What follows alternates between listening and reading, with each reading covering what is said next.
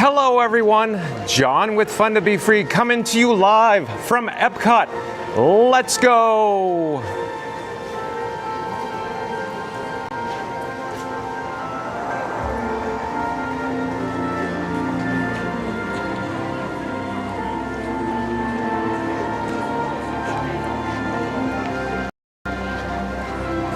Welcome to fabulous Central Florida.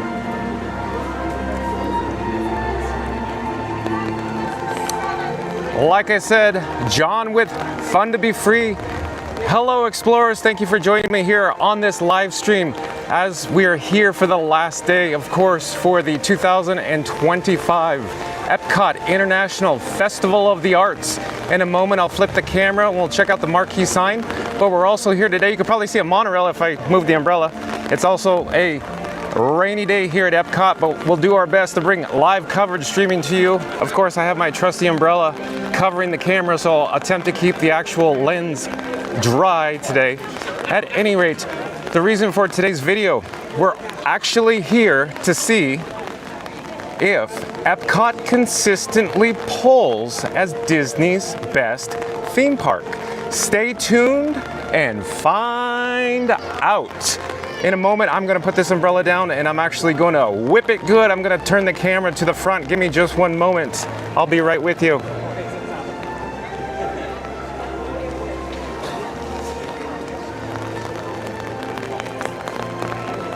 Oh, and we have a chat. Dave, hello everyone. Be sure to like with a big thumbs up, share and subscribe so you'll never miss any of the fun. Well, thank you so much, Dave. I appreciate that. Thank you for tuning in. Thank you for watching. And also anybody in the live stream, go ahead and jump into the chat. I love chatting with all my viewers.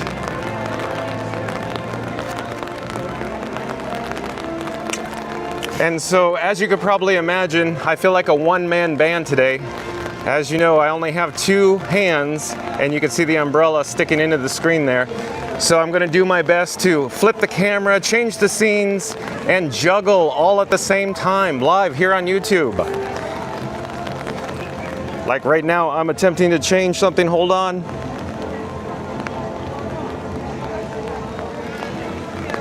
Just like Dave said, be sure to like, comment, and subscribe. All right, we're gonna head around the corner here, and you can see the entrance plaza here at Epcot is quite light in crowds. It appears that most people are seeking shelter since, like I said, it is raining. Right up ahead is the fountain in front of the gorgeous Spaceship Earth, and you could hear the background music playing, or the BGM. Even though this is new here at Epcot, or relatively new as you know, I still enjoy it. I'll try to keep the umbrella out of the shot as much as I can, but like I said, there's a lot going on here. I'm a one-man band. I'm looking at actually 3 different screens at the moment. We'll get closer to the fountain and we'll head around it.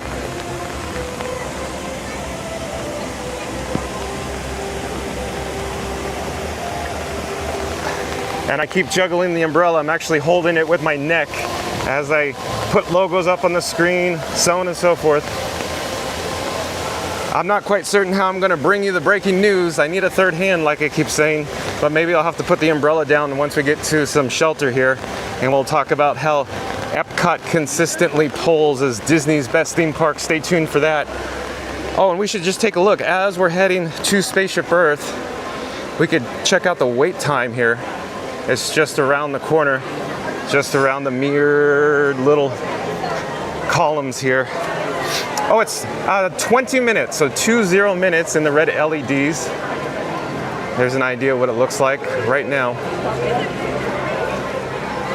My personal favorite version of Spaceship Earth, of course, is the 1994 Jeremy Irons version. Comment in the chat below if you agree or if you have any difference of opinion. But I'm going to attempt to head through this pathway and navigate, of course, through all the guests here that are anxiously awaiting their lightning lane return window on Spaceship Earth. What I think I should do is actually head up into maybe Connections Eatery maybe so I could get indoors and put the umbrella down. And then we'll check out the breaking news for today. We could also check the weather.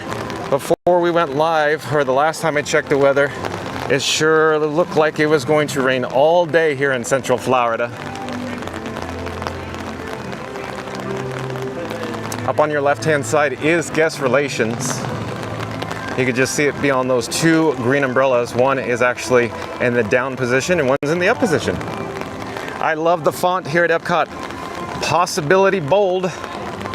And of course the color scheme and the eye indicating information for guest relations. And on the opposite side of the pathway, we do have construction. We have checked it out before. I don't see any visible changes since the last time we were here, but you can see the lower or smaller pony wall. That's of course wooden or plywood in nature and materials. And of course there is a chain link fence that is covered by scrim. Nonetheless, it still looks moderately attractive.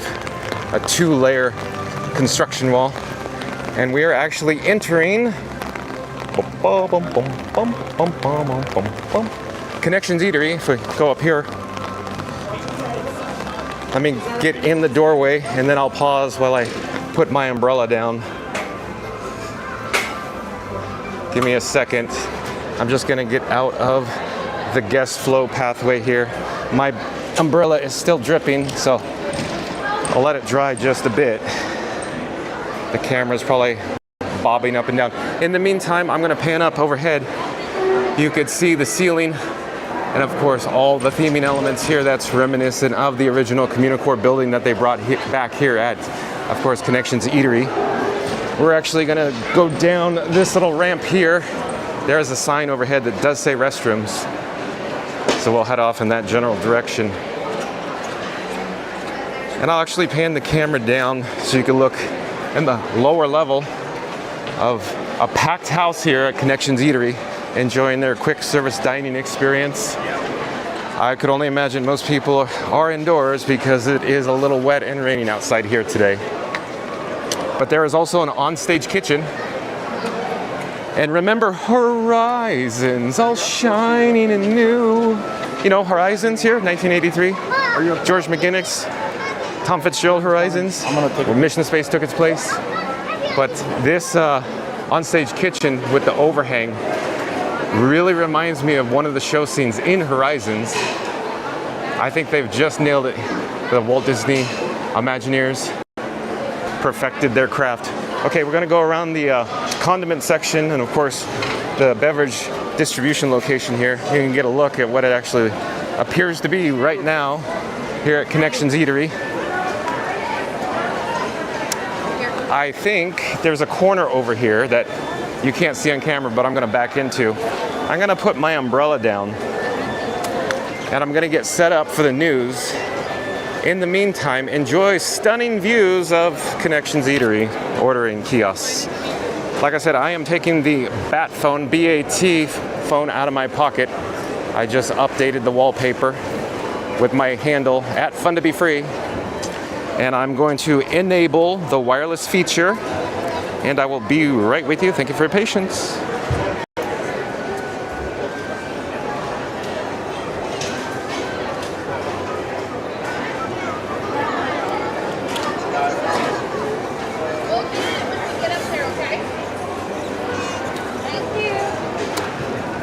Okay, before we go on with the actual breaking news, I wanted to just show or bring something up on the screen here.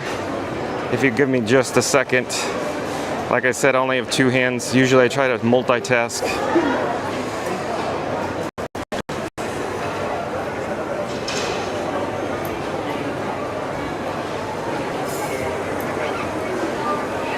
Okay, so we were previously discussing, does Epcot consistently pull as the best Disney park? And so what I popped on the screen here is from Instagram, and this particular handle is Park Trends, or Love Park Trends specifically. And as you can see, Disney pulls Epcot consistently. polls as the best Disney park compared to any other Disney parks or Walt Disney World. So this particular park trends, or love park trends, is indicating that Epcot is the best Disney park here at the Walt Disney World Resort here in Orlando, Florida. And I want to draw your attention towards the bottom of the screen. It says, of course, according to polls from Expedia and Travelocity, Epcot is consistently voted the best. All right, so we got that. So I'm going to pull this little graphic off the screen. If you give me just a second here.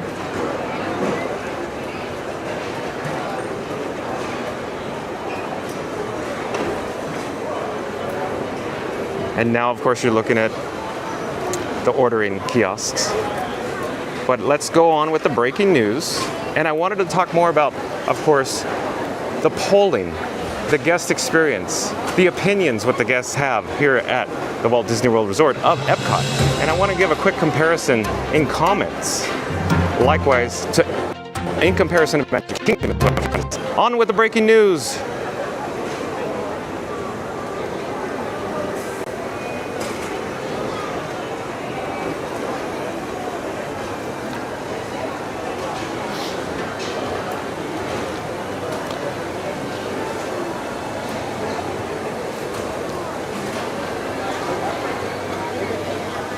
We're almost there, getting closer.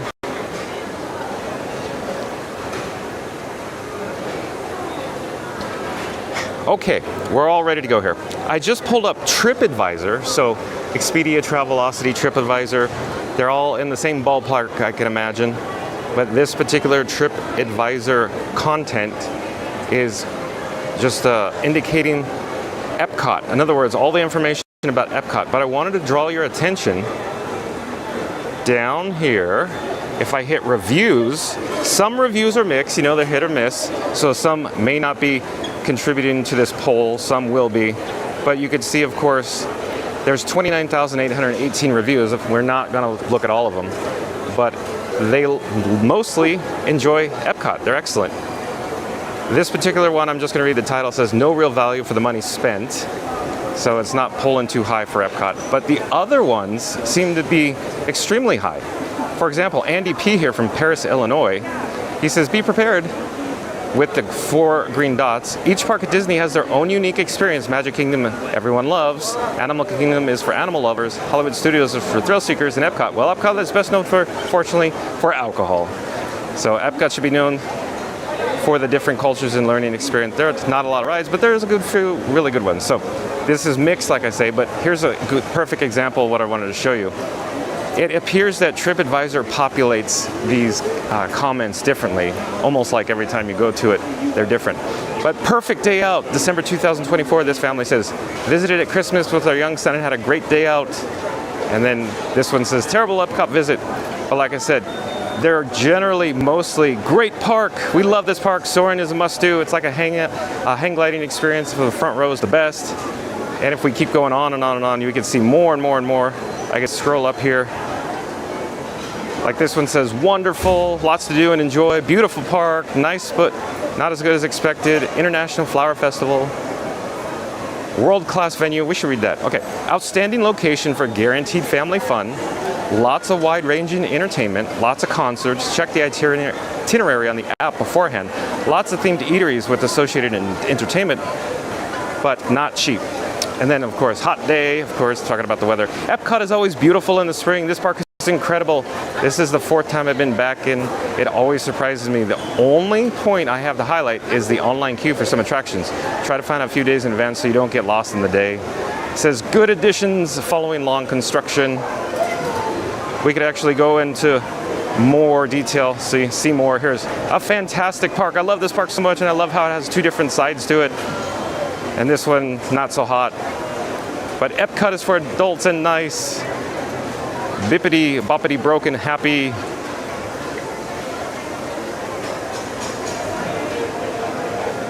Like I said, they are mixed, but in general, if I start looking through a lot of these, they tend to be on the positive side for Epcot, more so than Magic Kingdom. Like this one says, review of Epcot and the new Guardians of the Galaxy ride. Epcot has always been a park that mixes fun with innovation. but the addition of the Guardians of the Galaxy Cosmic Rewind, it's on a whole new level. Yes, I agree with this particular statement as well. So let's actually go to the Magic Kingdom one real quick so you don't get too bored. But we'll scroll down. Again, we're at TripAdvisor here, checking out the Magic Kingdom in comparison to Epcot. And I'm just gonna click here. We'll go right here. This particular review says, too expensive. I love Magic Kingdom, but Disney has become so expensive. We actually did a video on, how much does it cost to go to the Walt Disney World Resort. Check that out. This particular reviewer gives it a 0 out of 0 for Magic Kingdom. Individuals with special needs, including myself, are frequently disrespected. I won't go into it, but you can get the gist of it. That one's actually given a good one, good review. But here, in other words, very disappointed family at Crystal Palace character. This one's saying good, so. But like I said, Magic Kingdom, a lot of them are really poor, negative. Let's go down here. The new Lightning Lane Pass, not Florida resident friendly, save your dollars. They don't like the Lightning Lane. And here's one, my feedback on our recent visit at Magic Kingdom. I am writing to express my disappointment regarding my family's visit at Magic Kingdom on July 31st, 2024. They're talking about the weather that began pleasantly, quickly shifted to heavy rain, causing closure of all outdoor rides. And this particular one says, total ripoff. When you're paying $5,000 a day to do this, including travel, hotel, food, and parks, getting 4 rides in is outrageous. So, oh boy. Like I said, some of these are scathing on the Magic Kingdom. Epcot, it's a little mixed on the Epcot ones. But again, I would say, in my opinion, after viewing Travelocity, Expedia, and TripAdvisor reviews, it appears that yes, people are more positive about the Epcot experience in comparison to, say, the Magic Kingdom negative experience. Here's one, first and last Magic Kingdom trip. I wanted to give feedback on my recent experience in Magic Kingdom. Let's see, visited, total surprise. Okay, we'll move on.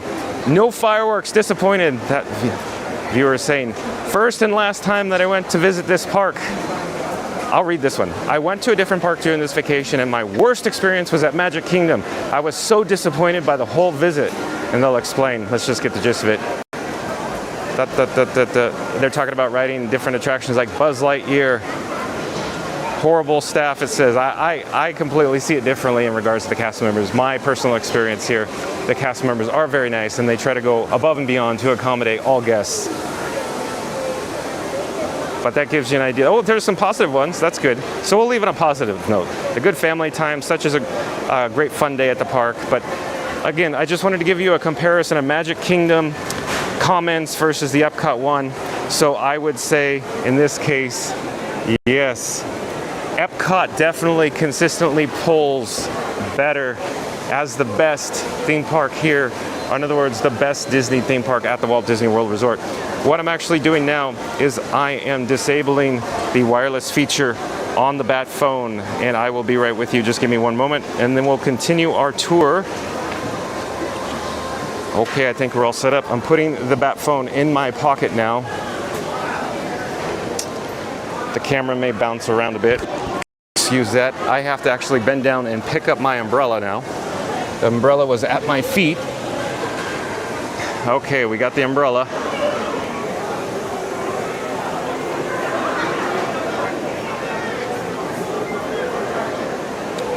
You're watching live streaming coverage from Epcot at the Walt Disney World Resort. The magic of possibility. So we're gonna head back outside. I have the umbrella in my right hand, my camera's in my left hand. I'm not quite certain if it still is raining, but like I said, when we came in to this building, it was. I could see through the glass that people are wearing ponchos, so I think it still is. So we'll actually try to go back, I guess, head towards World Showcase. All right, are you ready? We were here last, and we checked out, of course, the lightning, or excuse me, yes, indeed, it is raining, so I'm going to take my umbrella and extend it over my head and camera. I'll hold the camera in the canopy and the umbrella so we don't get the lens wet. But like I was saying, we actually did a video last time we were here in regards to the virtual queue over on Guardians of the Galaxy, and I do believe today is the last day for the virtual queue of Guardians of the Galaxy Cosmic Rewind. We could actually walk over in that direction here. And I'm actually going to try to just add a logo to the screen by holding the umbrella awkwardly with my neck. And as we approach, you can start to see the, the Star Hopper, the marquee, the ship in front of the main entrance. I'm going to get out of the way of all these guests. And look at all the mist, since it is raining here. You can actually see the mist here. I guess, the sun's not beating down on it. But up ahead is Guardians of the Galaxy. And also today, I believe, is the last day for the virtual queue of Tiana's Bayou Adventure over at the Magic Kingdom. And if you didn't get a chance to check that video out, I recommend viewing it. And I also wanted to come over here because there's a lot of people underneath all these umbrellas in the area that I imagine they're going to be using for the standby queue starting tomorrow, I believe. So today is February 24th, the last day of the Epcot International Festival of the Arts. So we'll go check that out in a moment. Stay tuned for that.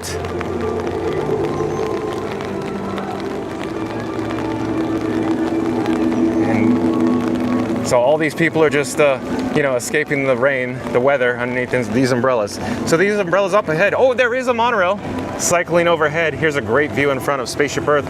Monorail red. And we'll come back down to the umbrellas. Like I said, we came over here because I just want to check that out, or I should say this area out. So I believe starting tomorrow there are new rope drop procedures for this area. We could check the news for the rope drop too, since we're talking about it.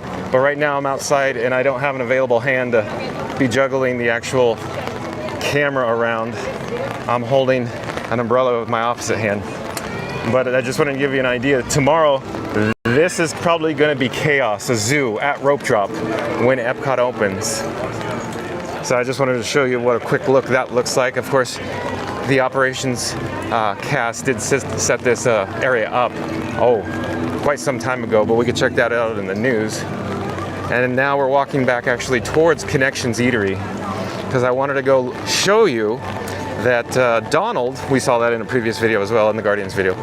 Donald, there's a Donald topiary, and it's already out for the Epcot International Flower and Garden Festival, which I believe starts on March 5th. March 5th, it's coming up just around the corner. Like I said, there is Connections Eatery just up ahead. We're actually going to turn over to our left-hand side, walk down this pathway, and notice the change in paving. So of course, this is the updated paving that we are standing on here. I love it. And then this is more of the original style in nature. I don't believe this particular piece is original, but it's possible it could be. There are still a few pieces of original paving left in the park, but like I said, I don't think so. If anybody in the chat knows if this is original, let me know, but I think this section has been replaced. I'm not certain when, but I swear I remember seeing this get replaced before, this little area. At any rate, yeah, you can see here there's a color deviation change with different sections. Like that's much newer, and I think this is much older, this piece, and then this is, moderately old, I think. I'm not certain, but this might be the oldest swatch of paving in this area.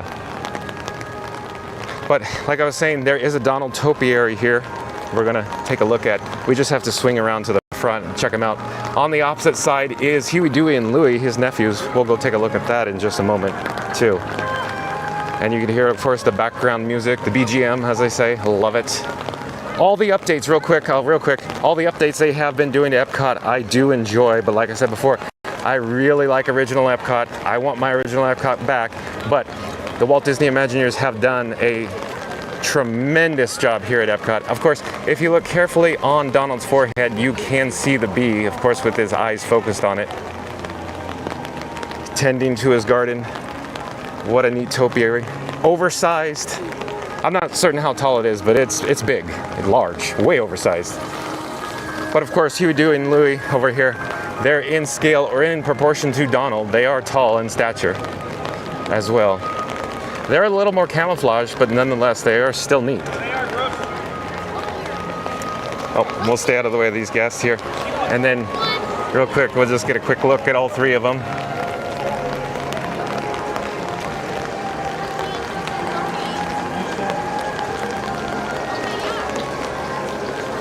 I'm trying to keep the camera dry. I'm trying to prevent, of course, raindrops keep falling on my head on the camera lens. if you listen carefully, there is a drain below, and you could hear, you know, all the little drip drops, the water draining down below. I wanted to mention something real quick why we are in this area. I don't know this for a fact, but anybody in the chat, if they know more, let me know. But if you look carefully at this paving, you could see score marks, like they took a concrete cutting saw and they scored it up. In other words, they poured it in larger sections and then they scored or cut it in perpendicular rectangles, or you could say squares. I wouldn't say they're exactly squares, they're more rectangular in nature, I'd say. But there's the ribbons here. You can see the ribbons. When I say ribbons, they're scored. Where I'm going with this is I believe they're going to come back and remove, here I'll stand on it so you can be, it's probably hard to see with the rain and the water wet, but I'm standing on it. You can see a line, you know, it's almost like a street going up there with the parallax, or yeah. Anyways, what I'm indicating, I think they're going to remove this little section and come back and actually insert new pavings in the ribbons. In other words, more themed, different color paving. I'm not quite certain, but that is an option.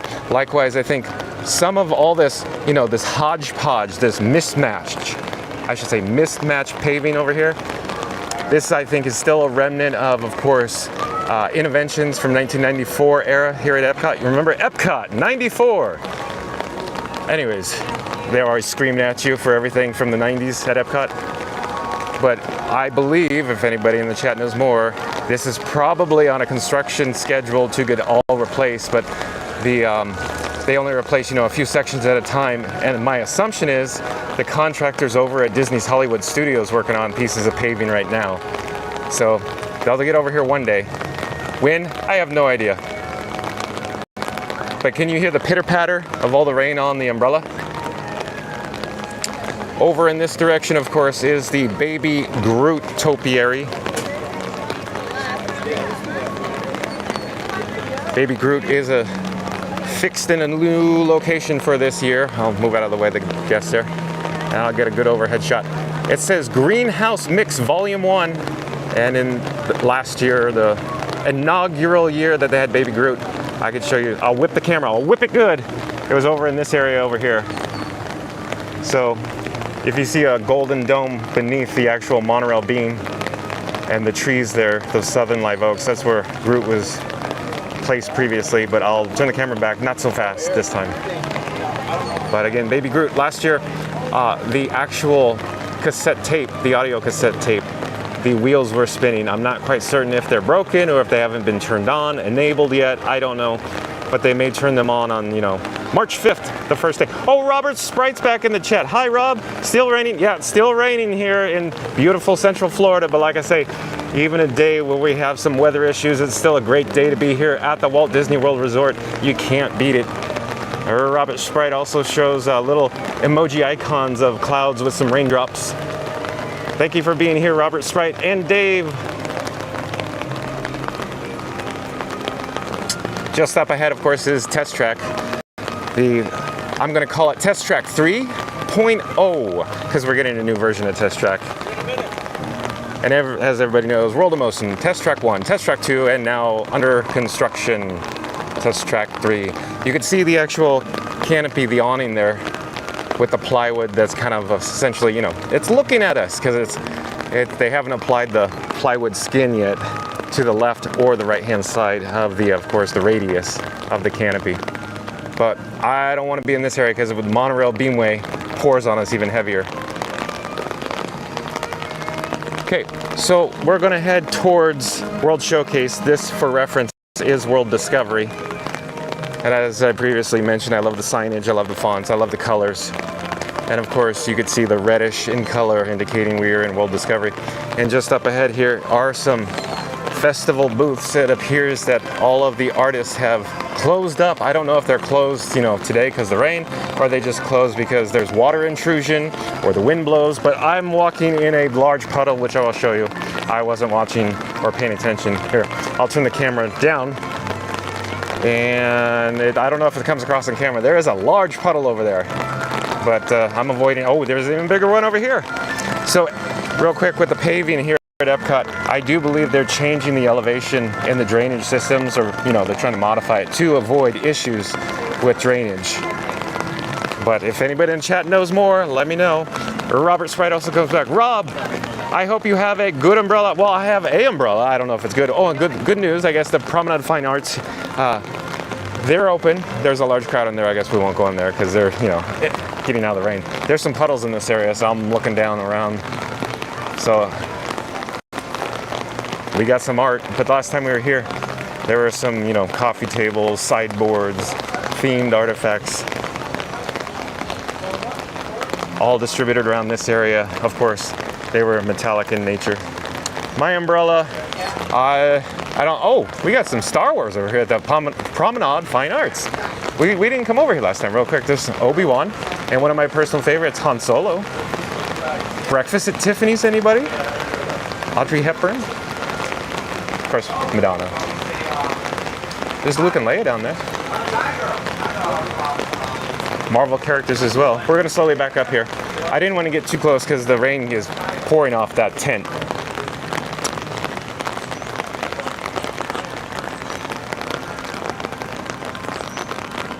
I'm just surveying what's going on in the area, looking all around. I want to go check out the purple martins. Can you hear them? I can hear purple martins. We'll get there. But the playground here, not too popular today with the junior explorers. But there's also the pop gallery up here. Let me just take a quick look. It looks a little packed. Wow, how should I say this? They moved their exterior displays on the inside of the tent, which creates square footage issues, meaning it's very compact in there. So we'll stay out here. Nonetheless, you can see most of the artwork. Okay, I wanted to get a better shot of the playground sign and head over to the Purple Martins real quick. Because I imagine they put up the Flower and Garden Festival signage already. As you're probably aware, it takes them, a couple weeks to prep and de-prep or prep and strike to get ready for the next festival and take care of the current festival. Get out and play garden. That's what they're calling it. There you go. Camp Get Out and Play Garden. Off presents. Should have read it from the top. But I'm slowly backing up and you could see all the water. Oh yeah, we should look at the flowers below. Okay. I don't know how much we can see because it's, on this side. We'd have to go the opposite side of the waterway. But it gives you an idea what we're looking. There's a butterfly, purple butterfly amongst the yellow flowers. Still gorgeous in nature. A giant sunflower down here. I'm trying to get the railing out of frame. Very nice. I actually wanted to head up here because the purple martins are back in town from South America. And you could actually see them, I don't want to say nesting, but I guess that's the official term. They're just hanging out on those horizontal wires, I guess, strewn out in a perpendicular fashion in cardinal points. I guess that's the way to describe it. But yeah, can you see them?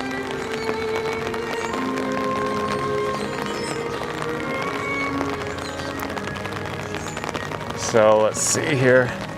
I don't see any big purple martins. They're like smaller type.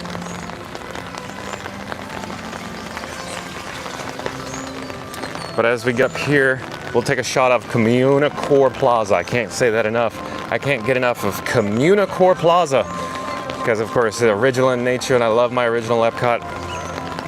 There are some flower displays that are going in. This display that we're headed towards now, I don't think is complete yet, but probably tonight, maybe. We'll see. I believe that this will be either Figment here. I'm not certain because last year I think they had Figment in the middle down there in Communicore Plaza down there. But these little theming objects, these flowers flanked Figment, I thought, last year. So that's what I'm saying. Maybe Figment's going here, not certain. But we'll find out probably very shortly where Figment's going to end up.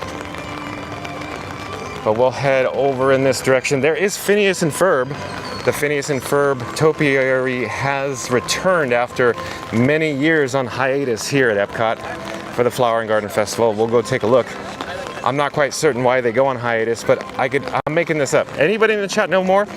I'm thinking it's because they go in rehab and it takes them, a while to get them all set up again. Because, yeah. It takes probably many maintenance hours to get them to be in tippy-top shape as they are. But there they are, Phineas and Ferb, the topiaries here in Communicore Plaza. Okay, we're gonna slowly turn back and walk in this direction in one of the newer pathways here at Epcot. Like I said, I love the paving. I love their style of course, the color schemes, the texture, the layout, gentle sweeping curves of the pathways. Oh, I'm distracted because we should look at the flower beds because we could see across the way. Look all the way on the other side of the water. You can see it all the way down there.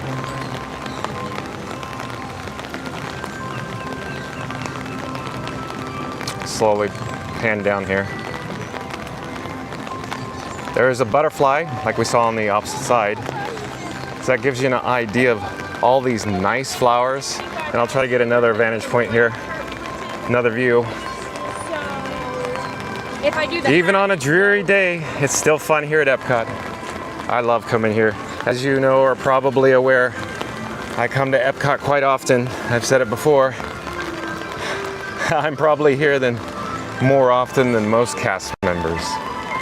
Okay, we're gonna head over to this general area to see the special event stage. I'm not quite certain what's going on or what event they're gonna have, but let's check the chat while we're here. Oh, we got Mary on the Move. Mary on the Move's back. Mary on the Move says, hello everyone. Wow, John, thanks for being out and on a rainy day. Be safe out there. Well, thank you, Mary on the Move. I gotta do what I gotta do to bring you live streaming coverage from Epcot here, of course, on the last day of the Epcot International Festival of the Arts 2025. So they haven't changed over this stage yet. I imagine it's gonna get changed over tonight, but we'll see. I just don't have all the info. And Jeremy Heath is back. Welcome, Jeremy Heath. Flower and Garden is my favorite festival. And Jeremy Heath, I do believe that most people in the chat would tend to agree with you. However, there is a battle, you battle it out for food and wine, but I think a lot of people used to be food and wine, but now Flower and Garden, of course, with all the topiaries and all the gorgeous flowers, tend to say it's pretty good too, because it seems like they have brought more of the food offerings into Flower and Garden as well. But here's a shot of course, Communicore Hall with the restrooms off in the distance. And there's a special event going on right now. Welcome to Once Upon a Stage, 30 years on Broadway. We could go in there in just a moment. It'd probably be a good idea to go in there today since, it's a rainy day here. But let me check the chat. I missed Adam N. Adam N is back. He says, dope topiaries. Welcome back, Adam N. Thank you for joining us here. And one quick thing I want to mention. Obviously, since it's Festival of the Arts, they have, of course, the color palette here with the Mickey shapes. And of course, what I really like this. See the paint tubes? I just love how they put the little, or I should say, incorporated the Spaceship Earth stylized icon on the little paint tube. I like it. And of course, their logo, their color scheme, a little star at the bottom. I really, really like it.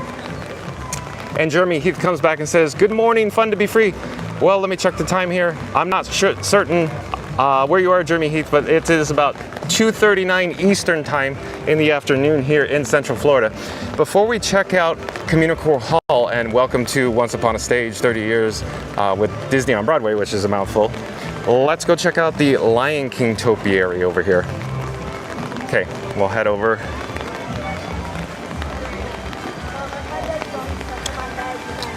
And I'm just surveying the area. There's the upside down waterfall over by the Imagination Pavilion featuring Figment. And it looks like Lion King has returned. I believe it was here in this location last year as well for the Flower and Garden Festival. With Rafiki holding up, of course, Simba, Nala, and Mufasa. The color scheme of the flowers even match too, it seems like.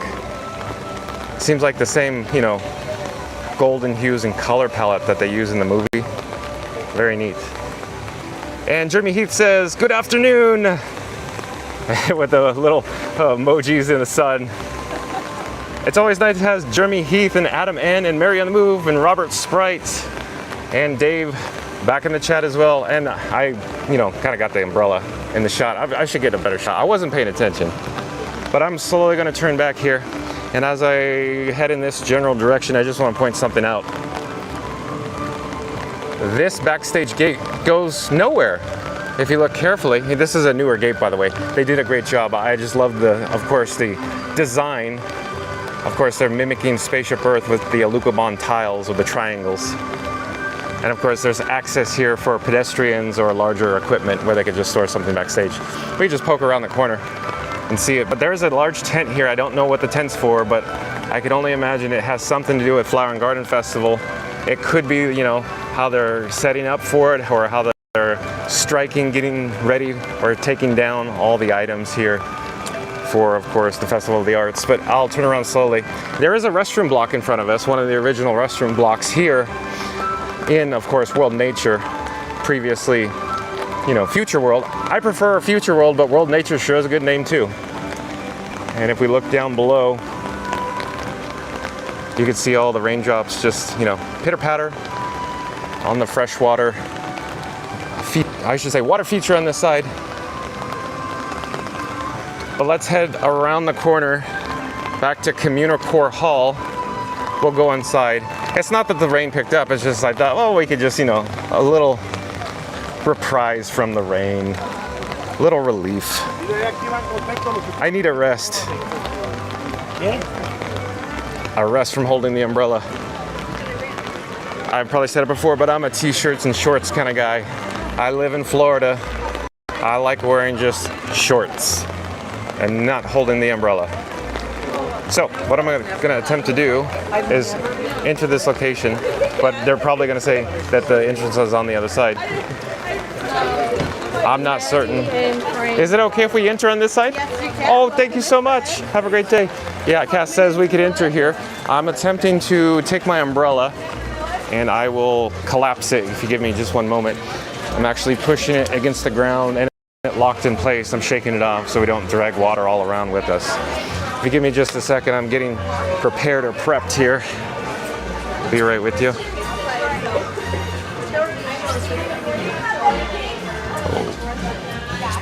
Okay, you see the camera moving around wildly. I'm just going to go pick up the actual umbrella again.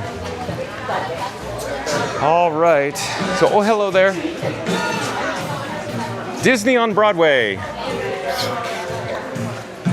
There's a lot going on in here. I'm not sure where to go first. Maybe we should head over here. As we come through the entrance, this is probably, you know, what they want your eye to draw to. But all the costumes from Disney on Broadway, there's so many of them. Look, like even Mary Poppins. And Olaf. We'll head back over here where I was headed originally. Until, of course, my eye got the distraction. I could actually attempt to read this. I hope the glare is not too much for you. It's 17 Cherry Tree Lane, set model from Mary Poppins. As I saw, of course, the 17 Cherry, I'm like, oh, it's Mary Poppins. And I'm sure everybody in chat's going, no, dude, come on, get with the program. It's Mary Poppins, can't you see? We're gonna swing over to the next little diorama. I'll read the plaque.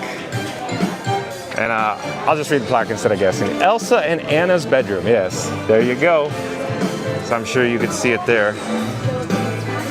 Next up, this little display diorama. I was like, we're not leaving. The World Will Know, set model from Newsies. Oh, we probably have some Newsies fans in the chat. Comment if you like Newsies. Here's a little set piece here. I'm not certain what this is from. We could check it out though. But I assume it's Newsies because, you know, printing press. Yeah, okay, yeah, there it is. It even says printing press. There you go. Newsies. Here, I should look at the newspaper. I don't know if you can see it. I'm holding the camera at an awkward angle. I can't see the camera screen, so hopefully I got that in there. Excuse me. And there's a little location where you could take your photo here, themed to Lion King. And then I'll slowly turn the camera and we'll get more shots of the costumes in this. In fact, let's back up here. Here's Mufasa from The Lion King. I have seen The Lion King on Broadway, and it is, the best way I can say it, it is a spectacle. It is a sight to behold. There's also a Little Mermaid costume in here as well. And Aladdin. Let's see here. There you go. Genie and Aladdin, of course. Anna and Elsa on the other side. Hercules. There. Anna and Elsa, the ever popular characters from Frozen, obviously. Okay, I'm gonna back up And I want to show you the merchandise offerings along with the register app. So we'll start there. Hello there. There's some lithographs. There's even a, oh, hello. Main Street Electrical Parade lift. Oh, KJ's back. Welcome back, KJ. It's always nice having the chat. KJ says, hi, John. Hi, KJ. I hope everything is well. Best wishes to you and your family. And so, again, let's just push in here. This merchandise selection still offers the Epcot International Festival of the Arts. Of course, these little long sleeve shirts and hats. We've seen most of this merchandise as well on previous videos, especially over, of course, at Creations. These bags and mini ear headbands, tumblers. Of course, there's more Loungefly backpacks featuring Figment as well. And then while we're pointing the camera in this direction, here are the register wraps where you choose to purchase your nice items here. KJ also says, I'm controversial and Epcot is my least fave. It's park number 5 after Disney Springs. Uh-oh, KJ. Oh boy. I don't want to get into it right now because you know how I feel about Epcot. Epcot's my absolute favorite. I'm a very passionate Epcot man myself.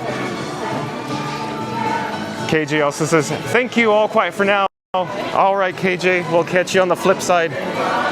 Hello. Excuse me one moment. Let me just talk to this nice gentleman here. Is it okay to swing my camera in your general direction? We're live on YouTube right now. Yeah, no, I was asking if you're live streaming. Yes, sir. Yeah. Yes, sure. Let me know what your channel is so I can follow you. Here, for everybody in the chat, let me back up here, and I'm attempting to take my phone out. Oh, I got it. I'm good. I could just, yeah. Okay, this gentleman here was inquiring what my channel is. I actually took out the bat phone, and he could just snap a photo. I sure am. Got it, buddy. I'll follow you. So John with Fun to Be Free. Nice to meet you, sir. Nice to meet you. Thank you for stopping me. Of course. I love ice cream too, so I'm always. Oh, you do? What is your channel? Well, I'm not on YouTube recently right now. Okay. I mean, I am. I just started my YouTube channel, Blue Purple's World, but I'm on another app. I see. Blue Purple's World. That's me. Yes, sir. Nice to meet you. Nice to meet you as well. Another live streamer. I'll see you again, I'm sure. Yeah, exactly. Definitely. Exactly. Definitely, buddy. Take care. Have a great day. Okay. So for everybody in the chat, nice gentleman, stop me. Blue Purple's World. He's another streamer, not on YouTube. But we are looking at the merchandise here. What caught my attention that we've seen before is the Main Street Electrical Parade lithograph sign here.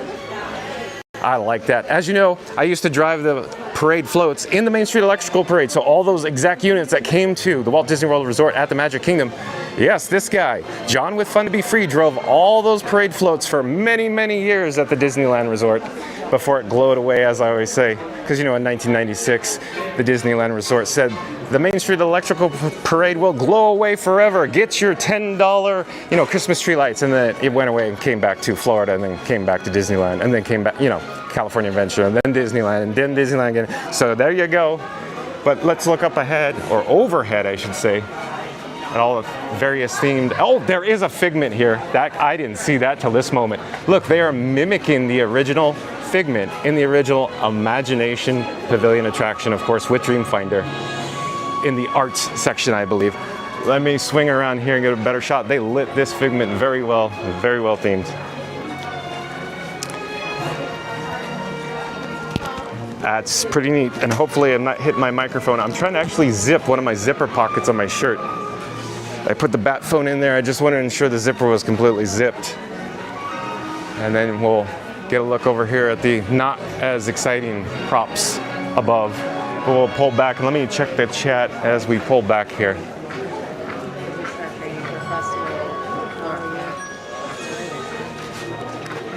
And Michael Juniper says, welcome back, Michael Juniper. Great to watch again, here from the UK. Cheers. Cheers to you. Thank you for joining us here, Michael Juniper, at Epcot.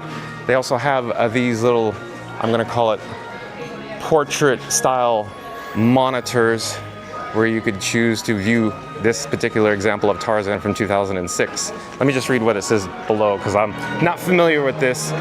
Oh, it went away. Okay, we got Mary Poppins. Mary Poppins opens at the New Amsterdam Theater on November 16, 2006. Okay, there we go. played overseas, as I recall, in England. And if I remember correctly, the boys, the Sherman Brothers story, playing on Disney Plus. Near the end, they were actually at the premiere of the Mary Poppins in the United Kingdom, if I remember correctly. And KJ comes back. Hi, Michael. We are in cold Newcastle. Okay, Disney The Lion King mask and puppet workshop. All right, so these appear to be the props or puppetronics from the Lion King stage show. Of course, we saw the zebra there. And let's see, let me try to get a better shot of all this. It's a little narrow in this pathway, so I'm kind of walking, you know, awkwardly in this direction, but there we go. Even a Zazu in the workshop. They mocked up the little workshop here.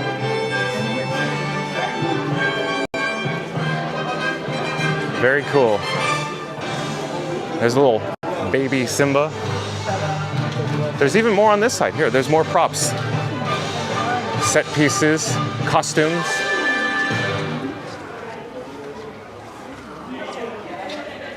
Oh, I should look up overhead. Aladdin Costume Studio. That makes a lot of sense because I'm like, what is this, Aladdin? Here we go. Pretty obvious. As I say that, here's the magic lamp of Aladdin, of course. You can take a photo with it. We'll turn around here, not too fast, but look, look, look, look. The Enchanted Rose from Beauty and the Beast.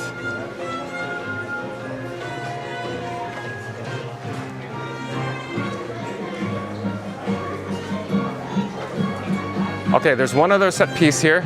Be prepared. Giraffe from the Lion King as well. Look, so it's probably might not come across on camera, but I could clearly see it here. You can see, of course, this parade, or I should say, this entertainer or person that performs on stage appears to have stilts on their arms and legs to mimic, of course, the height of a giraffe. Pretty neat. Now, I'm gonna make this up. I don't know this for a fact, but everybody in the chat may know more information than me on this.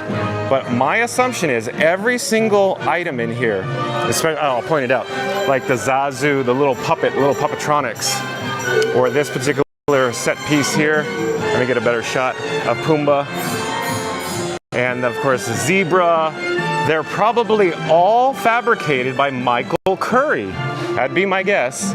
Because in the days of my, driving all the various parade floats and various parades at the Disneyland Resort, it seemed like every time we got something new parade, new costumes, new set pieces, new puppetronics, new character pieces, it was always coming from Michael Curry.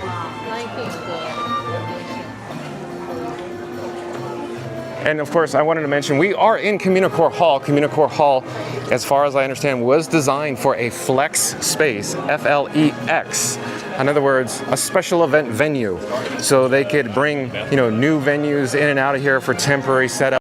And if we look off in this general direction, I believe these doors actually go to a kitchen. And of course, backstage areas where there are additional areas where the Fab Five or Mickey and Minnie meet and greet as well. And of course, they could convert this space into a reception area. You could have your wedding here probably. And also, as you've seen before in previous festivals, near the kitchen areas, they do have, of course, I should say on the opposite side or down in this direction as I'm pointing with my umbrella, they have the festival kitchen. So one of these, what am I trying to say? Windows, they open up into essentially a service counter. So they become a festival kitchen and you could purchase your festival food items in these, excuse me, special event area, Communicore Plaza, and you could actually dine in here as well. It's always nice when it is, super hot outside here in the Central Florida sun. But like I said, we are in Communicore Plaza. We're actually headed towards the exit now. We're walking past all the lithographs again, and I will carefully navigate this little pathway because there are people strewn about here. Okay, there is a doorway that is open for us. We'll go out it now.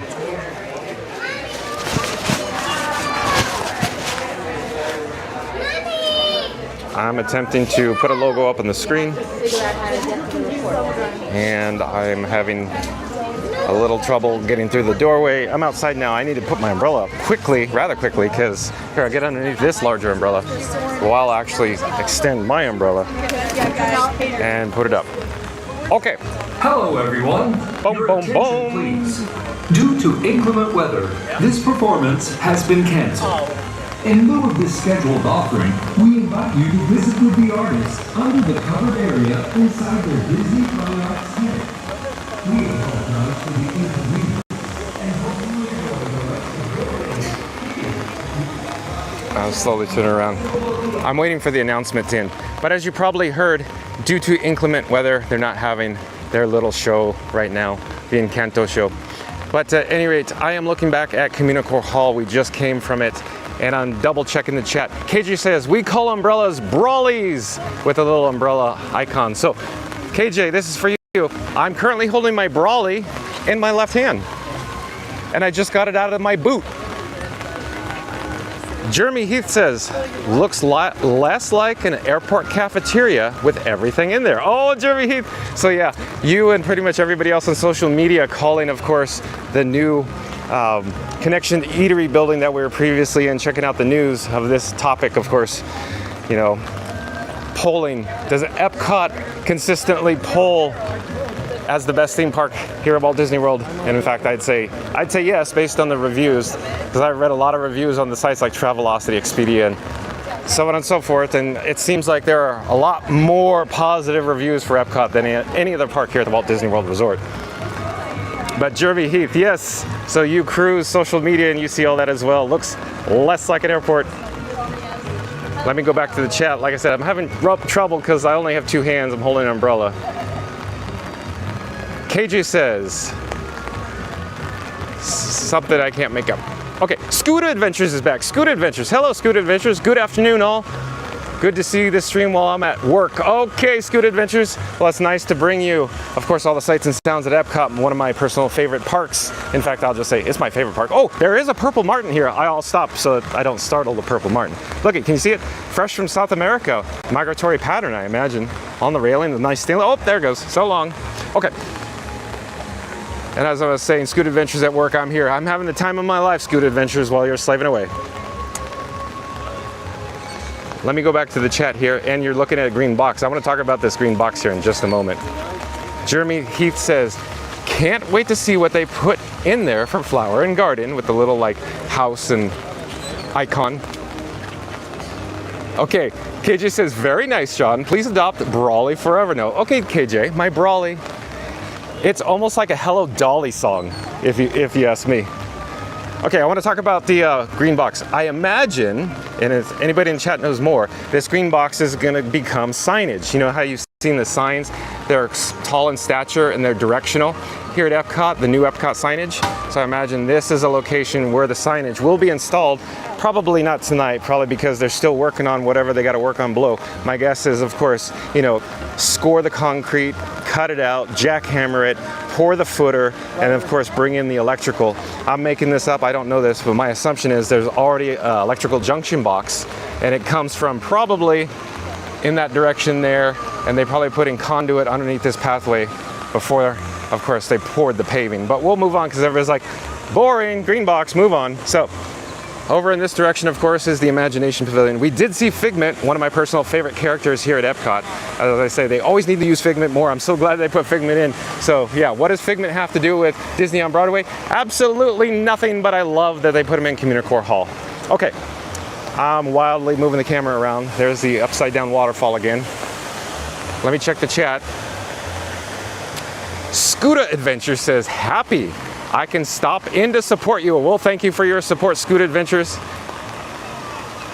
It's always nice to have everybody return in the chat. There's a big purple martin. Hear him? Hear how loud that guy was? Back in town, I see, eh?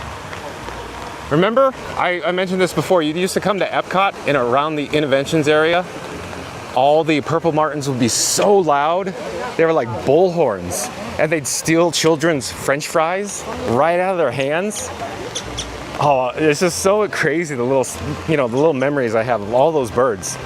One time I saw a purple martin. It was a big purple martin, like pulling the meat patty from a hamburger as the kids pulling like the buns away. And it got the meat patty, and the patty was so big it couldn't fly with it, so I had to like drag it on the ground. A pretty cool story that goes nowhere, huh? But I'm sure you experienced that. You saw that. Okay, we're heading on one of my favorite pathways to navigate on into World Showcase. And you're gonna say, John, just stop saying one of my favorites, because everything is your favorite at Epcot. And you got it. You're absolutely right. There is a food studio up here. Real quick, I have made menus for everything, including the Craftsman Courtyard. But it tends to stall the stream, and I only have 2 hands. I'm holding a brolly. There you go, KJ. So we're just gonna briefly look at the actual Disney provided menu for a change. How about that?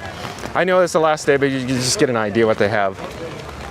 I won't spend too much time. Beef Wellington inspired croissant supreme, cast iron roasted PEI mussels, and of course roasted bone marrow. They have some beverages with alcohol as well. And of course, as you know, what food studio and what location here in World Showcase doesn't offer adult beverages?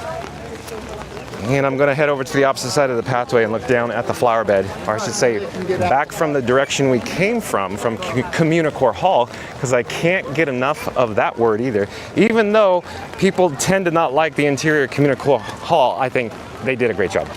Here's some flowers. I could hear their purple martins again. And there are more flowers here. This particular hedge here, I don't know what it's actually hiding, but I think here I could show you. This is all infrastructure. So if you look carefully, I'll try to point it out. I have the umbrella. A brolly, excuse me, I have a brolly in my hand. There are some greenish items like the fire hydrant, the water.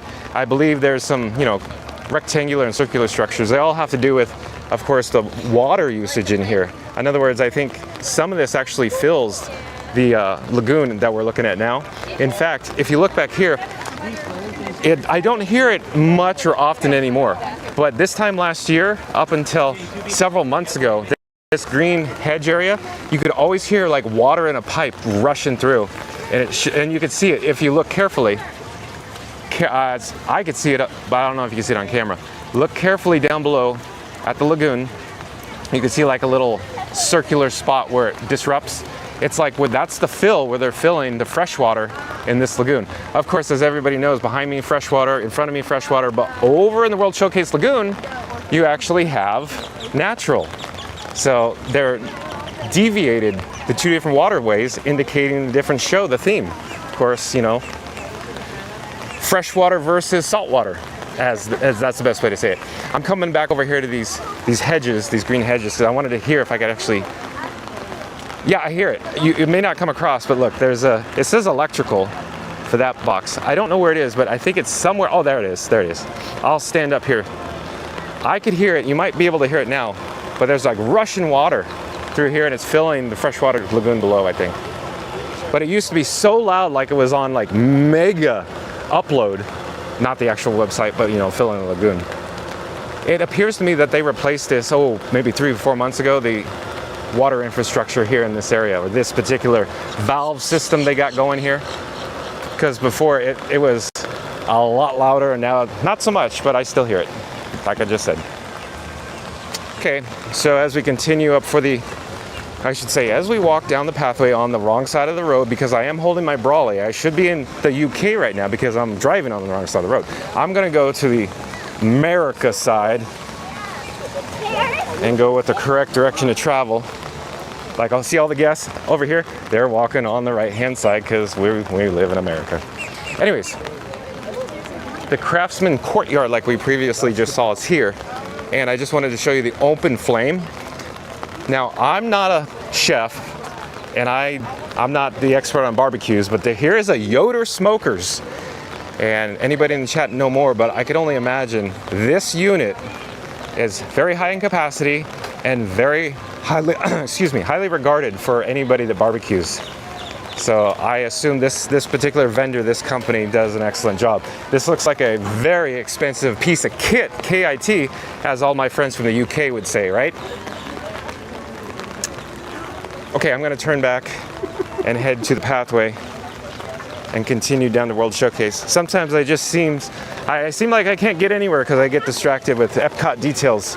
Oh, and I was talking about concrete and paving earlier with the ribbons. I just want to give you an example of just look at real quick. See, a little grayish in color, the ribbon, and then the difference in the beige paving. So I just wanted to point that out. That's what I was talking about over by Connections Eatery, what I believe one day they will set it up to be. And of course, this is the last day here for the paint by numbers, and it's probably closed all day because the forecast shows rain all day here at Epcot. But still, nonetheless, a nice time to be here at the Walt Disney World Resort. And here are some more flowers. And here's the infrastructure. Here's, see, I keep saying, I get distracted. There's a duck down there on what I'm talking about in that flat circular area. All has to do with water infrastructure, I think, in this area. The reason for this hedge. The hedge is just obscuring, it's hiding the infrastructure behind here. I don't even know if I could get up to show you what's kind of inside it there, but we'll ignore it because everybody in chat's going, come on, come on. Okay, here's one of the more original lighting fixtures as we approach World Showcase, as everybody is aware. And of course, you know, in recent years, it's been quite a number of years now, but this used to be like, remember, it was like the green slurry asphalt. It wasn't even concrete paving back here, and it used to be quite narrow. In other words, they added a whole nother pathway in width when they updated this pathway here. It's got updated a few times, so a few times over the years. And while we're here, there is a survey marker for anybody that is a survey marker nerd, because there are websites out there that dedicate themselves to just survey markers here at the Walt Disney World Resort. Here are more flowers. We saw this the other day as well. The Goofy topiary. We'll push in and take a closer look, but of course you can see the dandelion getting blown off into the wind. Goofy blowing it there. There is a white ibis down there. I believe that is a white ibis down towards the grass.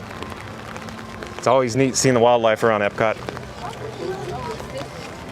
Oh, wow. So we'll get close to the Goofy. And of course the Epcot International Flower and Garden Festival coming up on March 5th, I believe, is the start date. And I'll just check the chat, see if I'm missing anything. Because I've been ignoring the chat. Oh, I got some chats. Gotta look here. Jeremy Heath says, purple martins are part of Disney's mosquito deterrent with the mosquito. Oh, thank you for that. Yeah, good job, Jeremy Heath. I love it when everybody in the chat chimes in. Love it. And then let me read up, go on. I'll start over because I got distracted by a monorail. Look at the monorail. Monorail Red again. Of course, as you know, they generally run 2 monorails here on the Epcot monorail line. And they generally stay all day unless they have maintenance or safety issues and then pull them off. But back to Goofy. I'm trying to keep my camera covered, but as I swing it around wildly, it is getting rained on. I gotta go back to Jeremy Heath's chat. Purple martins are part of Disney's mosquito deterrent program. Bats also. You could find their hidden houses all over the parks. I'll actually have to look for them. Good eye, Jeremy Heath. I'll check them out, yeah. And then KJ says, delightful, both Mary Poppins and I are very happy. And her smiling emoji face and her brawly. Scooter Adventures is back again. Probably never left. Jeremy Heath says, KJ, I need some beef wellies to eat under my brawly. KJ says, that's funny, Jeremy, you really do. Okay, so we're gonna move on here. Sorry if I'm in your way, excuse me. But like I was saying before, okay, the expression section paint distribution is closed today, and of course the starts there and you can see the rainbow. You can follow it back to Paint by Colors wall. Oh, I love the BGM loop as I get a shot of a speaker, which everybody goes, showing us a speaker. It puts out audio, sound, not video. Anyways, I love the background loop in this area, of course. A collection of it all. It's almost like Topps trading cards. Collect them all. Over to our left-hand side is Pop Eats. I have said this before, I'm sure the last time we were here. I think this is the most popular booth in general. No matter when I pass by, it always has a massive queue, except for today, of course, you know, last day raining. So, for example. And World Showcase usually has a line, always, but today, not so much. Oh, and Just Having Fun's back. Welcome back, Just Having Fun. Says, can't wait for Flower and Garden. That's right. We'll come back for Flower and Garden. Maybe March 5th. And I'm sure everybody will be here that day. All the locals, all the YouTube vloggers, you know, all those annoying guys holding cameras, getting everybody in the camera shot. But up ahead is Transportation to World Showcase, the Friendship boat.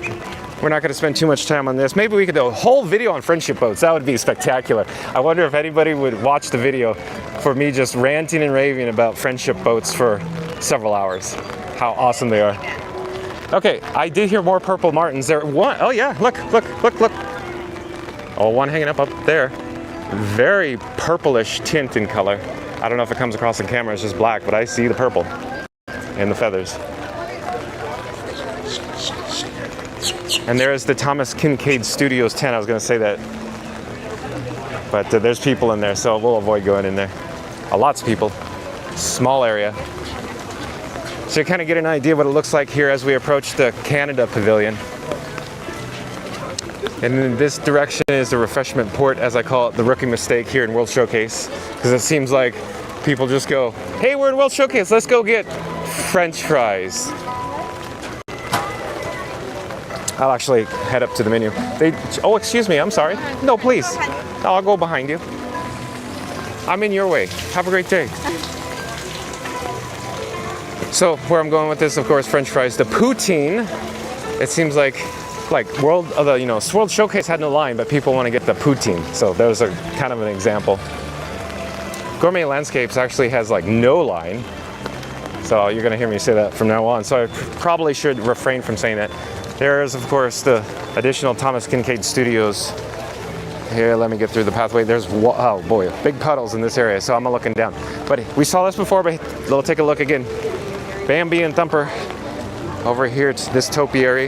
There's a large group of people wearing ponchos coming at us, so I'm attempt to get out of their way. And I'll come up here to Bambi. I'm sure everybody wants to see Bambi. Oh, and I love this background loop. Do do do do.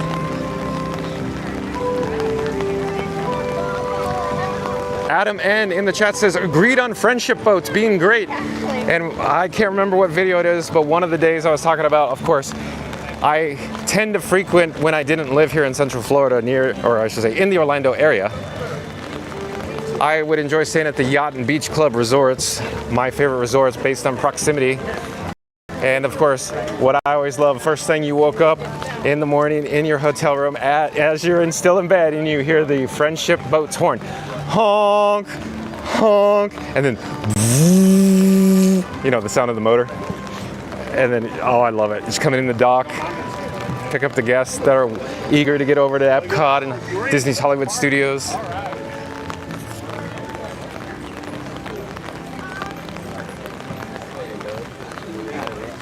I want to put more graphics up on the screen, but like I said, I have an umbrella in my hand. So I'm going to just kind of walk around and be a boring guy. No, not much eye candy today, I guess. It's a little harder in the rain. I did want to point out, though, that Hotel Dieu Canada is under rehab. We saw it before. It looks like maybe they're still missing a window up there. I won't go up there because we'll stall the momentum of the stream. We have to walk up the steps, walk down the steps. But usually, when I pass over in this area by the meal stage, it's always so loud. I'm not saying that the entertainers are not doing a good job. I'm just saying the music is always so loud in this area that you could never talk to, you know, friends or family in the midway, in the pathway. You could never talk on your phone. You can't do live streams because it's so loud. But I'm gonna gently turn the camera up, or I should say pan to the left-hand side, I think is the correct, proper terminology, and look down below. It looks like, or appears to be, seagulls on the Canadian, I should say, Canada Pavilion beach, because, you know, we shouldn't say Canadian, it's the Canada Pavilion, I believe is official terminology. There's also some, I believe they're white ibises over there on the grassy knoll. And just looking out across the World Showcase Lagoon at the Luminous barges, it appears that the setup is not complete yet for Luminous. The larger barges are out, but the smaller pyro barges that flank it are not here yet. KJ says, oops, just realized that I had not yet liked the stream. Done so now. Well, thank you, KJ. Well, since we're here, I'll try to juggle something. Hold on. Give me a second. I gotta move my umbrella.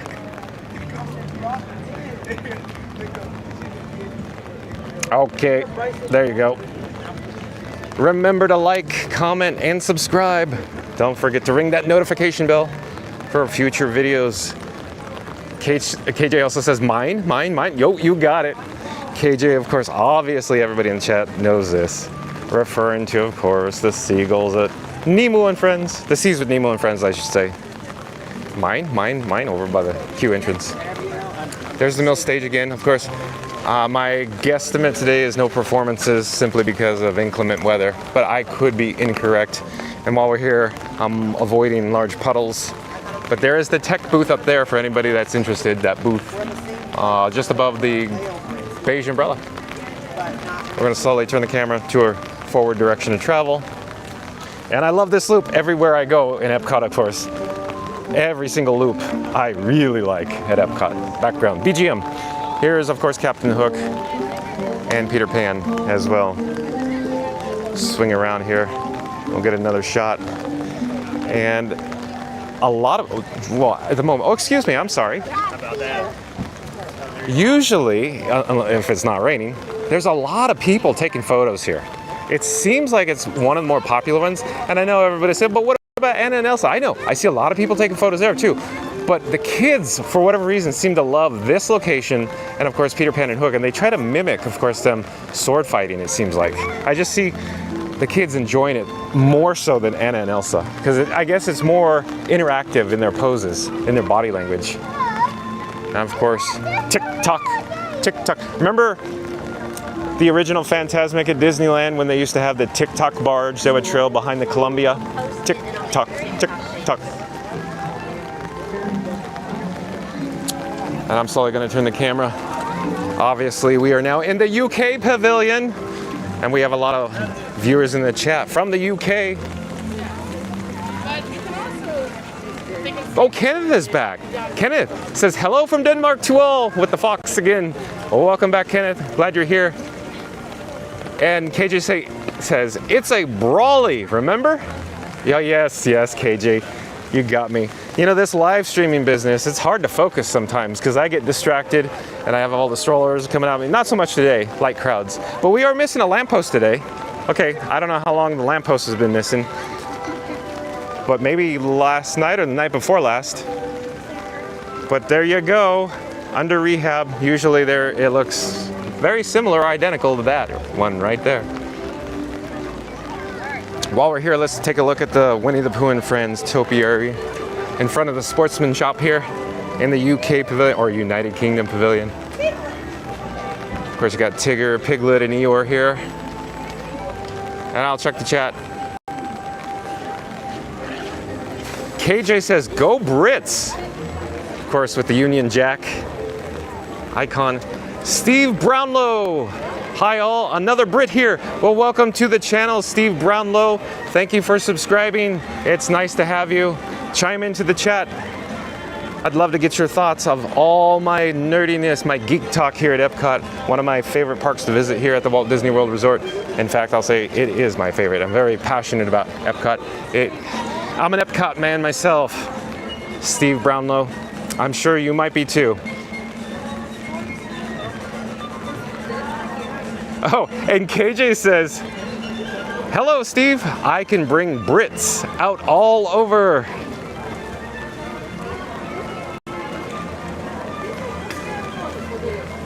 Jeremy Heath says, KJ, I haven't been a Brit since 1635. Does that count? Jeremy Heath, cheers, Steve. Okay. I was gonna say, since we are in the United Kingdom Pavilion, why don't we just take a brief look at what the Rose and Crown interior pub looks like.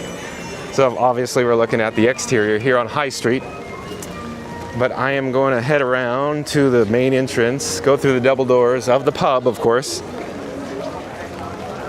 And in this location, you could purchase chips. We'll just go take a quick look. I'll hold the umbrella outside while I hold the camera inside. There you go. Does it feel like a little bit of home for a lot of people in the chat right now? Okay, I'm gonna slowly back up. Just wanted to show you briefly. I didn't want to, put my umbrella on the ground, push it down. I'm sorry, KJ Brawley. I got a brawly in my hand. I gotta get that right.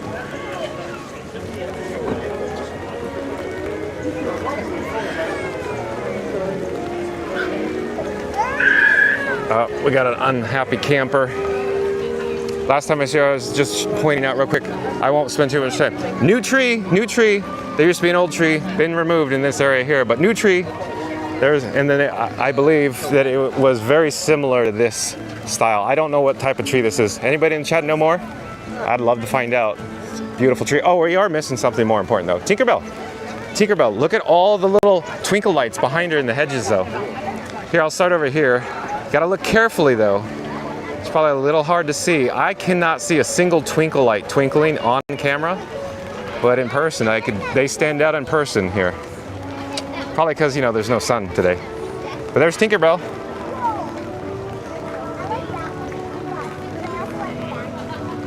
KJ says the rain makes it authentic. Yes, KJ, I do believe you're correct. Like I said before, I have been to England one time, and yes, you are right. It seemed a little similar in weather style to today. Jeremy Heath says tea time with the teacup. There is another missing tree that I pointed out earlier, or another previous video as well. There's a southern live oak that they have removed here near the International Gateway at Epcot. I'm not certain for the removal purpose, but I imagine that horticulture closely monitors the health of the trees. And I'm guessing it may have had a disease. I say that because it seemed like every time at Disneyland Resort, whenever they removed trees, it became a safety hazard because, you know, trees fell down, or the tree had a very specific disease and it was removed. But you could actually see a deviation in the color in this general area as I kind of circle it, because I don't have a finger to point it out. But it was located in that general direction. But we will now head across the bridge and I'll get a view, of course, of the fabulous World Showcase Lagoon here at Epcot.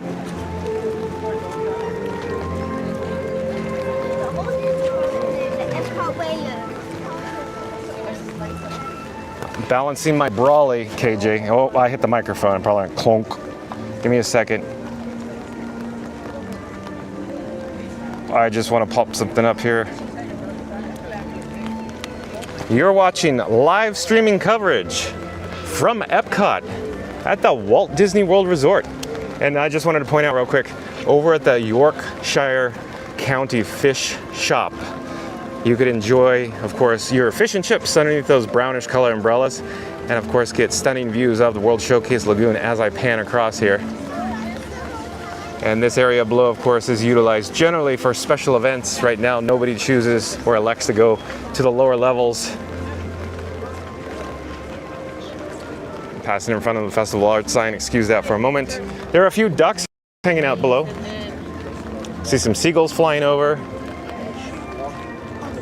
And then I could check out the opposite side as we look over near the butterfly landscaping that's directly below the Disney Skyliner. That's gently gliding into the station here at the International Gateway at Epcot. You could also see the swan and dolphin just poking up beyond all the trees there off in the distance. Beautiful. KJ says, have you seen the Mike Wazowski Crocs? And I'm not certain if she's asking me, but no, I'm sorry, KJ, I haven't seen them. But if we come across them, we will check them out. Kenneth says, did you know that Tivoli in Copenhagen, Denmark was a great inspiration for Walt Disney when the Disneyland theme park opened in California? Yes, in fact, Kenneth, I did. Yeah, I've never been to Tivoli. It's among the many locations that I would prefer to visit. However, it requires a large capital expense, but we could talk about that. I would love to talk about that. In fact, if I remember correctly, one of the little tidbits was all the story about all the lights on Main Street USA came from Tivoli, if I remember correctly. There's numerous stories that I believe Walt was inspired from Tivoli Gardens there. And Mike Wazowski's back. Mike Wazowski, welcome back, says, I saw them. Not my style, talking about the Crocs.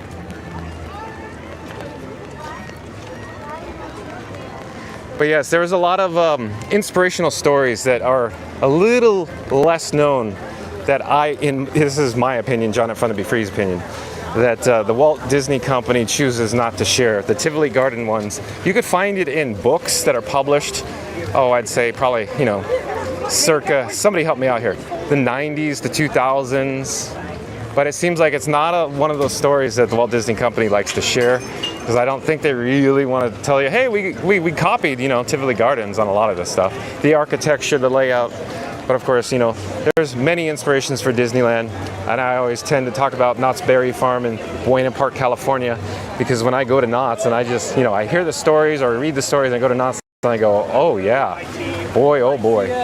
I'll spare you the story about, you know, the hidden queues, but it's very obvious at Knott's. That's another, if I could do a whole video on that.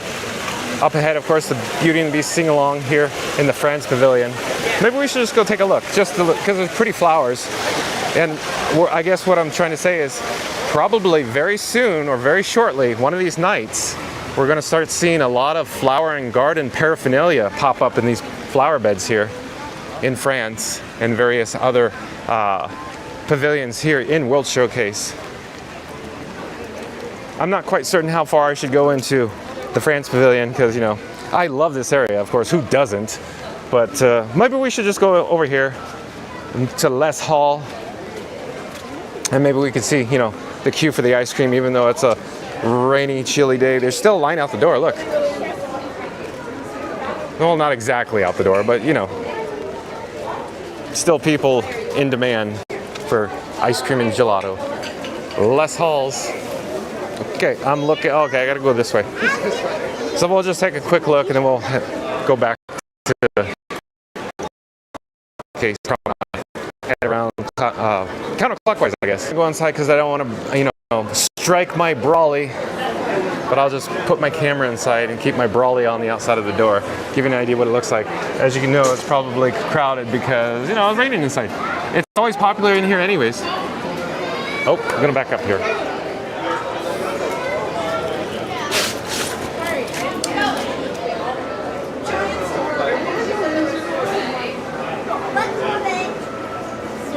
You like sorbet. It's kind of like sherbet.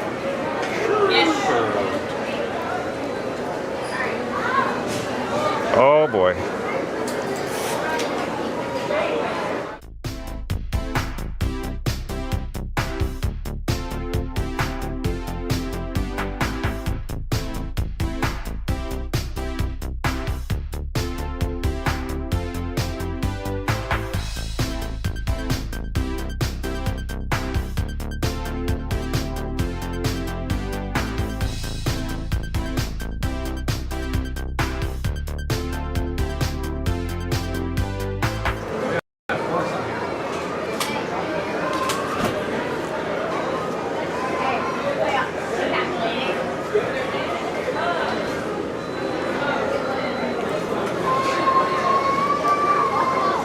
And I do believe we're back. We were experiencing a dropout in signal reception.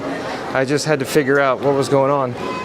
The issue I believe was happening is my particular phone was trying to connect to the Wi-Fi, thus interrupting the stream. I'm not sure what all the chat viewers saw at home, but all I saw was a captive portal screen on my phone. In other words, if you go log on to the Disney Wi-Fi for the first time and you have to go, I accept, and then hit done, it kept popping up over and over and over again. I kept hitting cancel, go away, and it kept just going boom, boom, boom, boom, stuck in a loop. So we're back. Thank you for your patience. Let me throw up a logo on the screen. I'll check the chat here in a moment. But like I said, oh, hello there. What's up, chat? Hello. Anybody want to say hello to John at Fun to Be Free, streaming live on YouTube right now at Epcot? What's up, John? John to be free. Streaming live at Epcot. Look, you got it. Thank you so much. Fun to Be Free. Yeah. What's your name? John, with Fun to Be Free. John. Here, I'll let, for every... Do you know ear-to-ear magic? I personally have never met him. I've seen him in the parks. He appears to be a very nice gentleman. He does a great job. He's one of my personal favorites to view at home. How many people We've seen him twice today. There's a lot of people in chat. I don't have an exact number, but there's a lot. You want to come swing around and look at the back of the screen? So all these young gentlemen wanted to see the back real quick of the screen. And as they're looking, I'll put the umbrella on the ground and I'll actually flip the camera. Don't get seasick.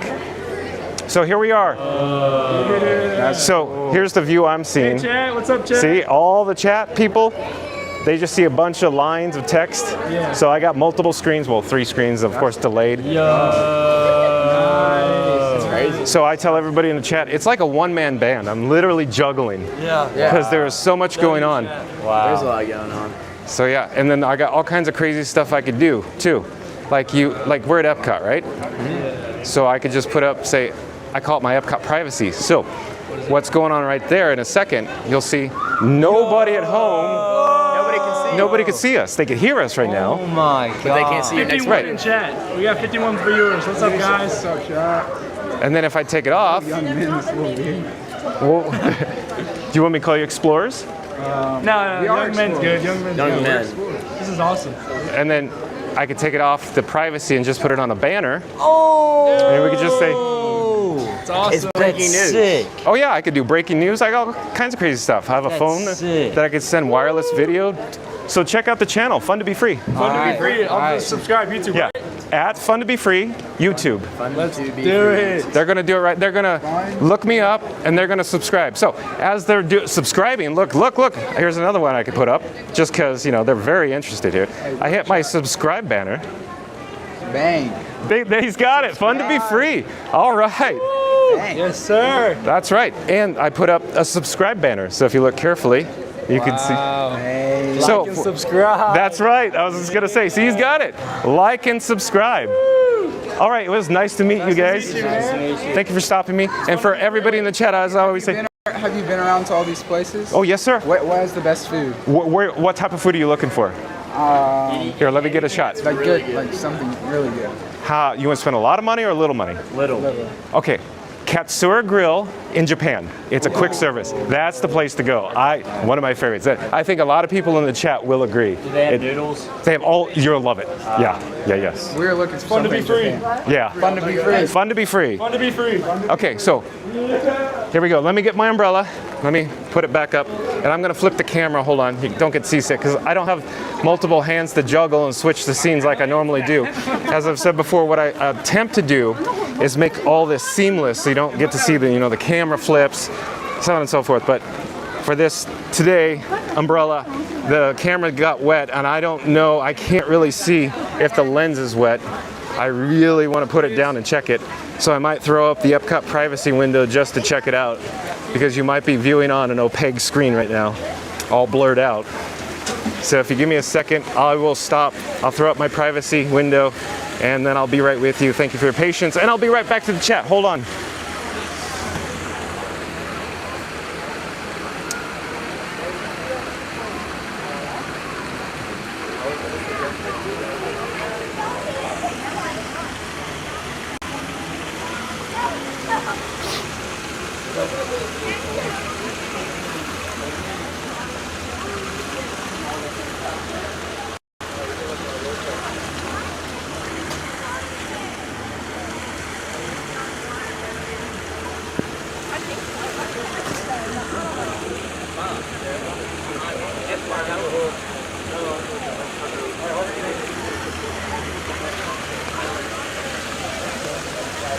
Okay, you probably saw me staring awkwardly into the camera at the moment.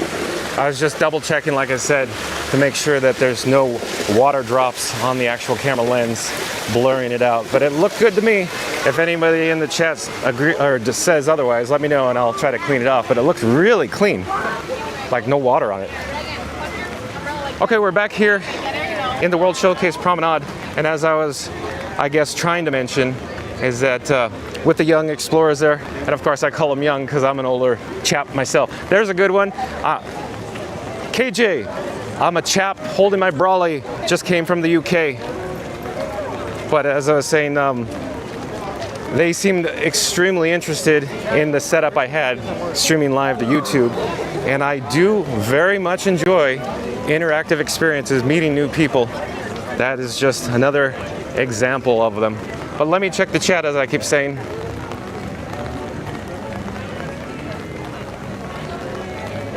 One moment. I'm using my left thumb that I have barely poking out from my brolly to move the chat. I'm trying to get back to where we were. Oh, I think I'm going back way back to KJ says Lost in Lagland. Probably because the captive, oh, hello there, hello. Because the captive portal or Disney Wi-Fi just kept repeating itself over and over again. And I just hit forget network and it went away. And then KJ also says, you're not even streaming if you don't experience lag. Yeah, I'm trying to get the lag out, KJ. I'm working on it, like I say, every day. I'm trying to change the technical setup here, make tiny little tweaks and adjustments. I hope the image quality is coming across very well. As I've said before, I've increased the bit rate ever so slightly. Oh, hello there, how are you? Nice to see you. We're live on YouTube right now. John with Fun to Be Free. Brazil! Oh, South America! Yes. Oh, hello there, welcome. I hope you have a good time. English? A little? No Spanish. No Spanish. Portuguese. Oh no, English. But welcome. Have a great time. Good to see you. Take care. Have a great day. Bye-bye. Oh, bye-bye. We're at the Disney Gallery Artist here. We're just gonna check out quickly and not go inside because I don't want to get the artwork wet with the dripping umbrella. I don't know where I'm, aimlessly swinging the umbrella around. But we're going to continue here as I check the chat. As I was saying, I'm trying to dial in all the technical aspects of my current setup to bring you an even better experience here at the Walt Disney World Resort. Jeremy Heath, he was saying 51 in chat. I believe the young chaps or the young explorers, they're not really young. The young men, of course, said they were 51 as well. And Kenneth has some emoji icons, and KJ says, cool dudes, bye, when they probably went by. We gotta catch up. What a lovely experience with a blue heart. Oh, Kenneth says, hit the like. And then KJ says, fabulous, you've got it down, John. Thank you, KJ, for your kind words. And Cutstown Comet is back from Pennsylvania. Like I always say, a rainy day at Disney is better than a sunny day at work here in Pennsylvania, so enjoy. I know I would. That's right, Cutstown Comet, I believe you have said that before, and it's always fun streaming here at Epcot for everybody in the chat. So, we're here in Morocco, and I'm trying to keep the actual camera covered because I'm swinging the brolly around a lot. I'm going to look into Morocco. Give me a second here. Get out of the view of the other brawly.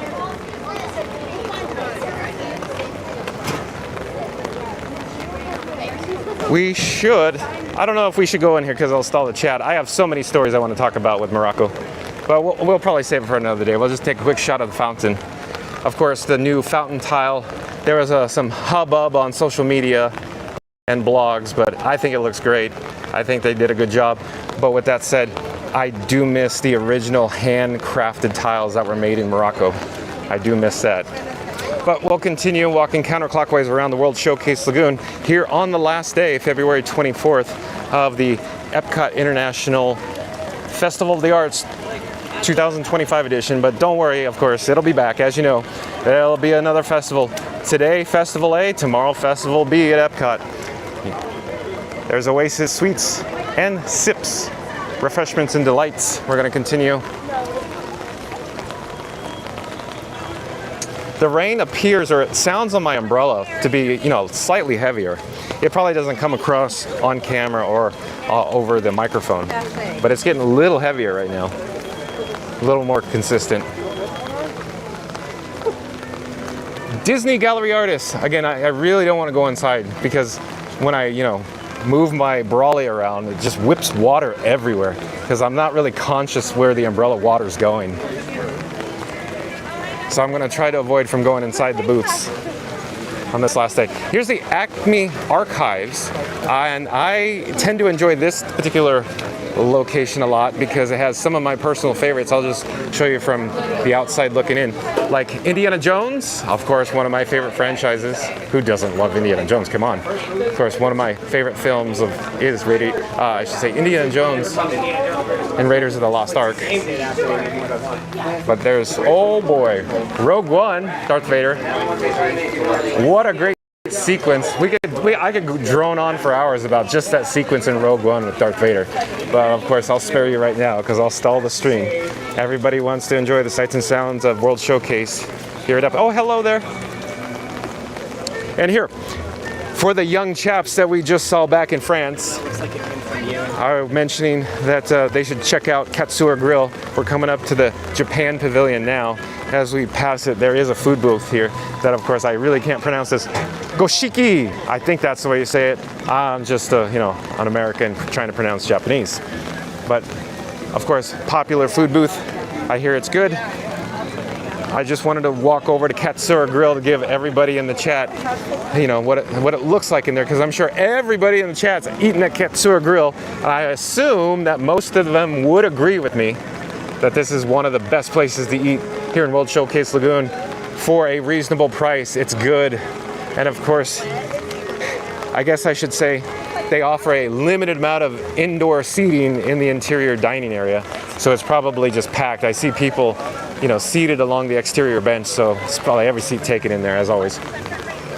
Kenneth also comes back and says, 32,800 people visit Epcot every day. In fact, I don't know the numbers, but I'm relying on Kenneth, so he's probably absolutely correct. So Kenneth, you probably got it. 32,800 people visit Epcot every day, but probably not on today's rainy day. I would imagine it's probably in the ballpark of half that today. The parking lot did look a little sparse as I parked. It was very easy to come in Epcot. But of course, as you know, Epcot's always so just comfortable. It's easy to park, it's easy to get to the security, it's easy to go through security.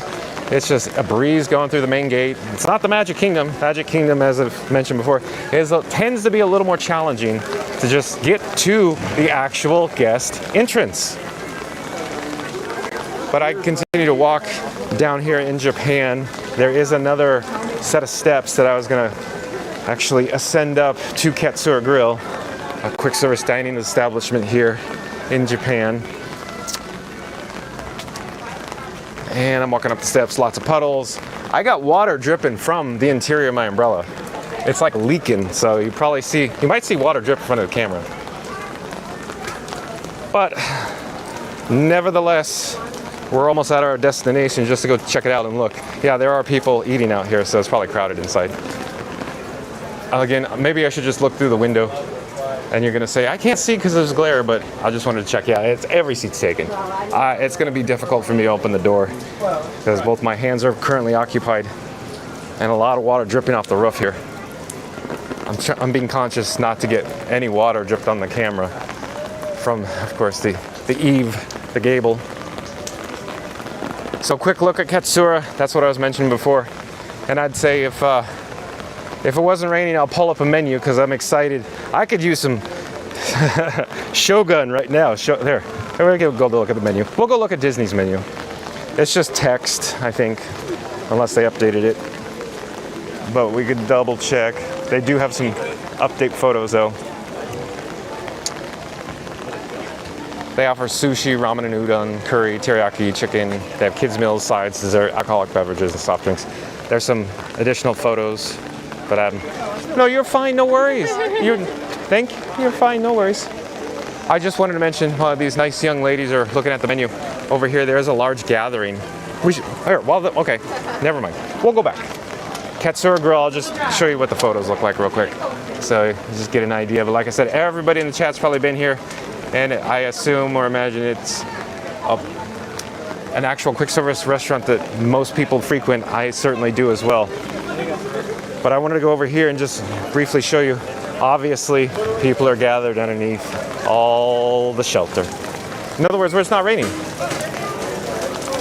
And the reason why I'm actually walking over here is I wanted to show you the sign, overhead. And Mitsukoshi. If I remember correctly, every location here at Japan Pavilion, including the food studio and Katsura Grill, is managed by Mitsukoshi, and I think they do a great job. We could just poke inside. I'll hold my camera inside the interior while I hold my umbrella outside. Just give you an idea what it looks like, the crowd levels. And then I'll slowly back up and turn. But I just wanted to show you the Mitsukoshi sign, because I like saying that. I think I'm pronouncing it correctly. Mitsukoshi.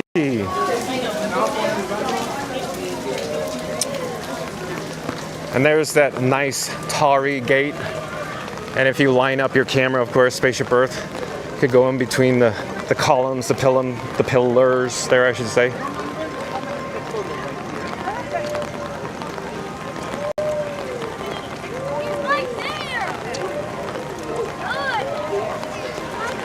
I'm just checking the battery levels in my camera at the moment. I need to switch fuel rods. I'm actually carrying a total of 3 fuel rods on me today. 1 on the camera rig and 2 in my pockets.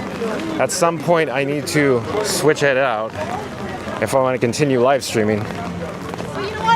I'm thinking we should go to maybe like the American Adventure, duck in for some shelter. There's a little area by the restrooms. That'll probably be good for us.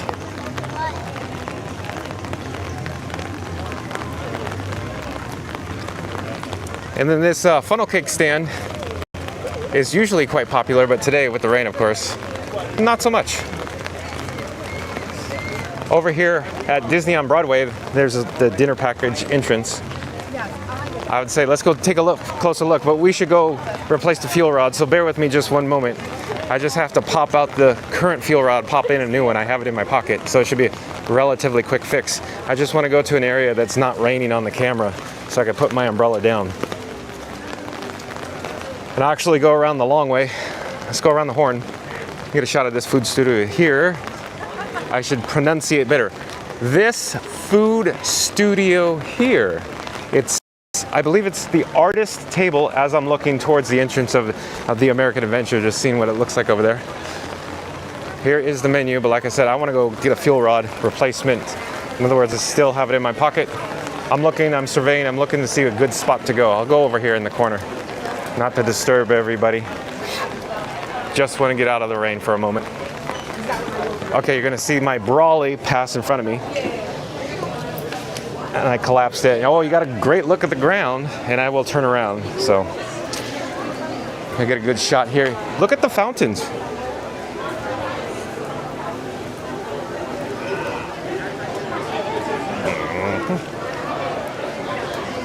Bear with me one moment. 1 fuel rod is out of its holder. 1 is coming out of my pocket. The other one went back in my pocket. Camera bouncing around. And double checking that this one is good. Yeah, we got green LEDs. 4 of them. Putting it back in its home holder. Plugging in the cable. And check the power levels. One moment. And we have success. Now we can carry on with the stream. I'm actually switching locations. You probably heard a lot of rustling going on. I was zipping up a zipper near the microphone. Let me check the chat right after I pop my umbrella. My brolly, excuse me, KJ, brolly up.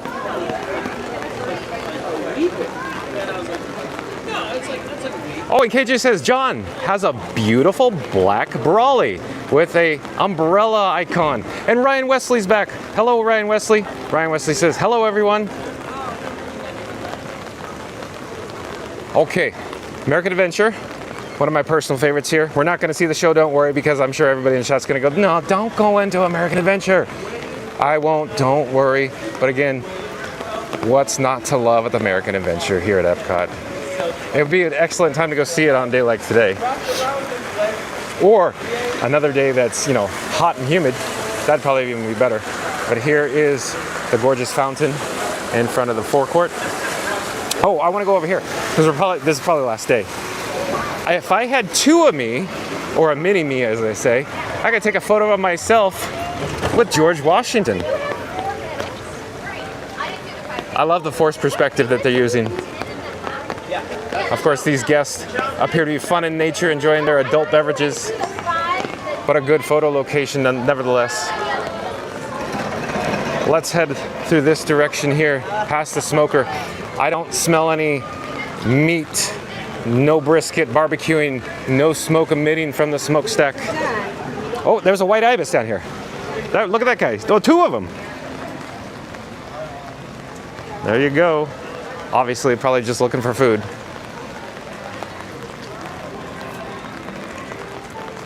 I gotta keep my umbrella over my camera so we don't get the lens wet. Walking down a set of steps. And of course, this Joffrey's location here tends to be quite popular usually.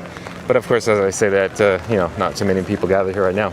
I'm always surprised how long the Joffrey's line can get here in World Showcase with numerous locations around World Showcase Lagoon. Oh, and Jeremy Heath comes back. I like the train with a train icon shaped smoker here. And Rob's Mad World is back. Hey, hey! Welcome back, Rob's Mad World. Oh, and this gelato is to die for. I'm sure everybody in the chat has tried it and they probably like it as much as I do. The only issue I have with it is the serving size. The serving size, I would say, is on the smaller side, and the price is on the higher side, but I really like it. But we're gonna just keep going here. Let me get out of the way. Gelato? And of course, we are in the Italy Pavilion. Look at the lighting. Just the incandescent bulbs just glowing just with its warm hue. Oh, seagulls, we got more seagulls just flying overhead here. Multiple seagulls. So I really don't know the story on how the seagulls come in, why they come in, but as everybody knows, we're in Central Florida, meaning the middle. So there's really, I mean, the ocean's, you know, gosh, over an hour away. Sometimes the traffic, an hour and a half. So the seagulls fly quite a distance. I'm not certain if the weather pushes them in, or they fly in to get away from the weather. Anybody in the chat know more why the seagulls end up here? Really like to know. Over in this direction is another festival market. It's smaller in stature and size, and just with a handful of people, they just fill up the entire interior, especially when they bring all their, you know, merchandise, their wares inside, like the little postcards there. But here's the little train. We're now entering the Germany Pavilion. Of course, the miniature scale model garden railway. I don't believe it is cycling because of the weather. I don't see a single train on the tracks. But there's Purple Martins down here. Look, they're still, well, that guy's got the food. He's gone. Look at the other Purple Martin. Oh, there's a squirrel. Squirrel. Where'd he go? There. Yep. See it. Yep. There you go. Oh, Purple Martin. Look, this guy has food too. They're all fighting for the food. Oh, taking off. So long. Here's one landing.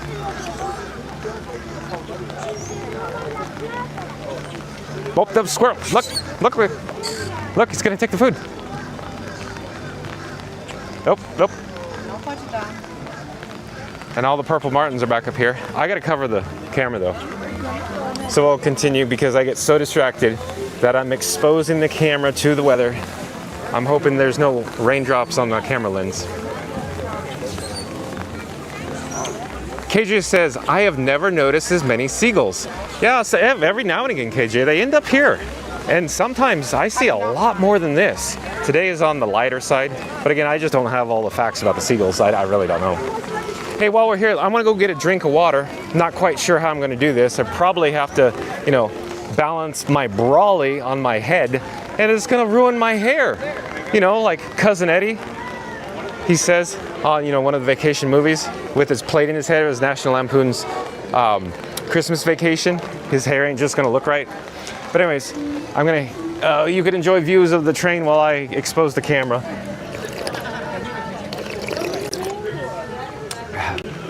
Okay, so the camera was exposed and it just got bumped and knocked it with the brolly.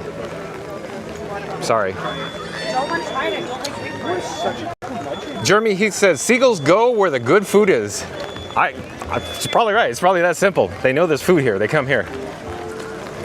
Because Jeremy Heath, wouldn't you come here for the food too? I know I do. Even though I say I try to eat a healthy diet. But I cheat. I enjoy eating in the parks.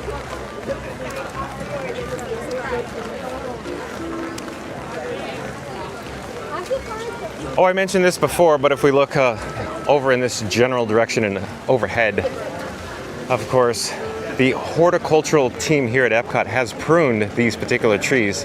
They are just non-existent. The leaves are just gone. Absolutely missing. Happy birthday. And then KJ says, like gannettes, Jeremy. Jeremy Heath says, gannettes are nautical ninjas. Here's a quick look into the heart of the Germany Pavilion. Caramel Cookie. Of course, one of the ever popular shops here.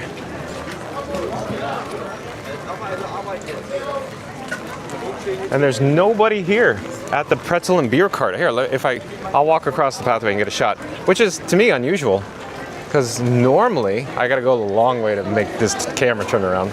You're getting a weird shot. Hold on just a second. Look, there's like nobody over here. Usually, there's a line just strewn about in the area. But I just wanted to mention that. Likewise, here up at the food studio, I mentioned this before, and I'm sure come March 5th, when, you know, the Flower and Garden Festival kicks off, this entire area, and I'm gonna whip the camera fast just because, this entire area over here, up ahead, and back over here will just be a solid mob of people. You've probably seen it before. It's very, extremely hard to walk up and down the pathway here. But here at the Pastoral Palette, I hear it's a very popular food studio. You can get an idea of the menu, even though this is the last day. Red wine, braised beef, short rib, pork, and white bean cassoulet. I believe that's the way you pronounce it. Black forest cake, and of course, beverages with alcohol. There's just nobody here right now, which is surprising. I totally thought, you know, it was going to be a gorgeous day. Not saying that it's not so bad. You know, it's still nice being here at the Walt Disney World Resort, even though it's raining. I'm not saying otherwise. I'm just suggesting that I didn't expect it to rain today. When I woke up and it was raining, in my head I was like, it's raining? That's kind of weird because it was so beautiful yesterday. And this little garbage compactor machine, I don't know what you call it. Well, it's like an airport compactor, I guess, because I see these guys, I guess, at the airport. My assumption is this is a test for the Walt Disney World Resort, and they probably need it in this area to compress, of course, the garbage receptacle trash. In other words, all the items that the guests dispose of in this area, because there's so many guests that come here and throw away their garbage that the custodial probably can't keep up. So no matter how big the trash cans are, they still probably can't keep up. Hence, the reason for a compactor. That's just my guess. Anybody know more? There's also Noah Fine Art in this area here. Oh, Rob's Mad World. This here's all you can eat, Clark. We only need one plate. That's right. I believe that's Vegas Vacation. Rob's Mad World loves the vacation series as well. One of my personal favorites. Oh, one plate, Clark.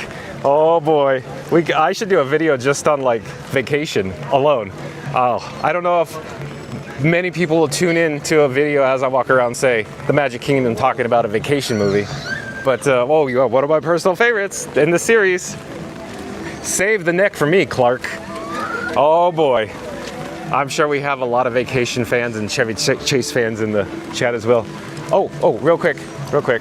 Usually, or at least the previous times we walked by, but I'm sure weather has something to do with it, Scooter had a bunch of artwork on display, of course, in this area here, but due to, of course, the rain, it's probably not displayed.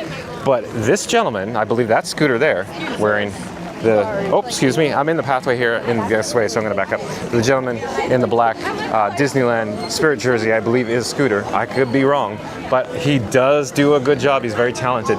And I don't really want to get too close to it. Like I said, my brolly is going to drip water everywhere because I swing my umbrella, or my brolly around. Alex Boxall, I do believe Alex Boxall is new to the chat and a new subscriber here at Fun to Be Free. Welcome, Alex Boxall. And Julie Horton is back. Hello, Julie. And Jeremy Heath says, no need for compactor if everyone just use one plate. Oh, good point, Jeremy. You only need one plate, Clark. Okay, Macola Art is here. Over to our left-hand side, there's big puddles in front of me, so I'm walking around the long way. But we could go look just briefly. There's not too many people here. Like I keep repeating, I don't want to go inside because all the water just whips around. I've said this before, we saw this, but the Walt and Mickey partner statue. I love that. And down below, oh, we got water dripping on the camera. We don't want that. And of course, Mickey and Minnie and the Fab Five riding the Space Mountains. So let me back up slowly. Go back to the pathway, put my brolly over the camera.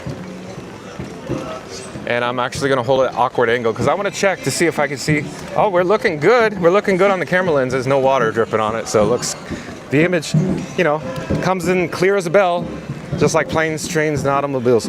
Do you feel this vehicle is safe for highway travel? Oh, yes, sir. Yes, sir. You know, oddly enough, the radio comes in clear as a bell, as John Candy says. But over here is the refreshment outpost. Another rookie mistake, as I'd call it here in World Showcase. But as we're here, you get to listen to the, irregular pattern of drum beats from Junior Explorers because they absolutely love it. And let's see if the white ibis is actually in the trees, the bamboo back here. Oh yes, they are.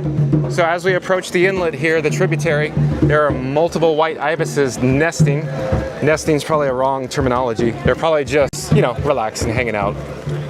There's a bunch of them here. If we keep going, you look down around the river bend. In other words, as the inlet turns, gently sweeps around the corner to the right, you can see a bunch of them down there, all in the green foliage. And I do believe there is a workboat on its way towards us. If we hang out here for just a moment, we can capture a sight of the workboat. I see, yes indeed, there it is. As I was sharing before, I used to work at the Disneyland Resort. I worked on one of the various shows, Fantasmic, and driving the workboat, getting the Fantasmic shows all set up in the show support department. That's exactly what the workboat looks like at the Disneyland Resort as well. So it's going to navigate, of course, under the bridge we're standing on. Oh, hello there. I imagine those are techs coming out to, I'll point it, I don't know if I can get a shot, but the luminous barges, which are probably out of view, but okay, we'll continue. The luminous barges are on the other side of this landscaping feature here as we come up to the China Pavilion. Oh, Jeremy Heath, those aren't pillows? Oh, good one, Jeremy. Nothing like classic films with Steve Martin and John Candy. Oh boy, don't get me started because, I could probably quote most of Planes, Trains, and Automobiles and Uncle Buck at the Vacation series. Oh boy, what classic films. Oh, here's a photo spot with people actually taking photos from, the photo spot. But there is some topiaries here. They just installed these, I believe, within the week. Of course, these are, pandas. There is puddles here that I'm trying to not step in. So we'll get a better shot of the pandas.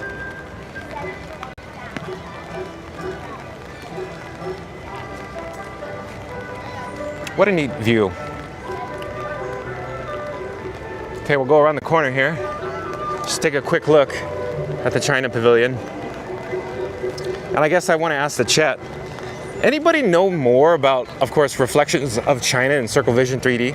I said that wrong, let me rephrase. In Circle Vision 360, excuse me, because I've been doing Muppet Vision 3D videos. So it was in my head recently.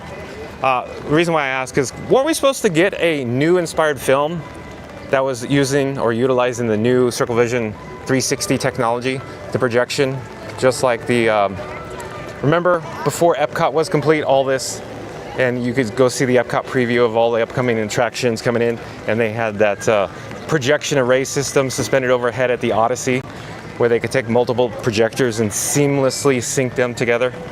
So instead of having a scrim slot in the Circle Vision, they had no slot or no, line, no vertical line, and there was one continuous screen that went around the theater. Anybody know more? Whatever happened to that? I have no idea. But Mary on the Move is back. Mary on the Move says, we got some good movie nerds in the chat, LOL. Oh, Mary on the Move then. What is your favorite film? And what is, your phrase, your sayings that you always say incessantly, as I always say, to your friends and family? Jeremy Heath says, I feel younger when I get called a nerd now that I am older. And he's got little, emoji icon smiling with nerd glasses. DJ Night, Darkwing Duck is back. Figment, yes, it's a rainy day. Hey, Darkwing Duck, we did see Figment. He was actually in the Communicore Hall, and that was the highlight of my day. Whenever I see little, tidbits of original old Epcot, especially when they dress him like the old attraction, when I say dress, the set, like the arts, the original Imagination Pavilion arts scene. But here we are at the topiary featuring Anna and Elsa, and we saw this the other day as well. If we swing around the corner here, we could go check out the new Blue Cape, new for this year, new for the 2025 Flower and Garden Festival, her Blue Cape. It really stands out. All right, I'm standing on the planter, so I'm gonna cautiously step down, not step in puddles, swing the camera around the long way because we'll go check out World Showcase Lagoon real quick. I hear a seagull above. There is a seagull. See, there it goes. There, you got it. And then there's a white ibis down here, I believe. And then the luminous barges. I gotta cover my camera with my brolly because I swing the camera around so much. There is a duck down here though. Look, the kids, the junior explorers are feeding the duck. Darkwing Duck says, Figment, one little spark lights up for you. That's right, I love singing it. I do believe Darkwing Duck is a Figment fan as well. And I was mentioning in previous videos, we need more Figment merchandise. And I actually saw over at Disney's Hollywood Studios, they had a Figment-themed backpack for sale at Keystone Clothiers, which I was a little surprised to see there. But hey, I guess they figure it generates revenue, so why not? Of course, we're at the Norway Pavilion now, and it seems to be, I'm looking for the right terminology. I don't want to say packed, but you know, there's still heavy flow. The guest flow still tends to be a little heavy, even though the attendance is on the lighter side today. But of course, you know, Frozen, the Frozen attraction tends to be extremely popular still. Okay, we're going to reverse our direction, get back onto the Midway, and continue walking around the World Showcase Lagoon.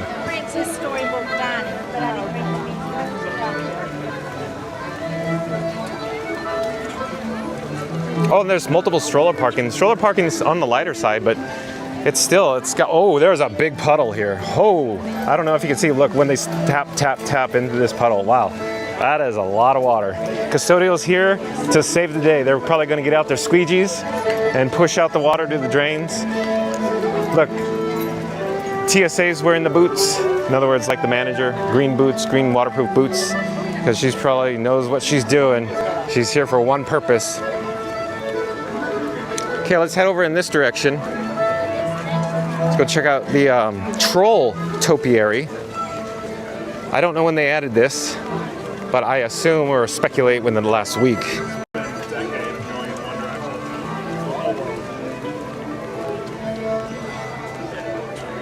Oh, yeah. Let me go between the strollers. We got some. Oh, look at the squirrel. Look at. He wants his nuts. Oh, that's right. I can see the nuts now. You know, National Lampoon's Christmas Vacation. Bob Eubanks on the parade. Look at. He's, squirrel's got his nuts. Our ancestors used to farm stuff like I love it. Okay, so much fun. Okay, here, like I was saying before, here is the troll topiary. There's actually, oh, there's some squirrels running. Oh, you probably missed it. Oh, look at the squirrels up here on the Royal Summer House. They're chasing each other. They're running around. I don't know if you could see that, but they were running all over the rooftop up here. Look, there he goes. There's one of them. There was a second one. These guys are acrobats. Look at this. Look at this. Look at it.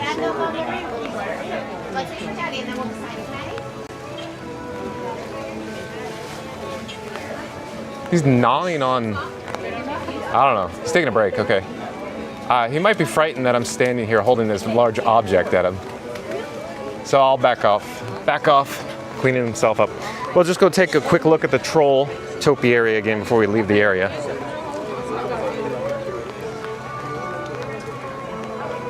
Okay, let me get a better shot. I took the umbrella or my brolly and put it on the ground for just a moment. And like Jeremy Heath says, welcome in everyone. Remember to like and subscribe on your way in. Thanks. There you go. Thank you, Jeremy Heath. And I'm gonna grab the umbrella and not try to get it in the camera view. You got another shot of the troll. I'm backing up and around the guest here so I don't disturb them. I do believe they want to get a photo. So we're gonna move on. And I'm moving a little fast with the camera for everybody in the chat. But thank you again, Jeremy. Remember to like, comment, and subscribe. I was looking for the work boat. It appears to be off in the direction of, say, 11 o'clock, I think, out there. Okay, we're now entering the Mexico Pavilion. And since we're here, maybe we should just go poke our head inside the Mexico Pavilion. That means I have to take my brolly and collapse it. But the things I do for my chat viewers, usually there is a meet and greet in this location over here at the Mexico Pavilion, but I doubt they are meeting and greeting today, simply due to the rain. But we can just look, and the cast is just probably saying, hey look, we got a photo of Dono, the character artist photo. Well, hello there! And nice cast waving. Okay, so, if I remember correctly, last time we were here, I was asking if anybody in the chat knew when the Grand Fiesta Tour was going to return from rehab. Tiki Man fan looked it up. There's a large puddle that I got to walk around here. And he said March 5th, so March 5th makes sense to me because, of course, Flower and Garden, I believe, March 5th. But here's the pyramid. I'm going to whip it good up to the top. There you go. So, a picture of the pyramid.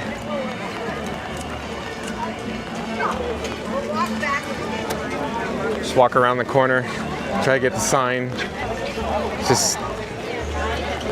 So the Grand Fiesta Tour, starring the 3 Caballeros, is under refurbishment. So at least they're letting you know before you get all the way inside, just to see what a great attraction. I've said it before, I'll say it again. I prefer the El Rio de Tiempo version, the original open day attraction here in the Mexico Pavilion. But let me know your thoughts in the chat. Do you like this new updated version, or do you like the original? So before I actually go in, I want to pause. I'm looking behind me. There's nobody behind me. I'm taking my brolly. I'm putting it towards the ground, collapsing it, shaking it off so I don't get everybody wet in this pavilion. Of course, we're going in the doors. We're inside now. Obviously.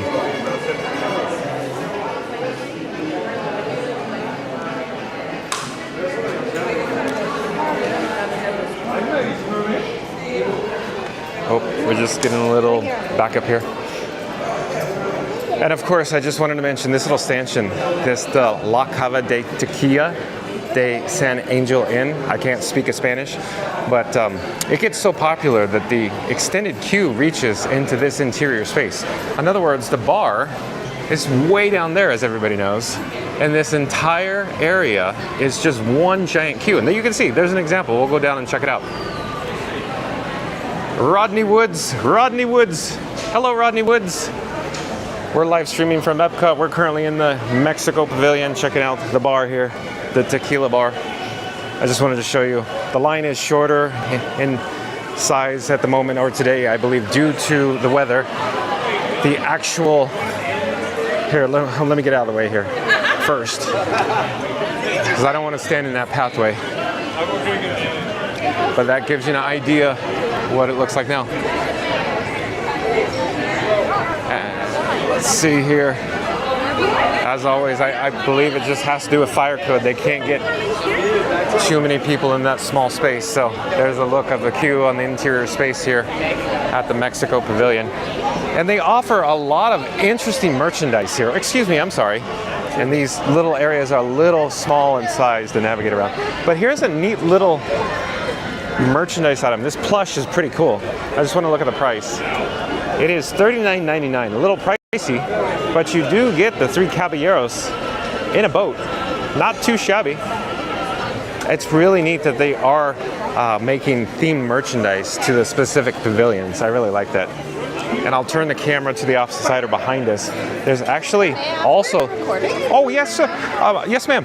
Is it okay to send my camera in your general direction? I don't care. Okay. Hello there. I'm John with Fun to Be Free, and who am I speaking with? Sarah. Sarah, this is Sarah. Sarah's on vacation. It looks like she's enjoying an adult beverage she just purchased from the tequila bar. Avocado margarita. Oh, avocado margarita. But I'm John with Fun to Be Free. Okay, what is that? We're live on YouTube right now. Okay. Fabulous. So at Fun to Be Free. Yes. And what do you do? I walk around. I have this nice family here as having fun. They're having the time of their lives. Where are you from? Nantucket, Massachusetts. Nantucket, Massachusetts. A lot of people from the Northeast. Fabulous, fun guy friends. Oh, over here I see. who are being very silly. I see. But you guys are having fun here at the Epcot today, which is all that counts. But it was nice meeting you, nice chatting with you. Take care, have a great day. Enjoy your stay. As always, I encourage all guests to to see what I'm doing, come and meet me. It's always fun to talk to new people, as of course she's enjoying her adult beverage. The Three Caballeros merchandise items here, I really like that they're doing this. So, look, even Saludos Amigos, short film from the 40s. They even have tumblers. It's a little dark, so it's hard to see, but take my word for it. It's the Mexico Pavilion with the Three Caballeros. I only have no hands because I have my Brawley in my opposite hand.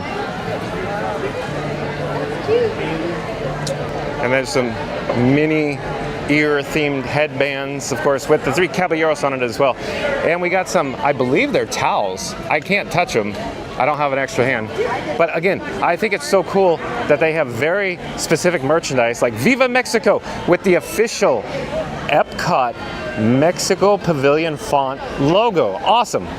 Of course, the Three Caballeros on this apparel item here, and there are some more, I'd say plain, but they do have a Mickey on it. Mickey indicating 1982 Mexico Pavilion. It actually says Epcot World Showcase here on the sleeve. It's embroidered on the sleeve. So made in Mexico as well. Pretty neat. I love it. Okay, they also have some handmade, and Loungefly backpacks featuring Three Caballeros. They also have some handcrafted items in this location. I'll just take a quick look. All the artisans that, of course, make these by hand do a great job. Look at how detailed all these are. Pretty incredible.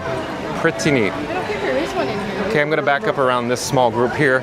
I'll get a quick shot of the fountain. I'll hold the camera a little higher so you can see it. I do enjoy me some fountains here at Epcot and the Magic Kingdom as well. But look at all these little figurines.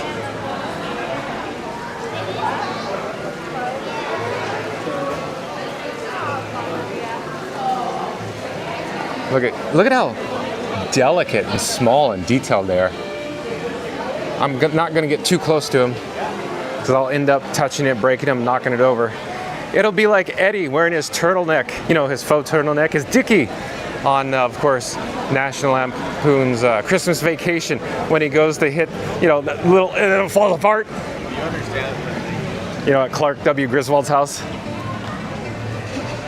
But we could go over and just check out what the Grand Fiesta Tour looks like. I was gonna say they'd probably just put some hedges in there or something. They have a cast member just I guess as a greeter. That's the word I'm looking for. Probably a little interactive location, but we should read the sign. Hello there. Overhead, the Grand Fiesta Tour. And of course, this particular temporary stanchion says, Mexico Grand Fiesta Tour starting the Three Caballeros is not operating at this time. Please visit our other World Showcase attraction.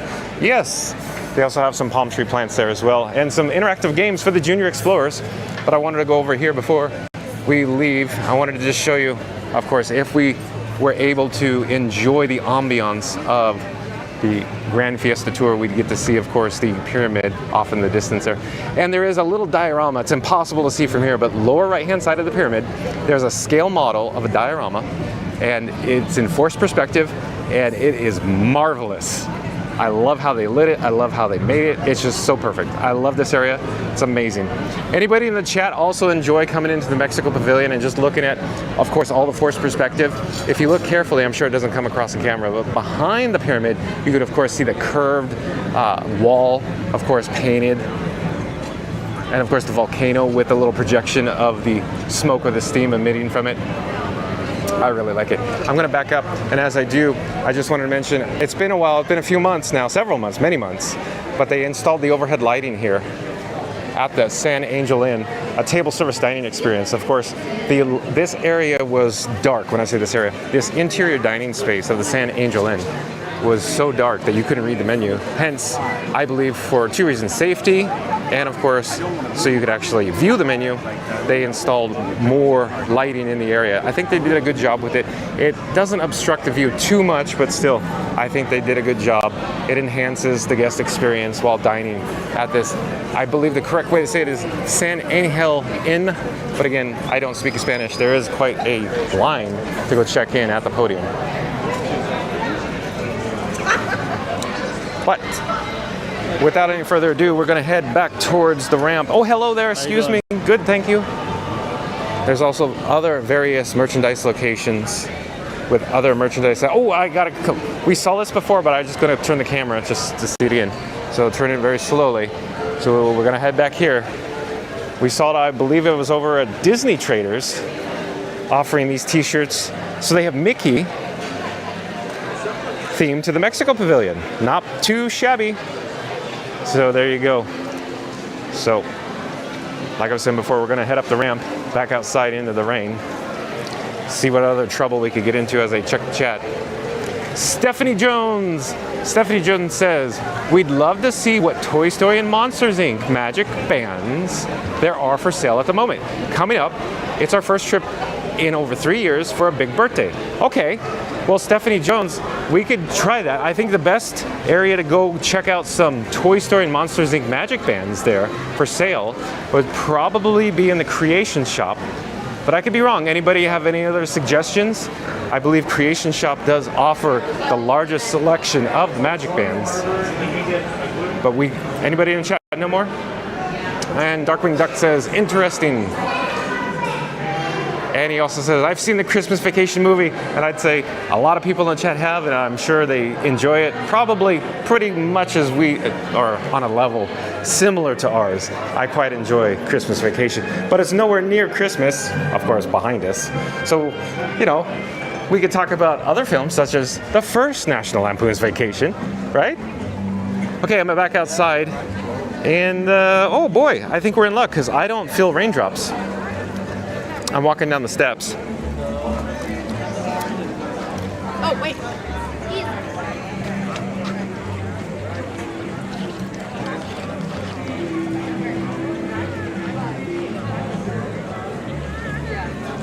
You're watching live streaming coverage from Epcot at the Walt Disney World Resort. The magic of possibility.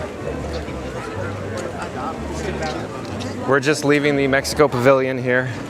It's barely sprinkling. I'm debating on whether, putting up my brolly over the camera. It's sprinkling so sparsely that I feel comfortable not having my brolly extended today or right now. Over to our right-hand side is the Odyssey building, but of course, they're calling it Figment's Inspiration Station. We should go in that general direction just to check it out. I say should. There is more we're missing, like the, of course, Miguel and Dante topiary up here. Yes, it does. DJ Knight says, as well, of course, Darkwing Duck, in regards to, of course, Vacation movie. So there's Dante and, of course, Miguel. And we previously mentioned there last year at the Flower and Garden Festival, they did have a projector behind us projecting, but I'm gonna look behind as I hold the camera. The pole's not there, so my speculation at this point is there's probably not gonna be a projection lighting effect on Miguel and Dante this year, and it was probably just a test to see if it worked, but we'll see. But okay, I think we should go to the Figment's Inspiration Station. Rodney Wood says, me too, Darkwing Duck, seen that movie too. What a great film, what a great film. Okay, as I was just saying, it was, sprinkling, not too much, but the sprinkling, you probably can't see it, has increased a little bit. So let's just go inside. It might decrease, it might stop. But I wanted to go over here and take a look at this actual Figment's Inspiration Station sign because I love everything going on here. I love the colors, I love the design. It's just so, I don't know, I guess the right word I'm looking for is inspirational. Okay, we're gonna back up, head down the pathway. And restroom talk, everybody in the chat's going, why are you talking about restrooms, John? It's gross. Not for this guy. I love my original Epcot, as I keep saying, and as everybody in the chat probably knows, this particular restroom on the interior is still original. It's got the brown tile. So I don't know if they're gonna actually rehab it, take it down, reconstruct it, rip the tile off the wall. It'd be a shame if we lose all the original tile work here. I'm just trying to think. I'm just saying, in terms of larger restrooms here at Epcot, there's only, I think, 4 larger size or scale restrooms left. I'm not talking about the smaller ones in the restaurants and World Showcase. I'm just talking about, in the general land area restrooms like these, for example. So these restrooms are still original. The ones at Germany are still original. And of course, the 2 main entrants flanking, of course, on the east and west side at the main gate. Those are original as well. but a lot, almost like every single one, it seems like, don't quote me on that, I'm just saying almost all other smaller scale restrooms for table service dining experiences in World Showcase seem to be still original. But can you hear the background music? Love it. Of course, from Imagination Pavilion circa March 1983.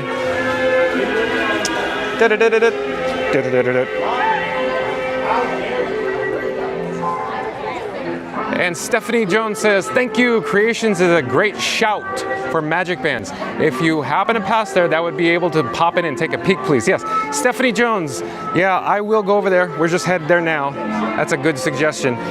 Real quick, I just wanted to visit with Figment here, one of my delightful characters, friends. I want to head over to this mural.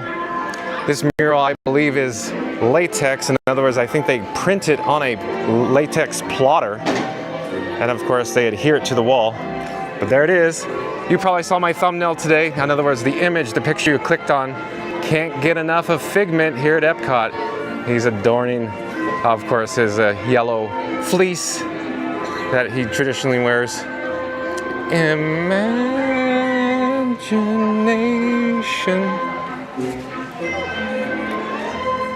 There's also another Figment on the opposite wall with the rainbow. When I say rainbow, of course, you know. Remember the tunnel? The post-show on the upper floor of the Imagination Pavilion? The rainbow tunnel. Here's another Figment being depicted up here as well. And then there's, oh, excuse me, let me get out of the way here. Figment with this rainbow. Can't get enough Figment. And look. Of course, all these projections above, I'll show you, it goes away, but you know, the original hand-drawn 2D animation from the interior of the attraction.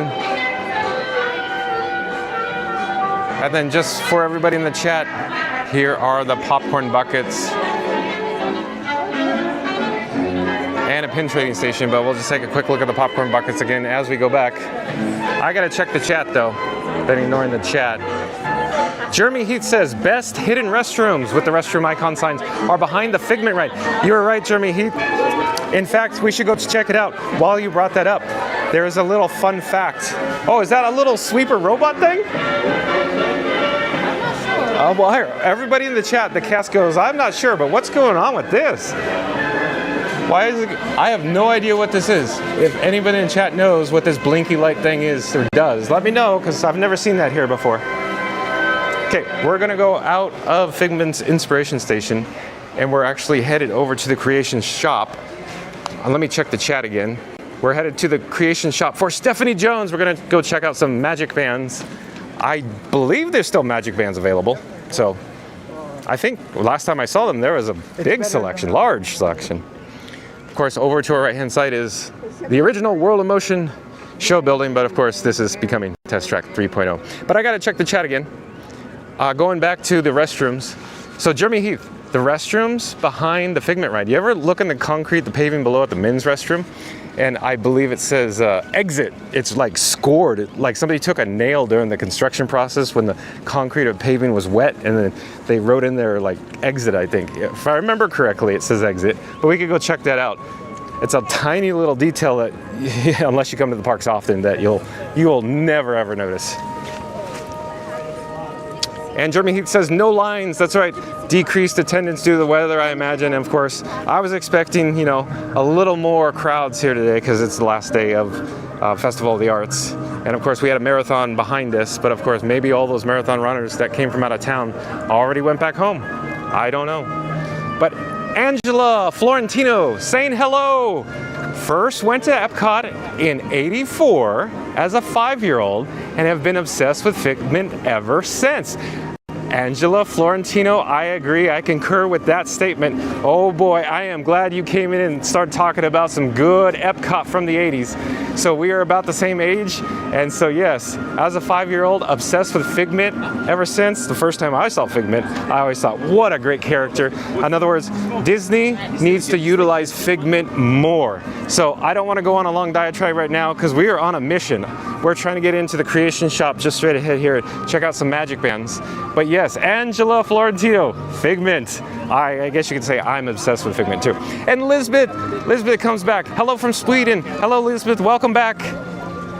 And Stephanie Jones says, thank you. My partner, Jamie, is doing coursework beside me. Whilst we watching this, he's baffled that we weren't talking via live stream in 2 different countries. So Stephanie Jones, I imagine you're from the United Kingdom, is that correct?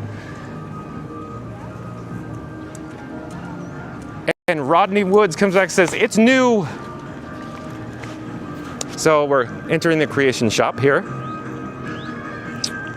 Let me just double check all my settings on my cameras. Just give me one moment to get myself recombobulated. Not a word, I made it up because, you know, if you're discombobulated, you're all over the place. I'm trying to recombobulate. Here we are in the creation shop. I'm trying to get my bearings where we need to go.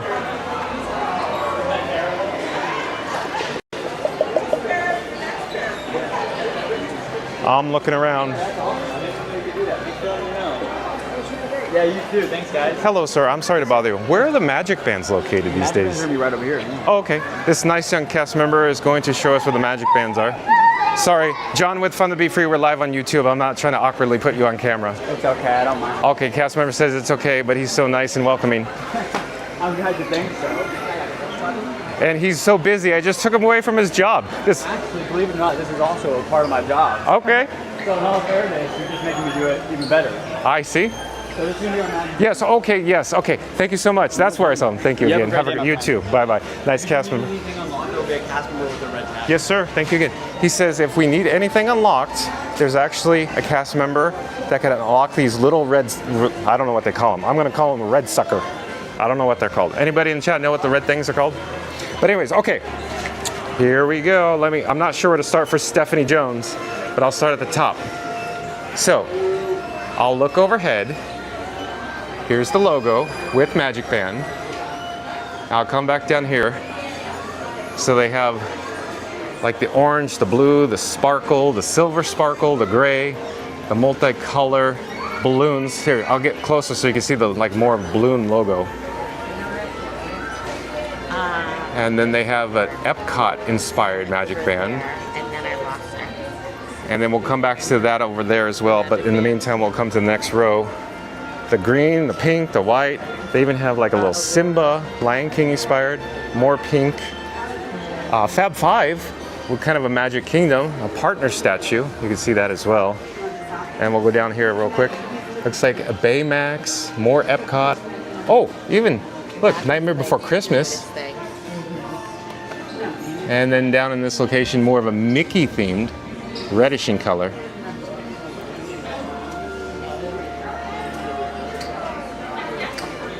And I'm looking, oh, I'm sorry, excuse me, I'm so sorry, excuse me. I was trying to figure out what these are. It's Magic Kingdom inspired, so more bluish Magic Kingdom inspired. Mickey Mouse with Mickey Mouse rainbow inspired Mickey Mouse ears. But there's the partner statue one. A Tiana, or I should say Disney Princess inspired, more purple. There's also some Star Wars ones here. Millennium Falcon, Death Star, like a Darth Vader one. Spider-Man, ooh, they have a Spider-Man. Avengers down here, Captain America, Marvel. So there you go, Stephanie Jones. And I'll check the chat here in a moment. But let me pull back, oh, hello there. So we're near the fitting room, so if anybody's inquiring, because I couldn't quite get my bearings, I'm like, they're over by those fitting rooms. Like, where'd the fitting rooms go? So anybody that's viewing, there's the fitting rooms, and here is one of the large queues. That mural's awesome, by the way. So we're facing, I mean, if we were to go out that door, we'd be facing more north, but I'm not actually gonna get in the queue. I'm starting to head or wander in. So I gotta go back around here. Let me get to the little pathway, and when I say pathway, the terrazzo floor that I'm walking on now is more lighter in color. So it's got lighter in color, but you come over here and it's got more of a, darker gray inspired color. I call this the pathway. I'm not sure what the Walt Disney Imagineers call it, or the guys that designed it, but it gives you, it's kind of like Innoventions. Remember Innoventions? They call it the what? The road to tomorrow. Is that right? Everybody in chat. What do they call it in Inventions? Road to tomorrow? I can't remember. Oh, excuse me. At any rate, I just wanted to show you.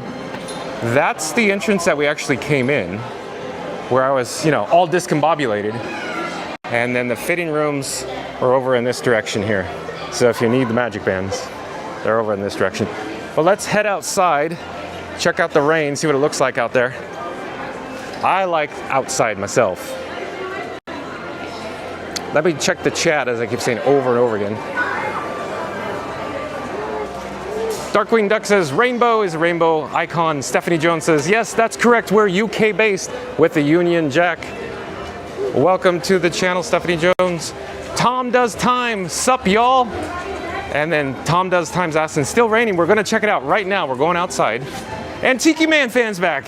All right, I like it when Tiki Man Fan comes in. Hello, John and company. Hello, Tiki Man. And let me keep going here on the chat.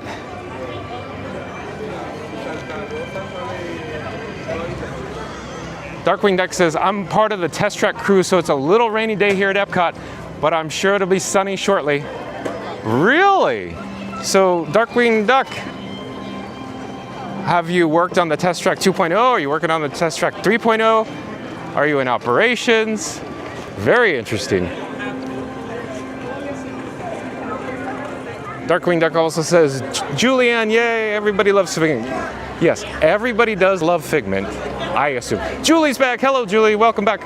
And Stephanie Jones says, thank you for looking at magic bands for us. Jamie is desperate for a Toy Story or Monsters, Inc. band. Yeah, anybody in the chat know more about the Toy Story or Monsters, Inc. band? This is my speculation, Stephanie Jones. I think they're kind of winding down the magic band. So I would imagine that, it's probably going to be located at Disney's Hollywood Studios or Disney Springs, would be my guess. But again, anybody in chat know more? And Julie says, what park you at? I'm at Epcot, Julie, EPCOT. Remember in the film with Walt Disney, he says, it plays at One Man's Dream at Hollywood Studios. We call it Epcot, EPCOT, Epcot. And as we look overhead, I love the directional signage. In this case, the blue, of course, for World Celebration. And remember, I was talking about Communicore Hall, and we were standing outside Communicore Hall with the large signage sign. So that green box, I imagine this is going to be pretty close to what it's going to look like, replacing that green box shortly. The only difference is it'll probably be World Nature color, so we'll swing around just to show you what it looks like on this side. But I actually have to go back, and I love this little detail. See, look, it says World Celebration vertically. Of course, in the Epcot Possibility font, because I love font, F-O-N-Ts. Love it. I imagine the signage on the opposite side will probably be the World Nature color, or the more, greenish neon that I'm pointing at there. But, real quick, Tom Does Time want to know if it's still raining, and it's sprinkling very lightly. It doesn't come across on camera. I'm not holding the umbrella up. So, very light sprinkles here. Tom Does Time. I'm checking the chat again. Stephanie Jones. Oh, really?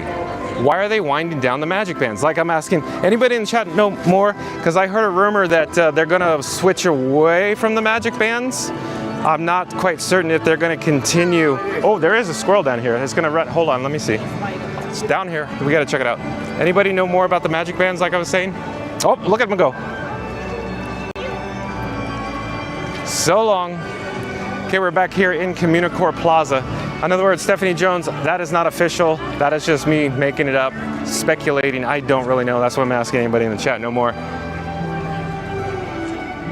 Julie says, oops, a wet day, but still a great day to be here at Epcot at the Walt Disney World Resort, Julie.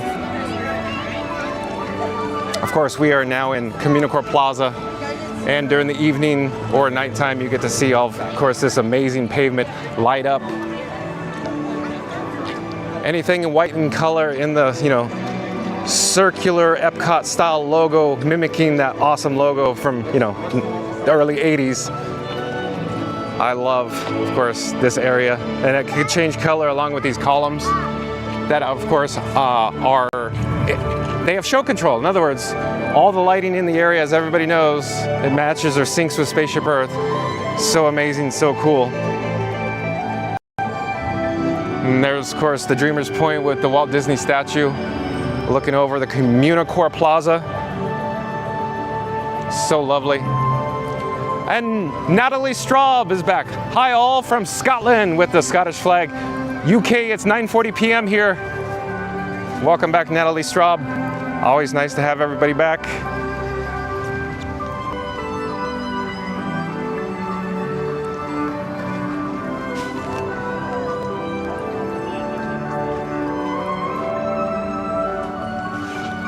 Remember to like, comment, and subscribe. Here we're heading up here to Dreamer's Point. And as I was talking about lighting, as everybody knows too, if you look carefully in the vertex, I guess I assume that's what you'd call it, in the vertex of these stones at night, these little areas light up with the LEDs. Very cool.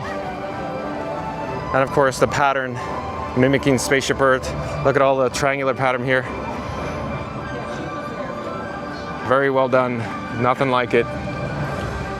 Moving the camera around wildly here as this guest gets their photo with the Walt Disney statue here at Dreamer's Point.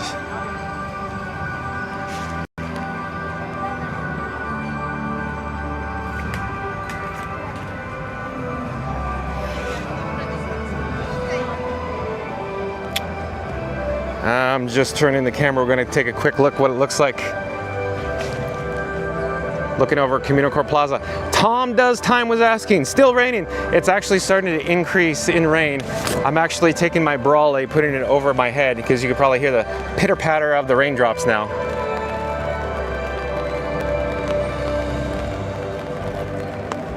Can't get enough of Communicore Plaza. I just wanted to pause here for just a moment so everybody in the chat could enjoy this. And I hear purple martins. If you look carefully, you can see there is I'd say an increased presence of purple martins here in Communicore Plaza since the last time we were here. Darkwing Duck says, oh geez, Julie, I hope you're okay.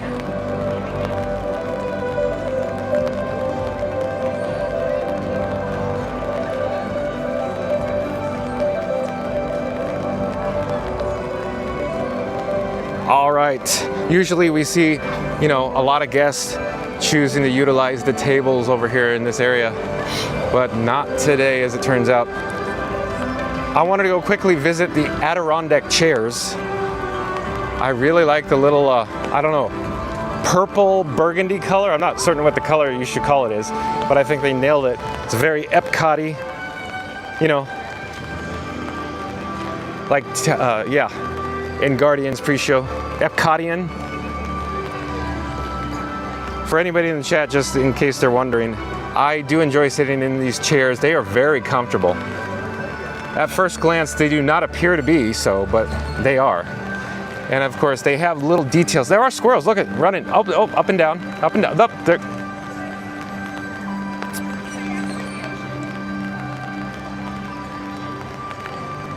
There they go. Back to the details. I love that they install these little charging stations here. Just details everywhere. Even next to, of course, the speaker, the green and color speaker, there's a little projector that projects onto the tree during the evening and nighttime hours here. Just little sparkle lighting effects. Gives nice ambiance. Of course, with the LEDs that are below the rings here as well. And as everybody probably remembers, I believe these items became a trip hazard, and so they had to reduce them. I'll put my foot on it. So if you see my foot tapping on the paving, they were a different elevation. It was almost like a curb. It came up to this collar, this footer here on the post, and they had to remove the little concrete to make it flat. I assume that people were tripping on them and they became a safety hazard. You could also see a subwoofer in the planter over here. course themed with its little, I'm gonna call it a subwoofer hood that was probably water jetted, you know, water jet that cut the actual metal, and then a brake press formed it, or, you know. At any rate, everybody in chat's going, that's boring. Move on. I love it. I love all the details.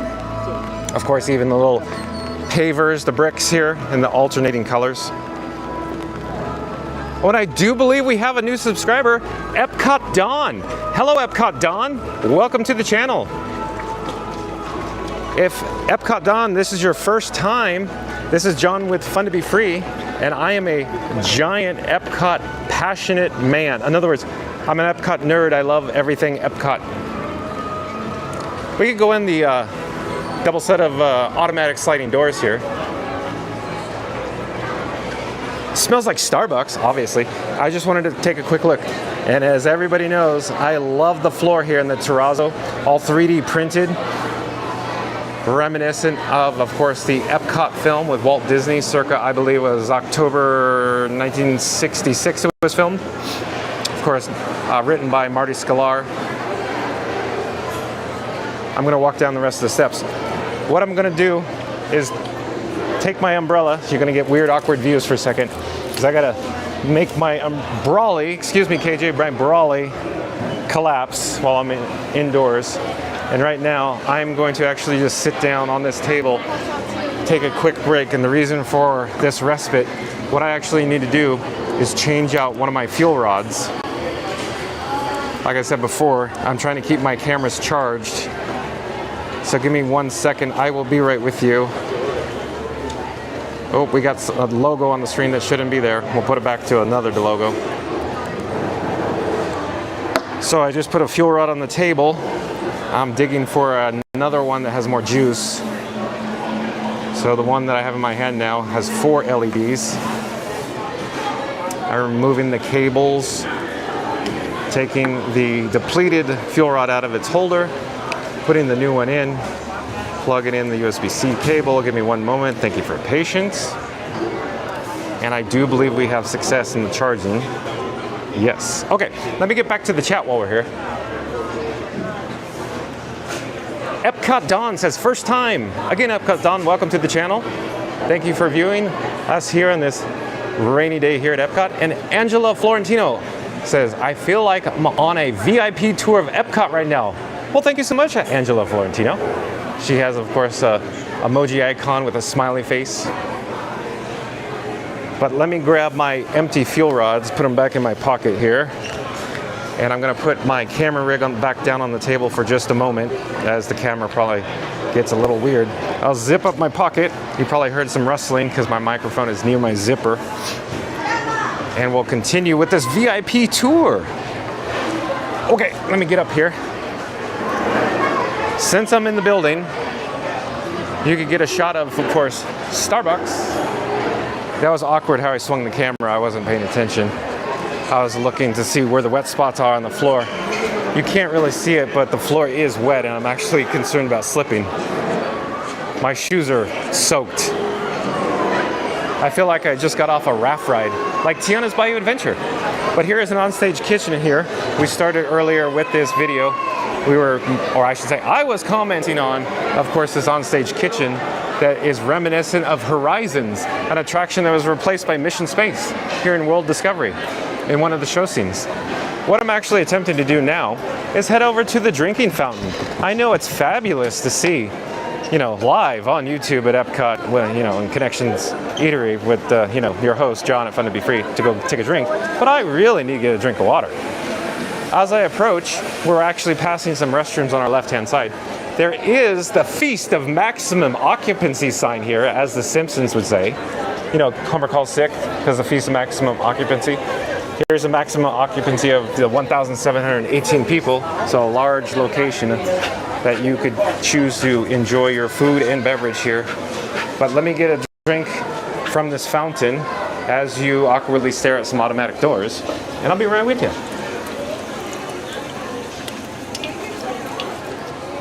Again, thank you for your patience. I'm gonna go through this little doorway. We're back outside. I wanted to check the rain real quick. We're in World Discovery now. Oh, it is raining, so I'll put my umbrella back up.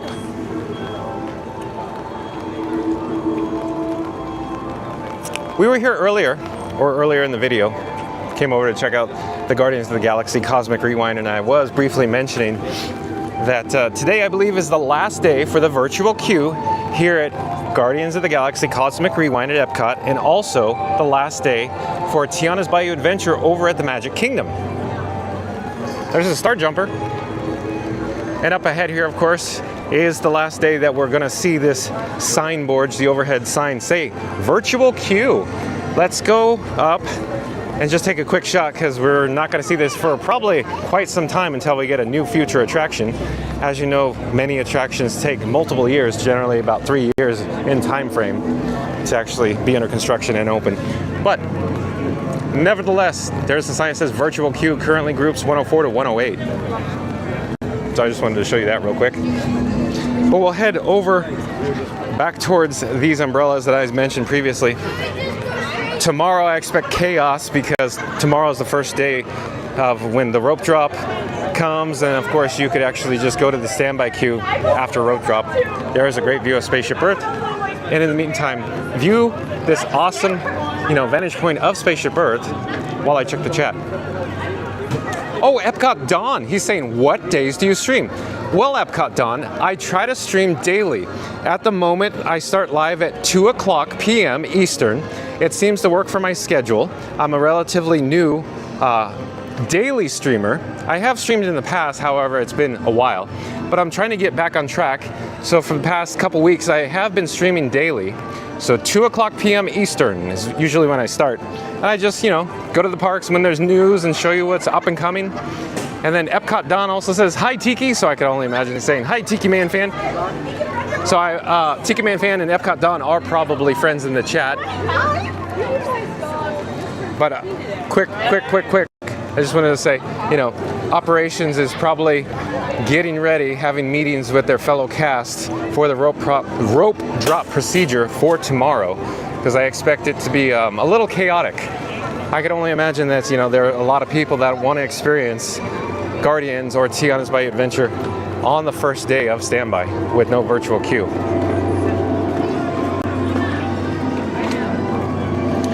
And a rain update. It's still raining a little, lightly. You can see various other guests do have umbrellas, but most are not. Most choose not to use umbrellas. Of course, I'm keeping the camera covered because it's best not to have the camera lens wet.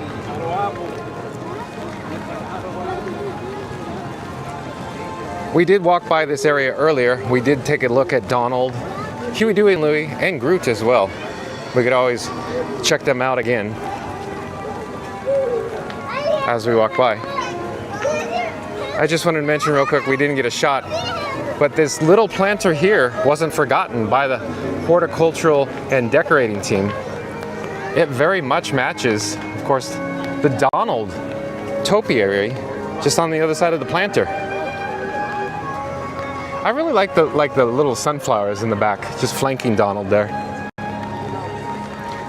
And a detail that I didn't notice till right now, Donald's holding a sack. I could only imagine that sack's full of seeds. That's probably what the story's indicating. And of course, I mentioned before, the bee with Donald's eyes. There is a monorail here. They're monorail cycling on the beam way above. Monorail Red. We've seen Monorail Red multiple times today. There it goes. Gently gliding over World Discovery here at Epcot.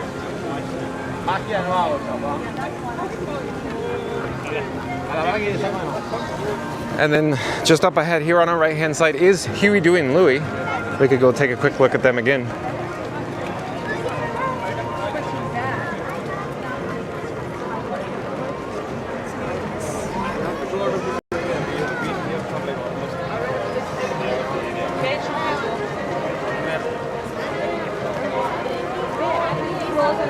Okay, this guest wants to take a photo, so let me get out of the way. Oh, excuse me, I'm sorry. I wanted to go over here and just take a quick shot of the overhead signage and just simply mention, I love the design, I love the colors, I love the font, I love the overall look, the appearance of it. So well done. One other detail because as everybody in the chat probably knows, I frequent Epcot a lot. One thing I've noticed that's been like this for a long time is this particular lighting fixture here. If you look at it, it's catawampus. It's off on an angle. It's like maybe a vehicle hit it or maybe the wind, something, but it's never been corrected. It's been like that for a long, long time. Anybody have any further information in the chat? Because if you look behind me or on the opposite side, that particular lighting fixture looks normal. The correct orientation. Hellos. But here we are in the breezeway. If you look carefully straight ahead, it might be a little difficult to see with, say, the haze or the rain. But there is the land pavilion poking up just on the other side of Communicore Hall. And since it is a little rainier here, the breezeway is a little more popular right now. Obviously, the breezeway is normally popular because they have all these nice seating and benches out here. But for the attendance today, this feels like, you know, above average for just the breezeway with the lighter attendance today due to the rain. We should actually head over to World Nature. We haven't actually spent any time over there.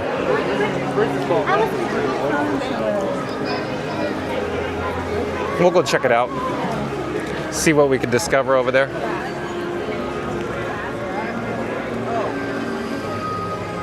We're headed now to, of course, Communicore Plaza.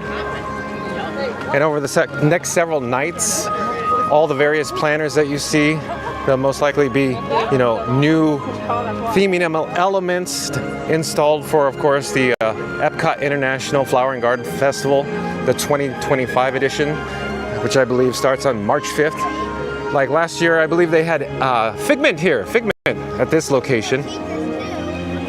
There are purple martins down here as well. Let's see if we can get a shot of this little purple martin. He is walking. Yes, indeed. Oh, there he goes. So long.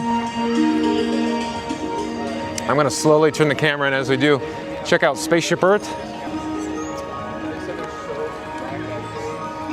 And over in this direction is the Mickey and Friends. I'm looking at the wait time sign. It's a little hard for my eyes to see it from this point, so I got to get a little closer. But meet and greet here with Mickey and Friends. It looks like 20 minutes. Everybody in chat could probably see that a mile away, and I'm having a difficult time. But I wanted to draw your attention, of course, to the mural. See the nice mural behind the queue there? Multicolor, representing, of course, Epcot icons of the past. So much, like, you know, little hidden details in here. Pretty neat stuff. They even have Horizons. I was talking about Horizons. I'm all excited about talking about Horizons. But there's, you know, the show building and the robot reminiscent of Horizons on the mural. We're actually headed towards the land pavilion right now. Since I said let's go over to World Nature, technically where I want to go is not in World Nature, but we are, you know, going to be approaching World Nature here in just a few moments. We'll walk through World Nature and then go back to World Celebration, because I believe technically we are in World Celebration at the moment, and then it will switch over to, of course, World Nature at the sign, this greenish fluorescent color sign up here that we were talking about on the opposite side behind us, that they're installing, of course, over by the Communicore Hall earlier in the video. But the reason why I'm saying we'll briefly walk through World Nature is because I want to go see one of the restrooms. Okay, so very odd and strange. I'm not sure how I'm going to pull this off, but back over here at the Imagination Pavilion, there is a restroom, as everybody knows, behind. It's an excellent restroom to use, which is original still, that I was reminded of, with all the nice, gorgeous blue tiles, and of course the custom BGM or background music loop in the Imagination restroom. You know, the loop doesn't actually play anywhere else in the pavilion except for in the restroom. So I just want to go back over here. I'm not actually going to enter the restroom. I'm going to attempt to get close enough to read what's in the paving, the concrete below, at the threshold of the doorway of the restroom, but we'll see how awkward that gets. If I remember correctly, it does say exit. It's inscribed in the concrete, in the wet paving below, if I remember correctly. let's go see, take a look at that. Darkwing Duck says, I have tried Skittles a lot. Yeah, taste the rainbow. Figment. Even the butterfly. And butterfly gummies. And there is a new sign here. It stopped me in my tracks when I saw this because I was not expecting a new sign. But here's the example. Because remember the old sign, the original sign that was here? It got recently replaced with the updated look and feel of the new signage, which I love. I love the colors, the font. Perfect, perfect, perfect, perfect. Okay, we're gonna go and head back around the back side of the Imagination Pavilion. There's also updates here. Oh, I don't know what it's been now, a year and a half, I don't know. The tall vertical lighting. So all of course, this area out here, all the way up until Spaceship Earth got the upgraded lighting, all the way to the World Showcase, the upgraded lighting package here, which illuminates all the pathways very nicely here in the evenings. They're actually on right now. Because originally, or I shouldn't say originally, I should use, before those tall vertical white lights were here, the only lighting in this area were these little lanterns here. So it was quite dark in this area, but now with the new addition of the vertical white lights, like there's an example there, it is very well lit in this area. You can see, of course, various cast members going backstage there at the gate. And just a quick little tidbit, there is still, I wouldn't call it an original sign, but circa, 1994 era interventions. Epcot 94, the sign, of course, for the service animal relief area in this little planter here with no grass. Okay, so like I said, I wanted to head towards the restroom, but it's very awkward. It's very socially uncouth to do this, so I'm not quite sure how I want to do it. But maybe I could hold my camera away from the restrooms. So in other words, you're looking away as I approach it. And I'm attempting to look at the paving, the concrete below with a little detail that I wanted to see. Yeah, I could see it. Okay.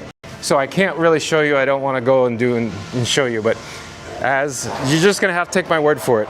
So if you look at the threshold on the paving, so I'll turn my camera back in this general direction. So in the reddish or pinkish color paving, as you enter the men's restroom, when you look down from when the paving changes from the reddish or pinkish hue into the actual restroom tile, down below in the actual concrete, somebody appears to have taken like a construction nail or another object of that type when the concrete or paving was poured, and they wrote the word exit. Now, I don't know the significance of that. Anybody in the chat know more? I could only imagine it had something to do with when they were, constructing or fabricating, or the whole pavilion's under construction, or the paving was going on, the paving project, before opening day. And some construction worker put it in there, and there was supposed to be a purpose for it, but maybe they didn't realize that was going to be, on stage or permanent, if you will. So I believe that still is an original piece of paving.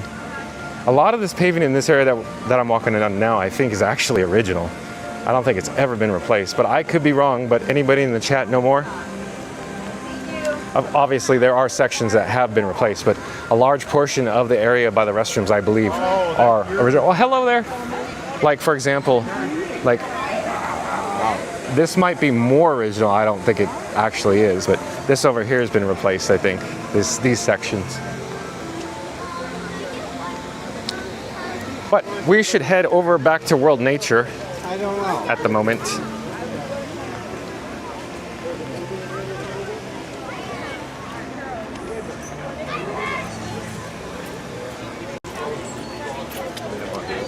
There's actually another restroom block that is original. I briefly pointed it out before. But off in the distance, a little hard to see, there's a World Nature inspired restroom. Of course, you go in the restroom and it's greenish in color. The actual interior restroom tiles, inspired by World Nature. You could probably see, of course, what I'm talking about. There is monorail teal, I believe. Teal and monorail blue are very difficult to tell apart, but I believe that is monorail teal. There it goes. Anybody in the chat know more? But monorail blue, right, has that little logo, the decal near the front nose cone. of the pilot. Oh, we should mention this. You know, since March 5th, so March 5th, 2025 coming up, the opening day for the Epcot International Flower and Garden Festival here at Epcot, 2025 edition. Butterflies! So the butterflies, they're installing, of course, the butterfly tent there. And we're headed up towards the land pavilion, one of my personal favorites here at Epcot. Who doesn't like the land? When I say who doesn't like the land, I mean the actual boat ride. Man, living with the land boat ride? Wow. What an amazing attraction experience. And obviously I do love the background music. So you could hear it gently change as we approach the land. And of course, the background loop that you're going to hear about now is original. So it was playing on opening day here at Epcot, here at the land, the exterior land loop. I really like this one. This is one of my favorites as well. I really enjoy walking in and out of the land just to hear the background loop. Hello there.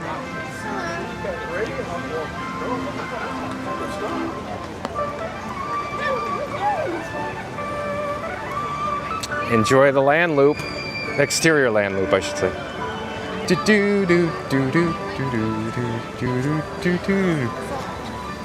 Oh boy, and we got some tile mural walls designed by Walt Paragoy of course, WED fame, WD fame. And of course, that ever popular story with the tile up here, the green tile. I'm not certain what I should do with my umbrella. Definitely. If we should go inside the land and I should, or my brolly. If I should collapse my brolly and go inside, or just take a brief look. We could just take a brief look, I guess. What it looks like inside the land. I'm going to the wrong door because I was looking through wrong, but that's what it looks like inside the land right now. All the various people coming and going. Anybody remember the Good Turn restaurant? Anybody in the chat? Okay, I'm going to slowly back up. Oh, Listen to the Land. The actual Listen to the Land is playing right now on the exterior loop.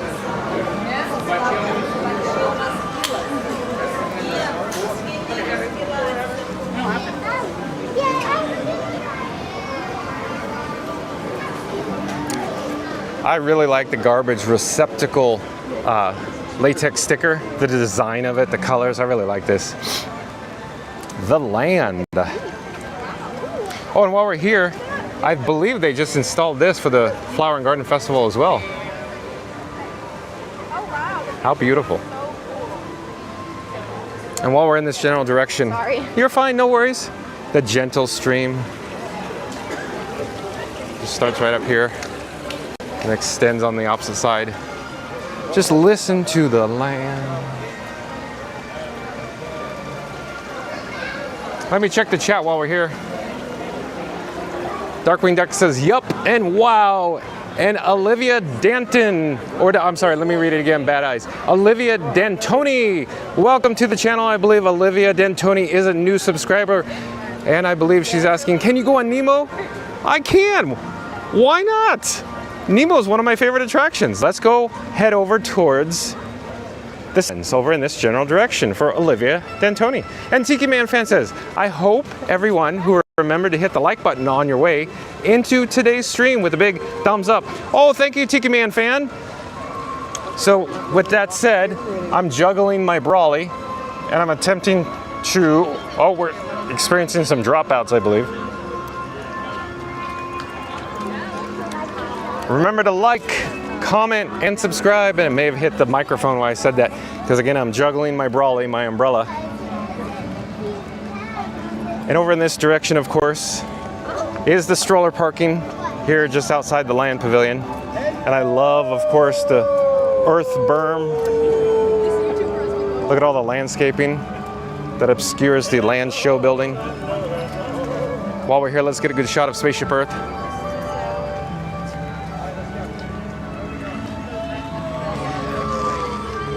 Nothing like Spaceship Earth with the monorail cycling. As it turns out, it's non-existent, the monorail on the Beamway at this moment. Nevertheless, still a good view of Spaceship Earth. Oh, and I just wanted to point out while we're here, I'll just pause and stop. I'll back up, get out of the way of the guests. This little Disney Photo Pass photo location, of course, with Nemo and friends. At night or in the evening hours, as I walk to the opposite side of the pathway, these lighting towers here offer a really neat lighting effect. It's like a glimmering, shimmering glow of blue. You can probably see the blue light emitting from it, but such a neat little feature, neat little effect. And there's also another one here that lights up the marquee for the Seas with Nemo and Friends. You can probably see the lights about now, multicolor. And then I'm gonna turn and we'll get the shot of the actual signage, the icon, the logo.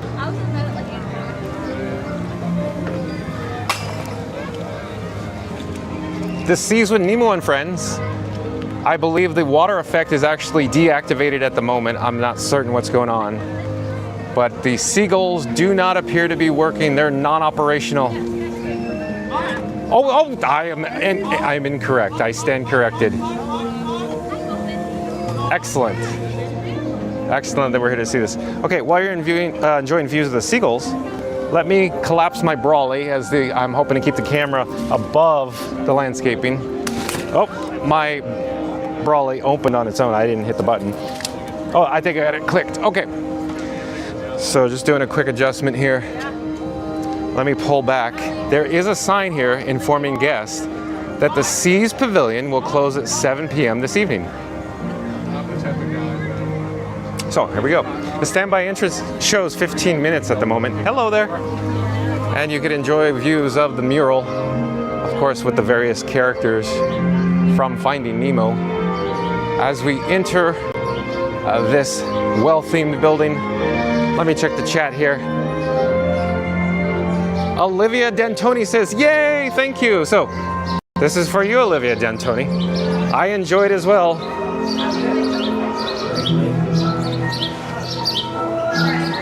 I'm gonna pipe down so you can enjoy the ambience in the queue.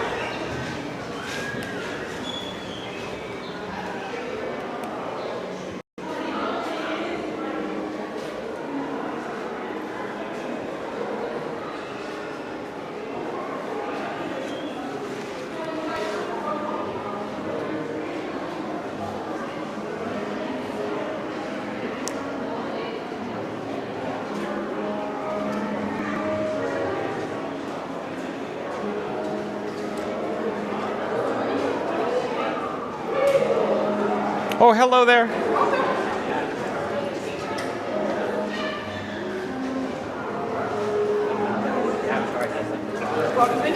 Well, thank you so much. Have a great day. You too.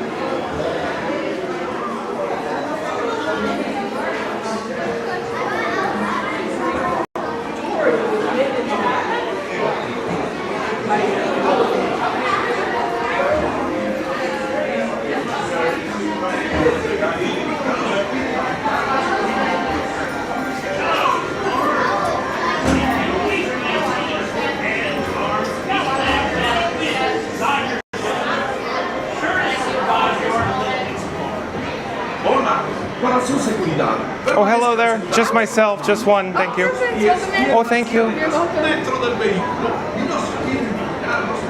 right, my next to you right here. Watch your step. Oh, hello there. Just myself, one. Right here. Thank Watch you. your step. My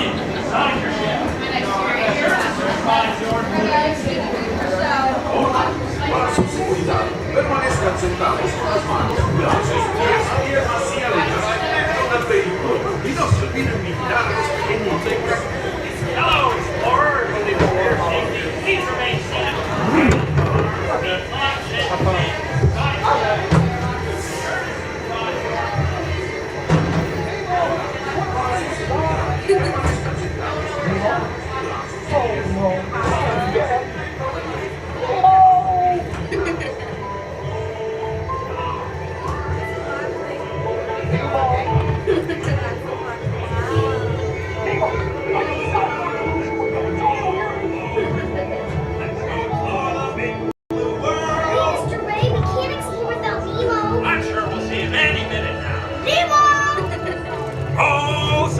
Great, there's so much to know. Climb aboard, explorers, it's time to go.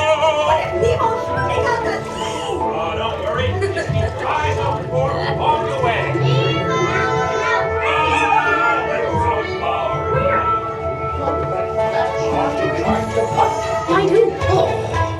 Nemo!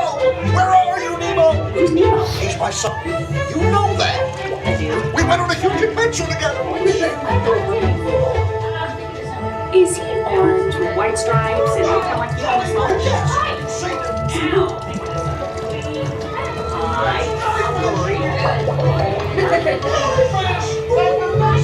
Jellyfish! Alright, Mr. Smarty Pants. Stop playing games! Games? Whoa! You're like totally stopped. Well, coo-coo-ca-choo, here's what you do. Stay in your seats while the crush man sees what he can do to get you moving again. In the big old blue. Next one, jellyfish! Alright, Mr. Smarty Pants. Stop playing games! Games? I love games. Ooh, I'm thinking of something pink and bouncy that looks like a balloon. Yeah, jellyfish! Right. Okay, now I'm thinking of something pink, kind of balloon. It's jellyfish! You're good. And I'm thinking... Jellyfish! And the next one, jellyfish! Alright, Mr. Smarty Pants. Stop playing games! Games? I love games. Ooh, I'm thinking of something pink and bouncy that looks like a balloon. Yeah, jellyfish! Right. Okay, now I'm thinking of something pink, kind of balloon. It's jellyfish! You're good. And I'm thinking... Jellyfish! And the next one, jellyfish! Alright, Mr. Smarty Pants.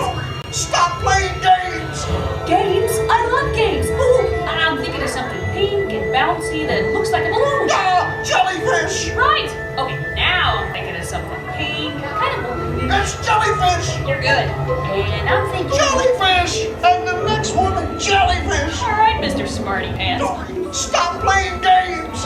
Games? I love games. Ooh, I'm thinking of something pink and bouncy that looks like a balloon. Yeah, jellyfish! Right. Okay, now I'm thinking of something pink, kind of balloon. It's jellyfish! You're good.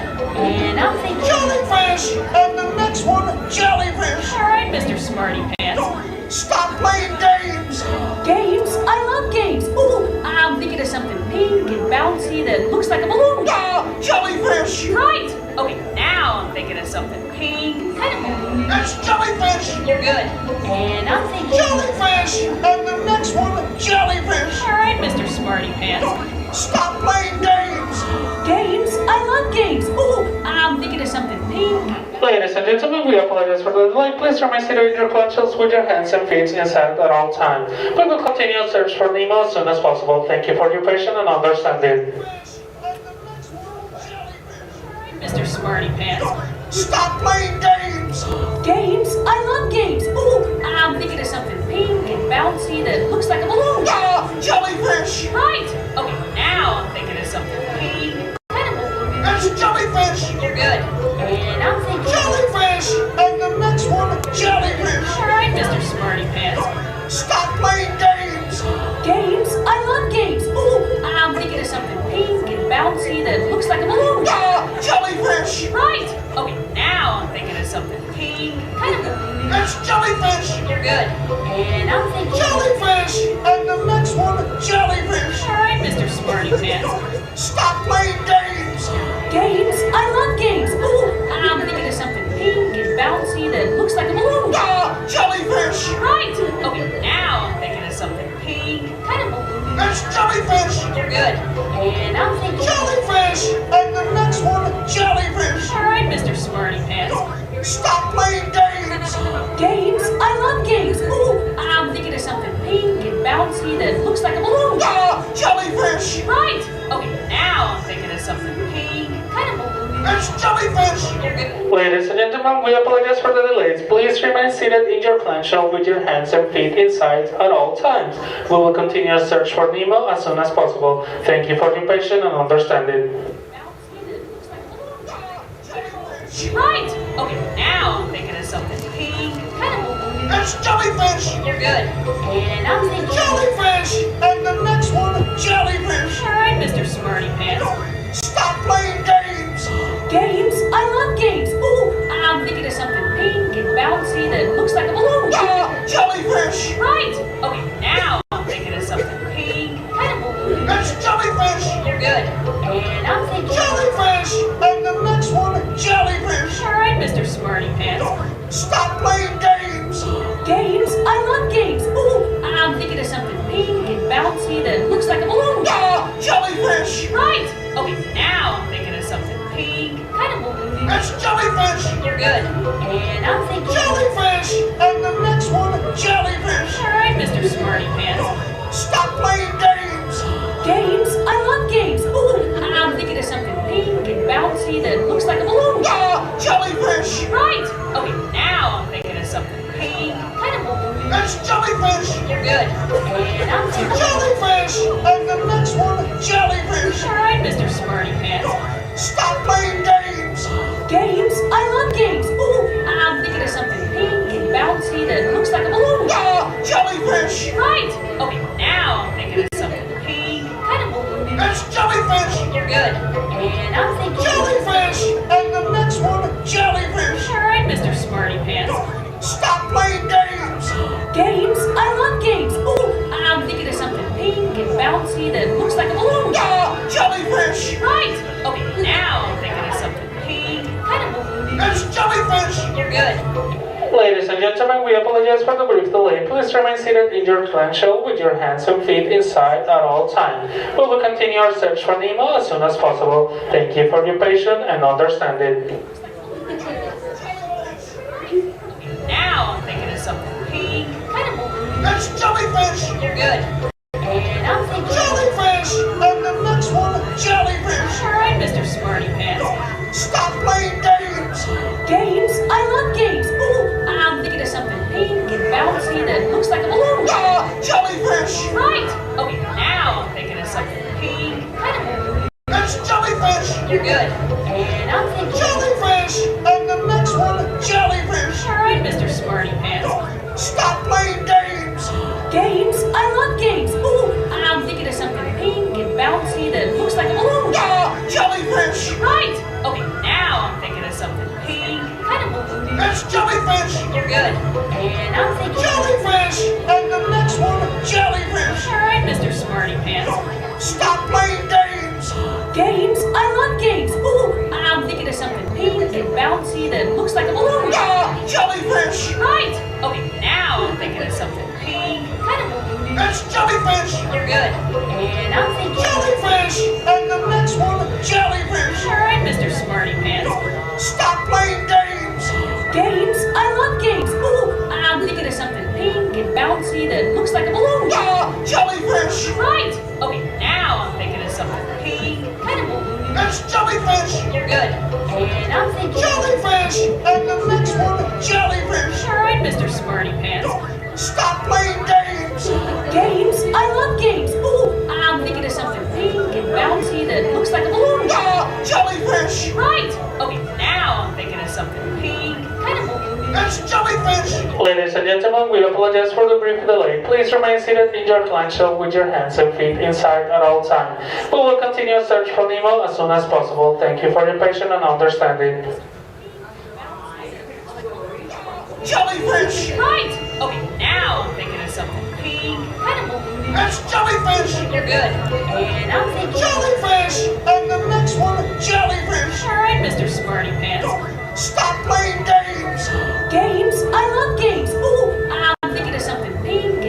bouncy that looks like a balloon. Jellyfish! Right. Okay, now I'm thinking of something pink, kind of balloon. It's jellyfish! You're good. And I'm thinking Jellyfish! And the next one, jellyfish! all right, Mr. Smarty Pants. Attention on the seats with Nemo's friend. Please remain seated. This ride will be powered down and power up in normal mode immediately. Please stand clear. Thank you. Now I'm thinking of something pink, kind of balloon. It's jellyfish! You're good. And I'm thinking Jellyfish! And the next one, jellyfish! all right, Mr. Smarty Pants. Stop playing games! Games? I love games. Ooh, I'm thinking of something pink and bouncy that looks like a balloon. Jellyfish! Right. Okay, now I'm thinking of something pink, kind of balloon. It's jellyfish! You're good. And I'm thinking Jellyfish! And the next one, jellyfish! all right, Mr. Smarty Pants. Stop playing games! Games? I love games. Ooh, I'm thinking of something pink and bouncy that looks like a balloon. Jellyfish! Right. Okay, now I'm thinking of something pink, kind of balloon. Attention on the seat with Nemo's friend. Please remain seated. Your ride vehicle will begin moving immediately. Thank you. Games! Games? I love Dudes, it's the Crush Man with some totally Success! awesome news. We're moving! Stay in your seats because you're about to start riding it again, dudes!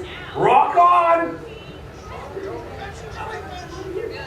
And I'm thinking Jellyfish! And the next one, jellyfish! all right, Mr. Smarty Pants. Stop playing games!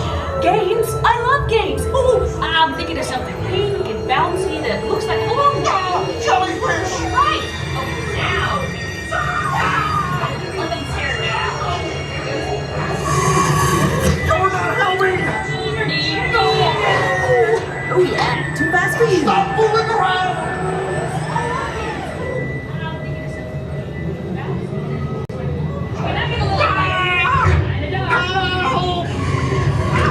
It's echoey in here.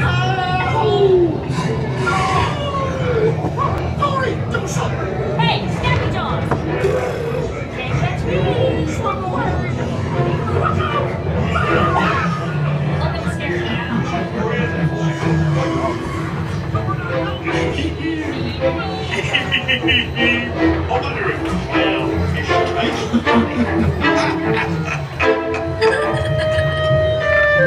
Nemo! Why don't you drop by for a little bite? Oh, what a beautiful little bite!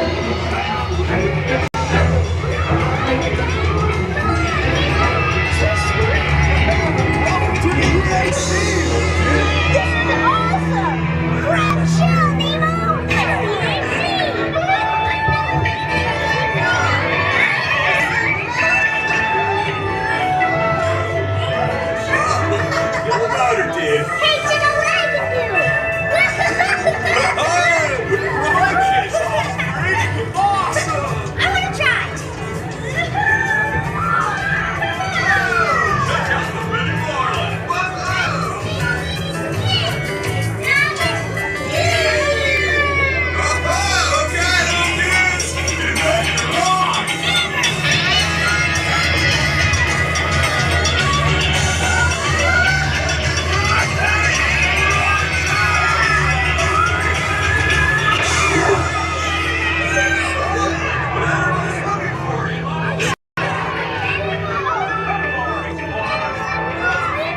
Look, Mr. Ray, here comes Nemo! Oh, there you are, Nemo! Yay! Nemo! Come aboard, explorer! It's Nemo! Look, Mr. Ray, here comes Nemo!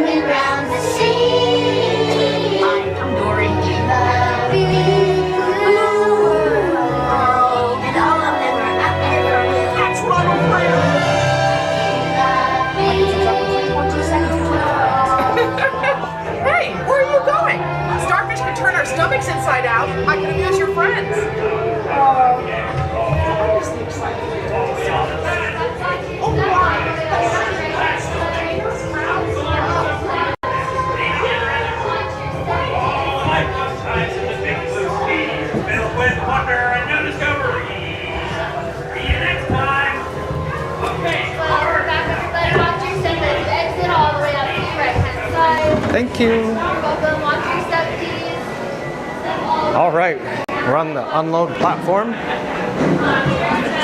Horizontal speed ramp. Hello. All right. We just unloaded off the Seas with Nemo and Friends, and we were experiencing a small delay and technical difficulties. Nevertheless, we're here back in Sea Base Alpha, the Seas Directory. We have the upper level with the sea turtles, sharks and rays, and the manatees. The lower level, where we're down on now, is Turtle Talk with Crush, the manatees, and ocean life. So there you go, Olivia D'Antoni. You got your experience on the Seas with Nemo and Friends with an extra added bonus of a lot of jellyfish, a lot of extra added jellyfish. While we're here, I wanted to mention the overhead signage. I like it a lot. Exit to World Nature. Okay, I wanted to head over to the fuel rod distribution locations. As I previously mentioned, I currently have 3 fuel rods on my person. Oh, hello there. Is it okay to turn my camera in your general direction? Hello, I'm John with Fun to Be Free, and we have these nice young ladies. Where are you from? Dallas. Dallas, Texas. Welcome. Did you come for the marathon? Yes. Oh, how'd you do? Are you wearing your medals? No. We're wearing our We Celebrated that we did it. Okay, can I come closer? Okay. Here, let me get it on camera. Princess Half Marathon, I'm celebrating. There we go. So, John with Fun to Be Free. Okay, John with Fun to Be Free. So you just need to know you know the at sign. Yes. Fun to Be Free on YouTube, streaming live on YouTube. My son has been watching live YouTube, trying to find us. Oh, okay. Well, there you go. Here. Can you tell me what it is? Okay, here we go. So I won't point the camera at your phone screen. Okay. I'll gently point it over in this general direction towards Sea Base Alpha. Okay. At Fun, F-U-N-T-O-B-E, Free, F-R-E-E. Okay. Fun to Be Free, streaming live on YouTube. Oh, thank you so much. Okay, I'm gonna sit. You just do your thing. Okay. So we're in the process of getting some replacement fuel rods. My cameras are a little hungry in juice and power. Nice to meet you all. Welcome. Take care. Have a great day. Enjoy your trip and stay. Bye-bye. Bye-bye. Bye-bye. So Olivia D'Antoni says, thanks again. That's my favorite ride. You're welcome, Olivia D'Antoni. I really like that attraction as well. In the meantime, here is the portable charger station. So as we unloaded from Sea Base Alpha, you get to enjoy wonderful views as I put my umbrella or brolly on the floor here in the exit or post-show shop. What I'm attempting to do is take one of 2 of my fuel rods out of my pocket, and I'm gonna hit swap here. Bear with me one moment while I swap. We need to keep our cameras fed. For all the new subscribers, actually, I'm using 2 cameras, and they are quite power hungry, hence the need for me carrying 3 fuel rods on my body. That is one of them. We got the satisfying clunk. So the next one's up. We're waiting for the fuel rod screen to refresh. In the meantime, I am in the direction or correct orientation. Barcode this way or off to the right. We're just waiting. In just a moment, we're going to have the opportunity to hit swap. Boom, swap. Boom, boom, boom. Insert empty fuel rod. Going to put it back in the machine. I'm now unplugging my cables from my camera. That's number 2. We have one more. So again, fuel rod number 3. We're on a countdown, or is this 3, 2, 1? Or this could be number 1, depending on the way you look at it. We're just waiting for the screen to refresh as we hit swap.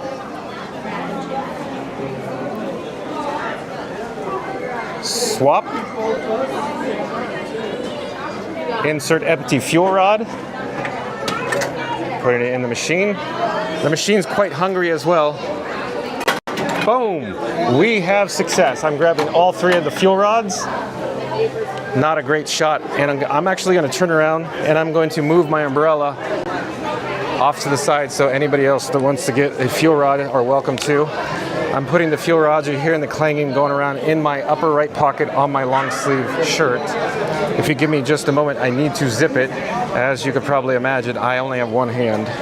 It was quite difficult, and you could probably hear the zipper next to the microphone. The microphone is mounted on my chest. I'm putting or inserting one fuel rod into its home, its base, its holder, plugging in the cable. We have success, I believe. I'm actually going to take now the other charging cables and put it back into my various devices. Bear with me one moment. We are almost ready to roll. Ready to rock and roll. We have success charging. Boom. Let me bend down. I need to actually get my umbrella off the ground. Give me just a second here. So I have my umbrella in my hand. Let's go back to Seabase Alpha. Hello there. Excuse me. So like I was saying before, we were over here looking at the directional signage. I love the fonts. I love the style. I love the color scheme here. Here, I'll get a quick shot. Second level aquarium. So if you go up the steps, you could go to the upper level. And of course the aquarium's up there. We could go up there in a moment. Not an issue, not a problem. I love the little lighting effects here in Seabase Alpha. We could swing around and take a look at the sign that I was just talking about. We saw the opposite side, but I believe all the signage at the Seas directory here is the same on both. So let's go upstairs. I believe the actual escalator is in rehab behind the blue construction walls there. It's a little like camouflage, a little hard to see, but trust me, there's some blue walls there.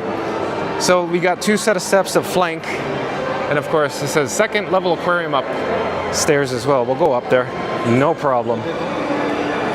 Heading up the steps now.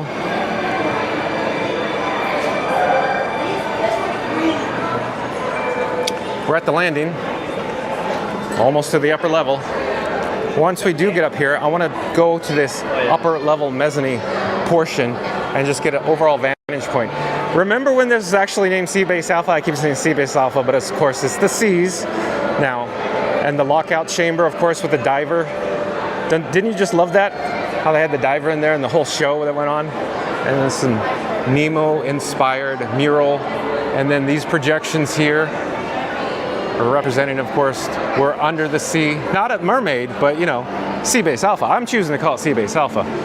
And what I especially like is all the various greeblies, the theming elements, all the ceiling, all the grates, everything that makes the Seabase Alpha what you see here. Of course, as the story goes, what I heard of all these little theming elements, they utilized a lot of this and carried it over into Star Tours at Disneyland, which then came to, of course, to, at that moment, Disney's Hollywood Studios, or I should rephrase that, then it was called Disney's MGM Studios, currently called Disney's Hollywood Studios. But the point of the story is, a lot of the theming in here, a lot of the grates, the greeblies, the you know, all this stuff you see, they carried over into Star Tours. And if you look carefully at all the details, there's a lot of Star Tours inspired theming objects here. And I'm actually distracted. And the reason why, I think I stepped in gum and my foot keeps sticking to the carpet. What I've been attempting to do as I've been showing the ceiling is get the gum off my shoe because it is sticky, but I can't. I got two pieces or two different sections of it. It just won't come off. But here, I'll continue. We'll go over here and look at here. While we're here, look over in this direction. Like I was saying, the construction walls, we got the lower level and the upper level, of course, closed off. I don't know if it's the escalator or they're repairing the glass. I think it was about this time last year, maybe the glass needed some repairs in this area of the aquarium.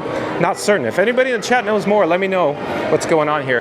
But I wanted to pause and show you the overhead signage. I love that they're using, of course, the logo, orange and yellowish in color, and then the font.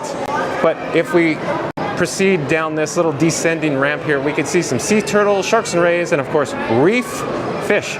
So yes, I'd say yes, let's go and see what we could find. There's a large amount of group of guests on this side, so there's a lot of fish. Yep, well, yeah, fish. We got fish. Yeah, look at the shark coming. Samuel, look at this one. I was just looking for a good place to stop. There's a lot of guests that are viewing the interior aquarium of all the various fish. Let me stop here for a moment. Oh, yeah, look at that.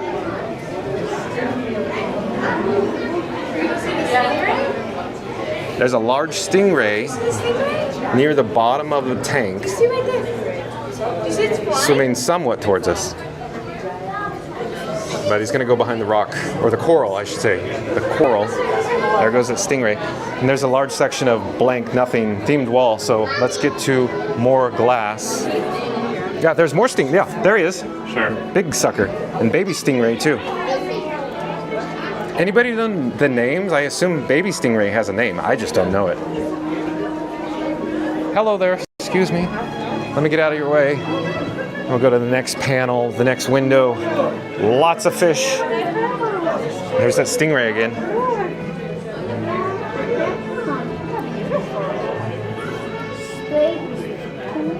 He's so good. Hold on.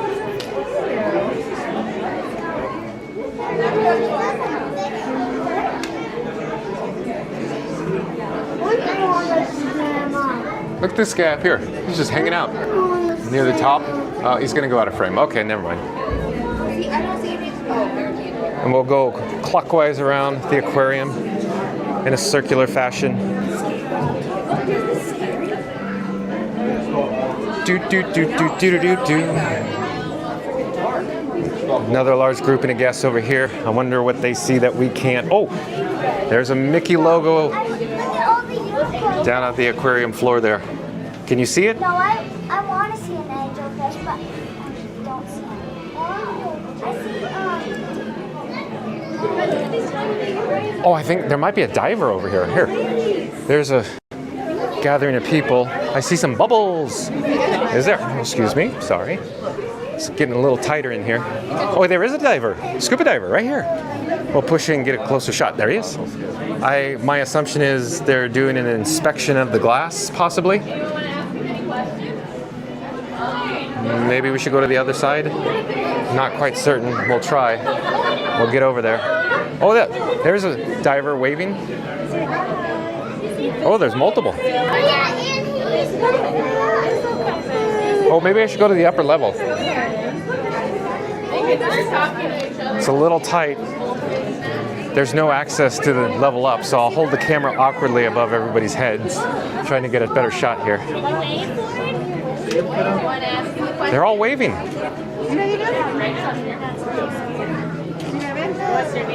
Hello there. Hello, I'm John with Fun to Be Free. We're live on YouTube right now.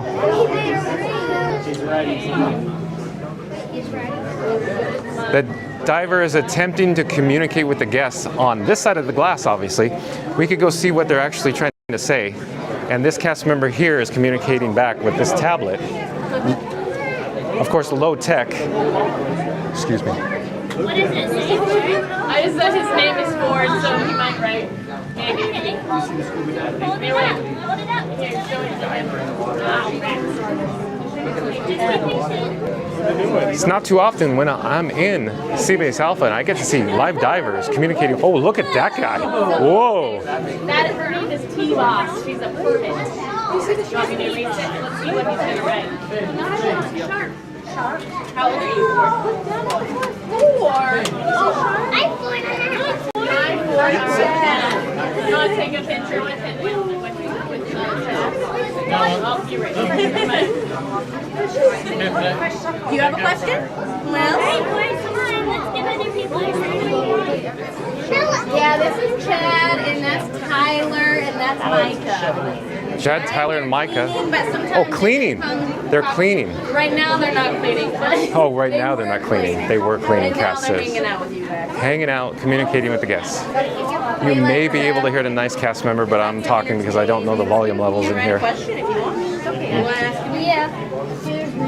Or you can tell me, right? Or you don't have to.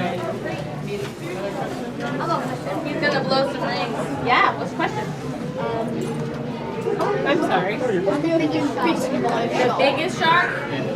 In here it's a hammerhead shark, but I can She says the biggest shark is the hammerhead shark in the tank. Our hammerhead's the biggest, it's about 7.5 feet long. 7.5 feet long. Her name is Holly. She's a scallop hammerhead.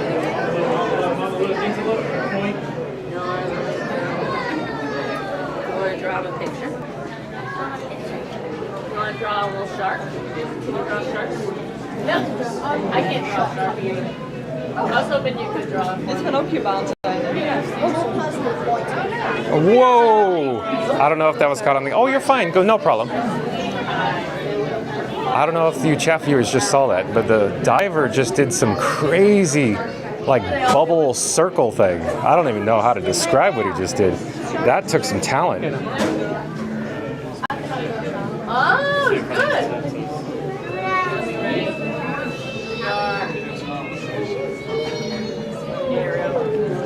Oh, there it is again.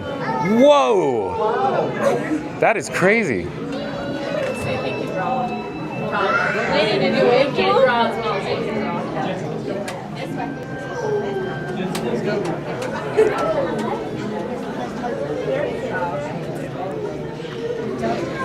Okay, so the diver's writing on the tablet now. They're communicating back and forth. I can't see what it says, but Yeah, sometimes they're sleeping.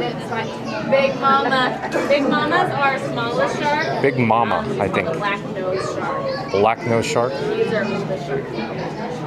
Oh, there is a turtle at the back. Okay. Cast member says there's a turtle at the back. These are loggerheads. So if you follow the tunnel all the way back. Follow the tunnel all the way back. There's a turtle back there. Tolstoy is the oldest known sea turtle in human care. Oldest known sea turtle in human care. Very old. Very old. That's in like a You might be able to hear her. under a few. She's telling a better story than me. We don't know how old they can get. No one's been able to track them. So yeah, the trackers haven't been around that long. So. Oh, look at that circle thing. Ah, circle bubble. Oh, crazy. Does anyone want to ask them any questions? I mean, I can answer a lot of questions too, but if you want one specifically for them, you can write on here if you want. What to be questions? You want to say hi? So, they're in here. Oh yeah, let's see if I bet Tyler will get it. Tyler on the bubble.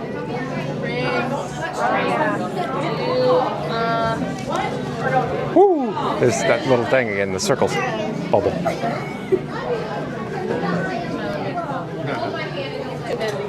Wow, it's so cool. Look at that when it hits the glass.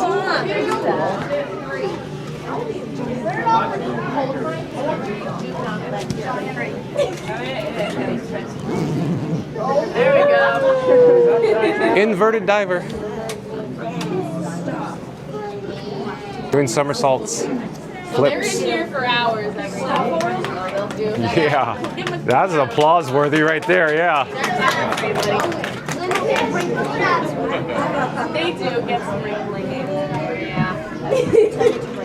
But they get used to it. They do this all day, every day. It's what they love. So they help keep the water nice and clean for all our animals. Very important. We have about 2,000 animals in our aquarium. Lots of them. How many hours are they in there at a time? At a time, usually only about an hour. About an hour in there at a time. A day, usually around Several dives a day. 5 dives a day. 4 or 5 dives Work a 10-hour day. shifts. So. 10-hour shifts. I can't read what's on. You're fine, no worries. Where are you guys from? South Dakota. Ah, let's tell it from South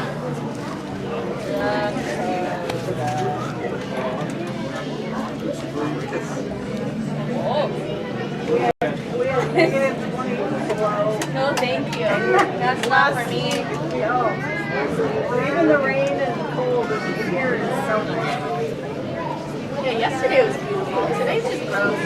It's okay. Beautiful steak. I know. I wonder if he's actually been there. He's from Colorado. I think he's been here a long time now, like 10 years.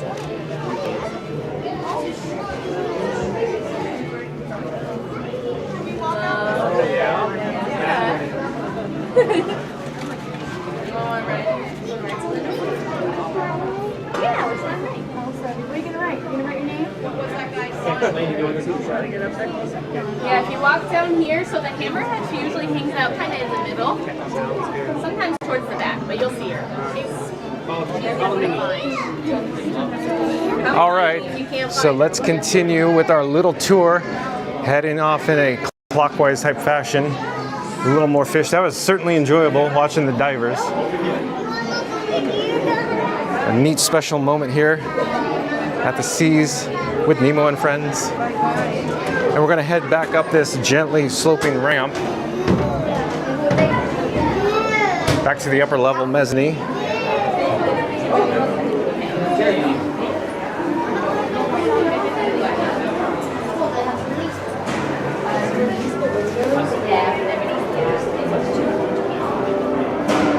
To get your bearings, we just came out of the tunnel behind us, and just down below is the lower level where we came from.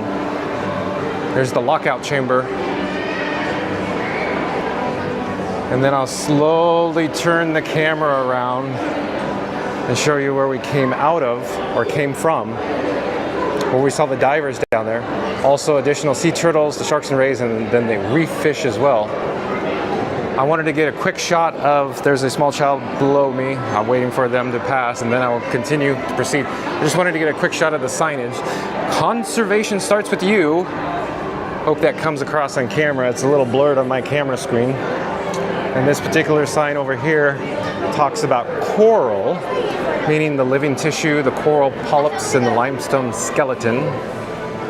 We can see additional views, of course, of the interior aquarium. And there is a minimum amount of fish on this side. But let's continue. There's a sea turtle signage board. I'm gonna point my camera over here at the nursery, get a sign. Here, hold on. I gotta go around the escalator. Get a shot of the nursery sign. And then I'll show you where the lower level is in regards to perspective or our orientation here on the upper level. And I'll check the chat again. Angela Florentino says, I have to run so I can have dinner, but this was a wonderful afternoon tour at Epcot. I'll be back in the future. Well, thank you so much, Angela Florentino. I'm glad you enjoyed it. In the meantime, I'm just going to show you some more information about the coral. Just get a quick shot, and then we'll head over here to these smaller tanks. Underwater wonders. See if we can find any shrimp in here. Thank you for joining us, Angela Florentino. Oh, there is shrimp right here. There's two of them. It's hard to see, but they're here. There you go. I'm trying to get a better shot, but I can't get too close without hitting the glass. Still a little hidden back there. And then there's some cuttlefish in this tank. Look at this guy.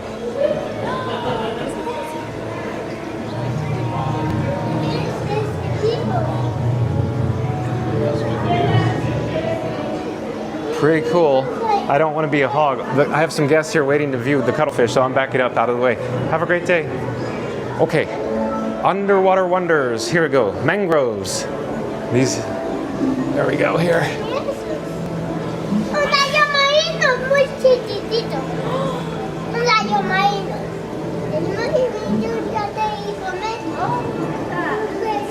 We also have a giant clam. I think there's a bunch of them here.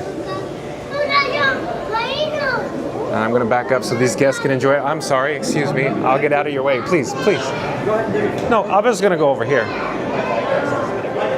I was going to go and look at the clownfish. I'm sorry, clownfish and anemones.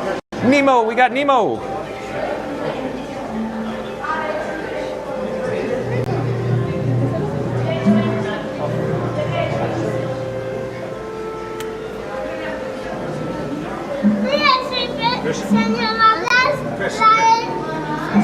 Okay, we'll back up so the guests can enjoy the clownfish and the anemones. And I'm slowly going to turn so you can get a vantage point of what it looks like here in the nursery. There's actually a, I'm going to call it a porthole in the floor that you can look in the lower level below. Take a quick shot. We could go down there and check it out as well. There's one more neat little tank or a small aquarium here with the, I'm looking now, what do they call it? Rehabilitating reefs. That's what they're labeling it, okay? Dory, we got Dory.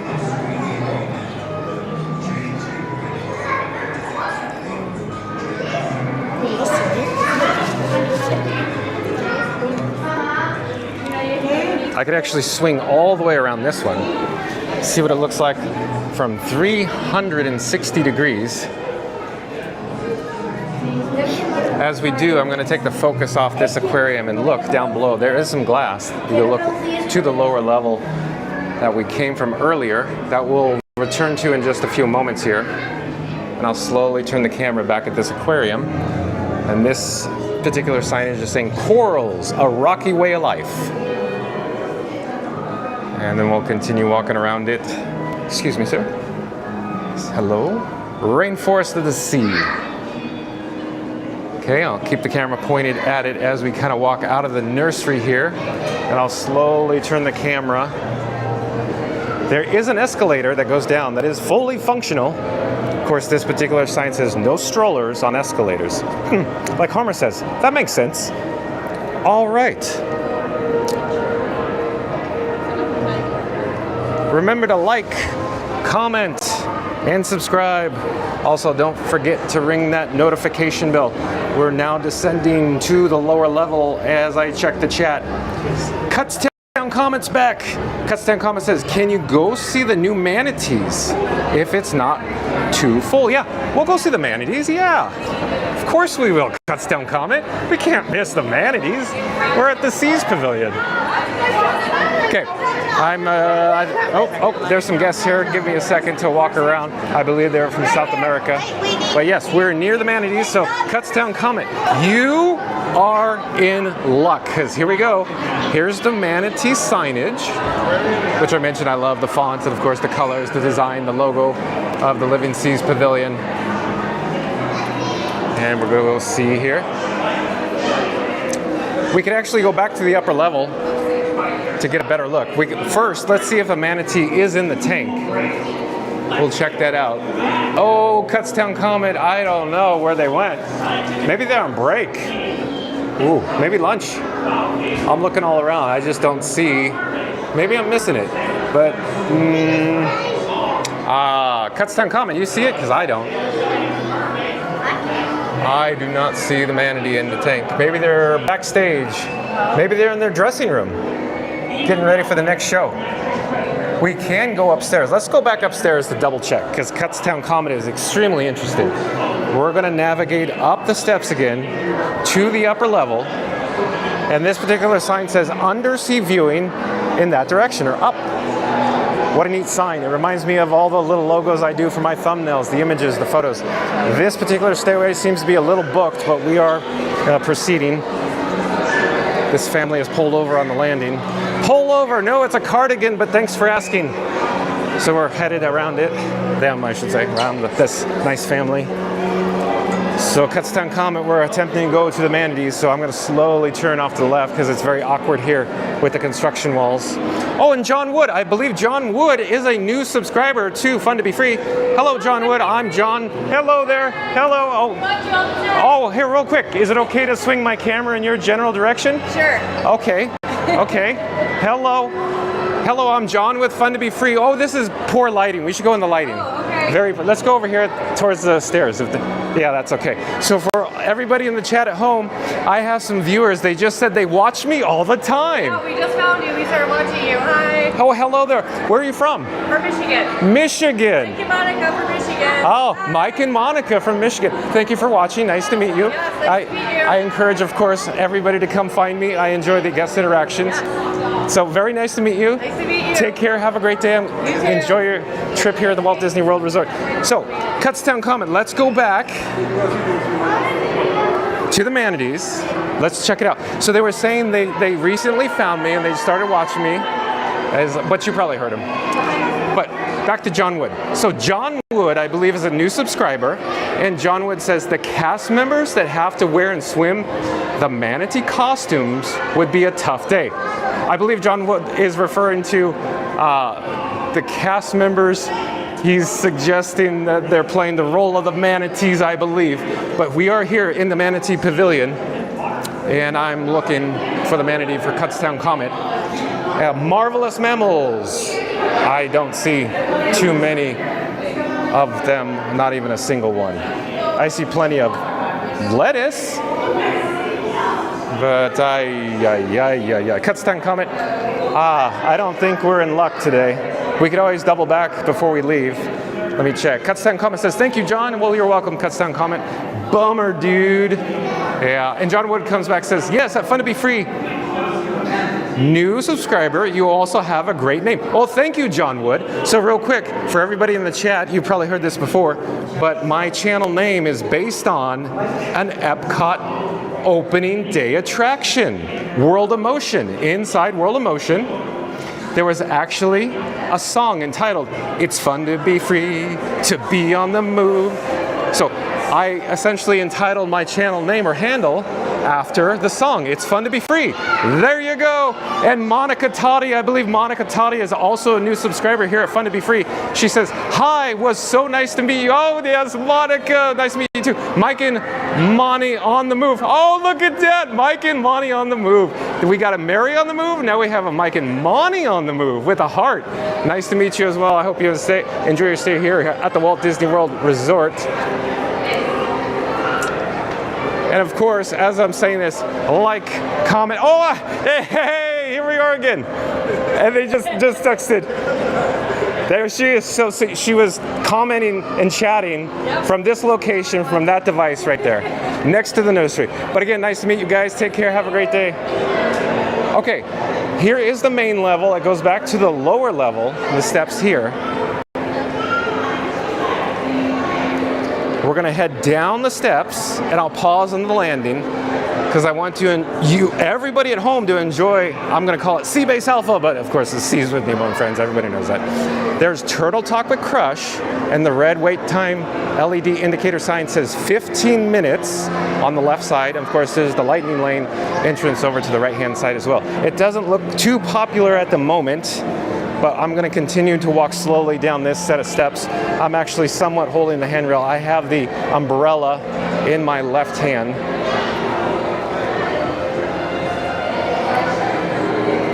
And I am down on the lower level now.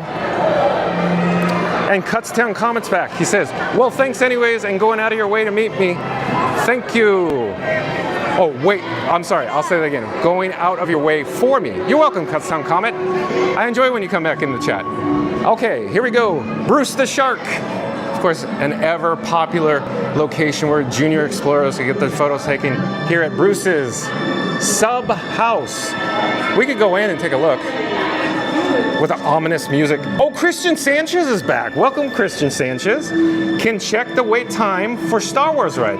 Well, you're more than welcome to, Christian Sanchez, but as it turns out, I don't think we're gonna have the opportunity or the time to get over to Disney's Hollywood Studios to check out the Rise of the Resistance or Star Tours today. But another video for another day we could do it, Christian Sanchez.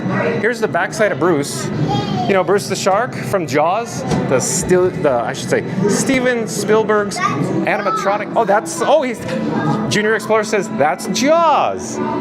What's the scariest word to a shark? Human. It's scary. I gotta get out of here. It's too scary for me. Junior Explorer talking to me. Okay, and here's another view here. And then we'll take a shot before we leave. Hello there, excuse me. Of Bruce the Shark. We got various junior explorers running all around Sea Base Alpha. They're out of camera, out of view, but they're running down by my feet. There's the diver lockout chamber that we're briefly talking about. Oh, hello there. There's a little display. Just quick mention. We got to get over to Ocean Life. Let me get a quick shot of the sign. Oh, Lamons Gray. Hi at Fun to Be Free. Hello, Lamons Gray. Welcome to the channel. I believe you're a new subscriber. And Christian Sanchez says, I'm on the Falcon. Oh, you're on the Falcon. Oh, I get it. So Christian Sanchez is saying he's currently at Disney's Hollywood Studios experiencing Smuggler's Run. I understand now. Okay, I see. He's giving us an update of the Millennium Falcon. Let's take a quick look here at the various aquariums while we're in here.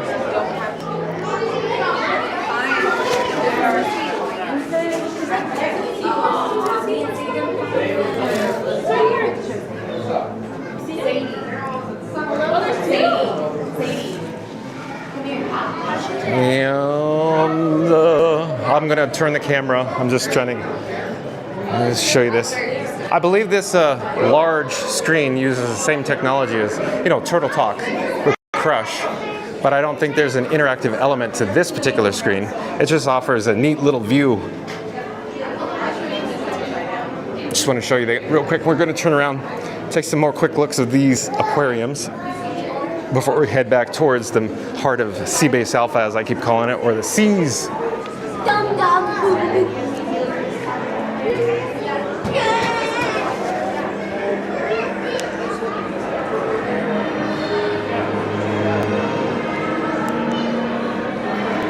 While we're here and before we leave, what we should do, what I want to do, because I love Omni-Mover systems. When I say Omni, O-M-N-I, Mover, M-O-V-E-R, Omni-Mover systems, as you know. So this particular ride system here at the Seas with Nemo and Friends is an Omni-Mover ride system. It offers a great experience to the guests, as well as a high ride capacity as well. And you can see the vehicles, obviously. Here, I'll get a shot here. Let me go back here. Of course, this is unload, where sign says exit only, do not enter, which is probably hard to read because there's a bright light shining on it. But as the ride system accelerates, these vehicles will return to load. That's where we started our adventure here on the Seas with Nemo and Friends. And that's the escalator that we came down from the upper level. I'm slowly gonna back up. Let me check the chat here. Le Mans Gray, Monica, Toddy, Mike, and Monica, have fun in Disney World. So Le Mans Gray may know them.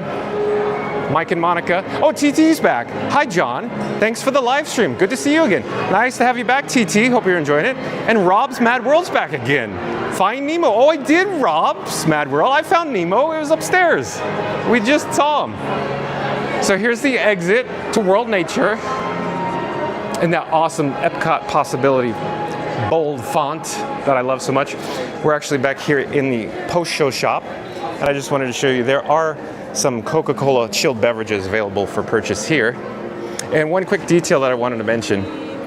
I always thought this little porthole, this little feature, this little detail was just, bought on Amazon and they just stuck it on here until I touched it. I'm like, no, I think that's custom manufactured. It's like CNC'd aluminum.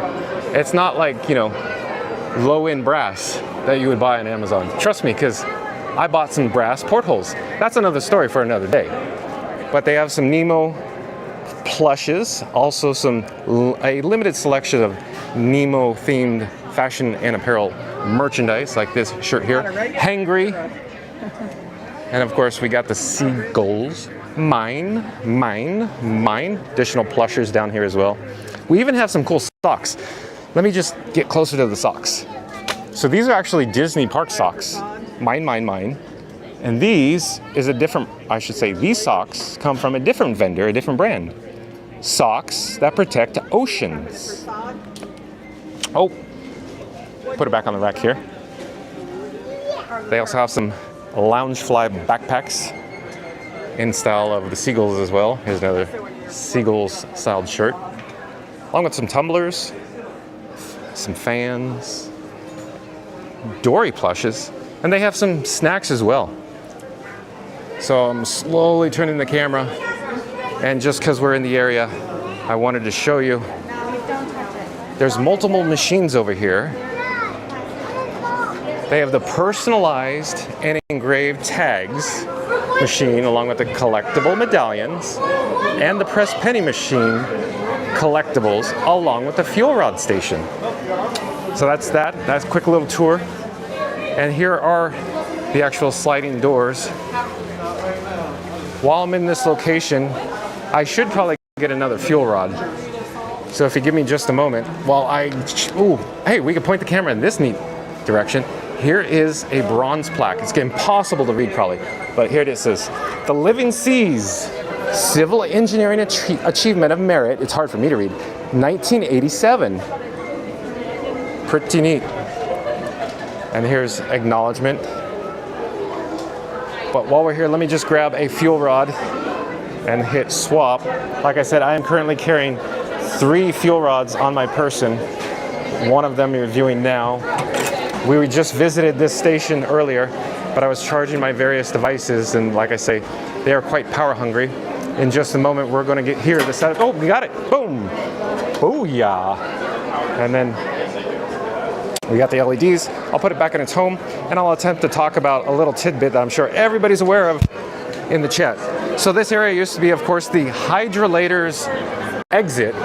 So you would go through the hydrolator, of course, back to ground level because you were themed in Sea Base Alpha to go underwater.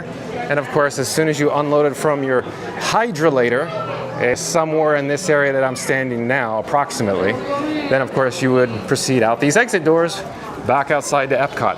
Oh, and I do believe we have a new subscriber, HG.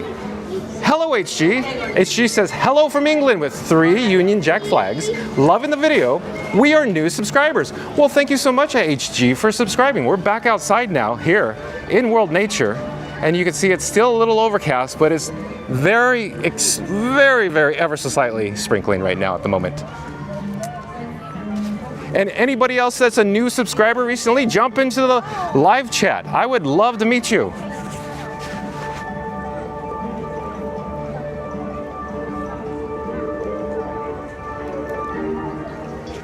Remember to like, comment, and subscribe. Just up ahead here is the stroller parking for the Seas with Nemo and Friends.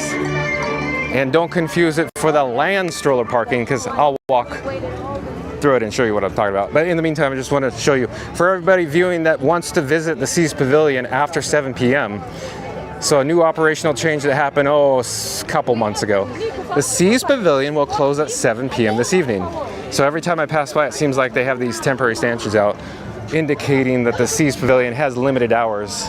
Going back, remember many years ago, the Seas Pavilion and Living with the Bland boat ride, Ellen's Energy Adventure, they all used to close at 7 o'clock, and I would just go, why are you closing at 7? I would literally cry as an adult because, you know, I'd come to the Walt Disney World Resort and I just wanted to see those attractions when I came to Epcot, and I'd walk up and it would be closed. I'm like, they need to make an operational change. So I'm not too ecstatic about, you know, closes at 7, but I understand guest flow, it tends to diminish here in World Nature. But I just wanted to show you a quick update of the strollers. Here's what it looks like.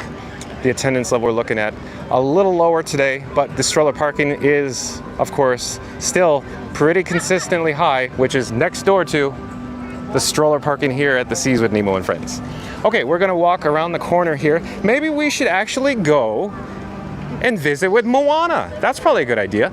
And as the sun is setting here at Epcot, you could start to see the little glow of all the reflection of the lights emitting and reflecting off the Alucobon aluminum panels on Spaceship Earth. Look below, almost like a magenta color reflecting. And I was mentioning as we were out here earlier, you can see the overhead lighting. I'll look up here.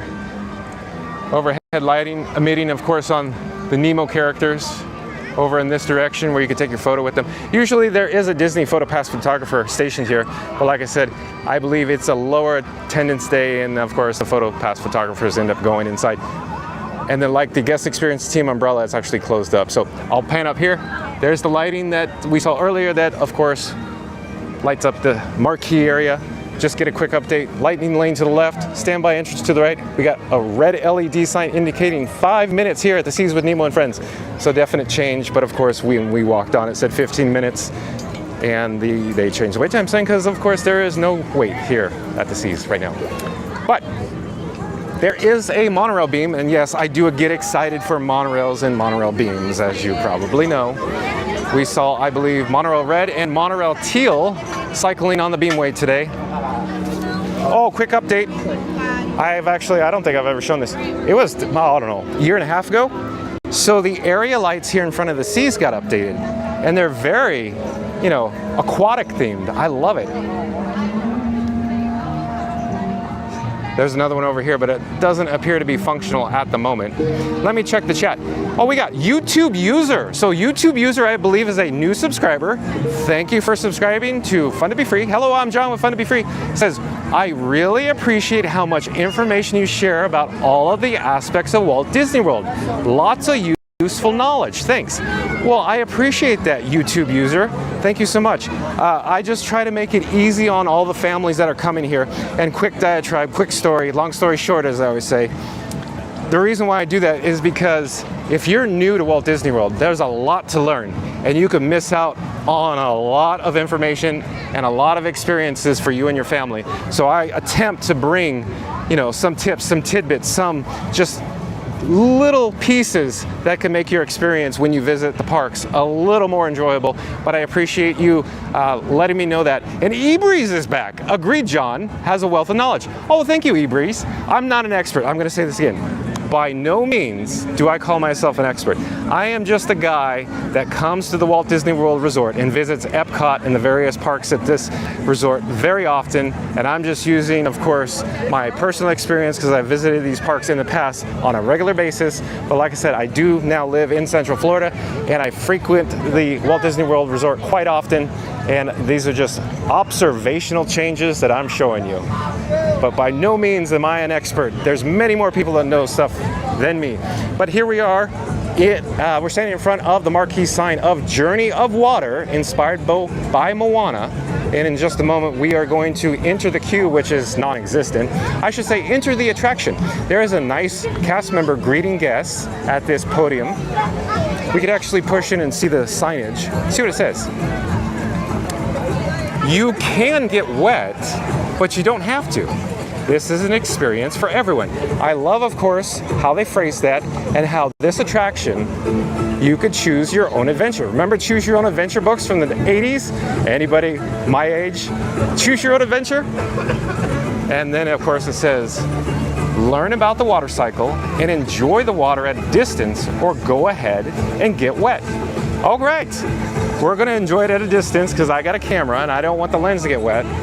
But here we go. We got a Moana logo overhead. Hello there. Nice to see you. Here's the water cycle. We won't focus completely on it. I'll just show you briefly the water cycle. So water connects us. All right. There we go. And you can enjoy the nice background music loop. We got rain over here.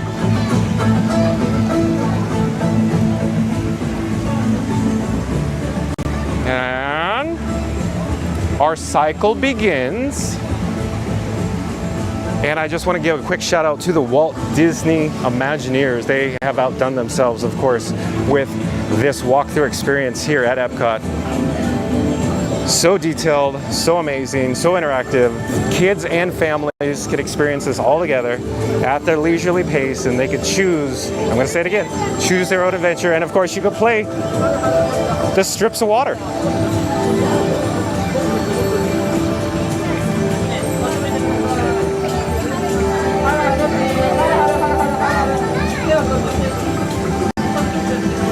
Alley Cat. Oh, I believe Alley Cat is a new subscriber as well. Welcome, Alley Cat, to the channel. Hello, I'm John with Fun to Be Free.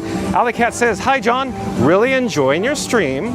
Appreciate all of the interesting chat. Well, thank you again, Alley Cat. Thank you, thank you, thank you. I enjoy it as much as you do.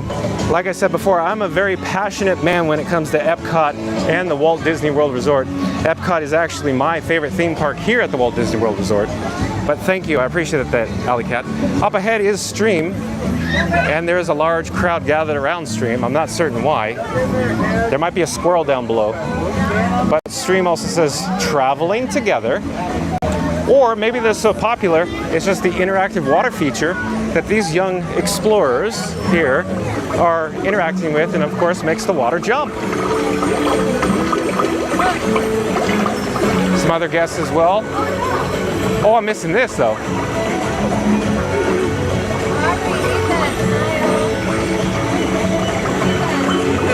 Oh, while we're here, we should get an overhead shot of Spaceship Earth. Look at that shot. Everybody in the chat, you need a wallpaper of this right here. But here, let me back up so you can get an overall experience of what the guests are seeing with this interactive water feature here in Moana.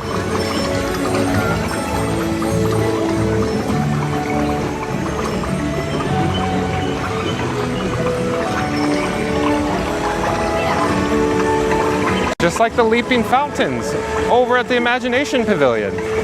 But of course, updated with more technology and interactive.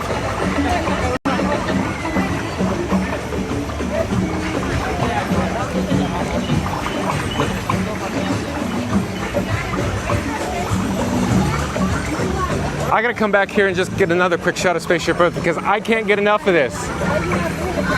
So just a quick shot and we'll move on. But there we go. We got the wetland. Wetland is building community. There's a nice little pedestrian footbridge here. And coming up to spring. I'm not certain what direction I should go here, but I'll get a shot real quick. Spring, hidden depths. Yeah. So there we go for spring. Just everywhere you look, all the guests seem to really enjoy this attraction. I hear a lot of people when I'm, walking around the pathways here at Epcot. They talk about two things. It seems like Moana and Guardians. They love it. Look at that, pretty cool, pretty cool, pretty cool.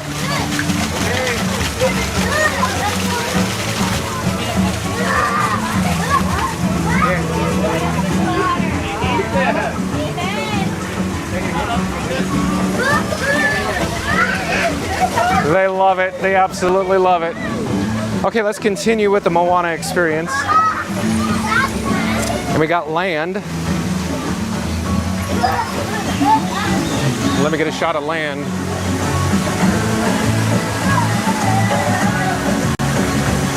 Shaped by water. Oh, and I do believe we have another new subscriber, Goofy Jim R. Goofy Jim R, thank you for subscribing. Hello, Goofy Jim R. I'm John with Fun to Be Free. Goofy Jim R says, hi John, just subscribed. Well, thank you so much. I hope you enjoy this content, Goofy Jim R. And Lamont Gray's back. Beautiful shot of Spaceship Earth. Well, I have to agree, Lamont Gray. I would add, yes. As you know, I'm an Epcot man. Can't get enough of the Spaceship Earth.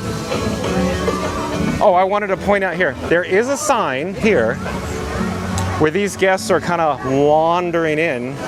But back in this direction are restrooms. It's a single-seater, meaning like a companion restroom.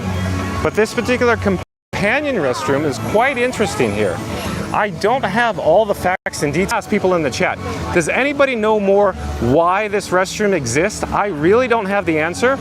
My speculation, my opinion about this is that there's a Reedy Creek code. Of course, Reedy Creek's been renamed, but I choose to use the name Reedy Creek, kind of like Epcot Center, because I assume it's based on square footage. So if there's a certain amount of square footage in the area, there's an expectation or a formula, or they need a certain amount of restrooms, certain amount of companion restrooms.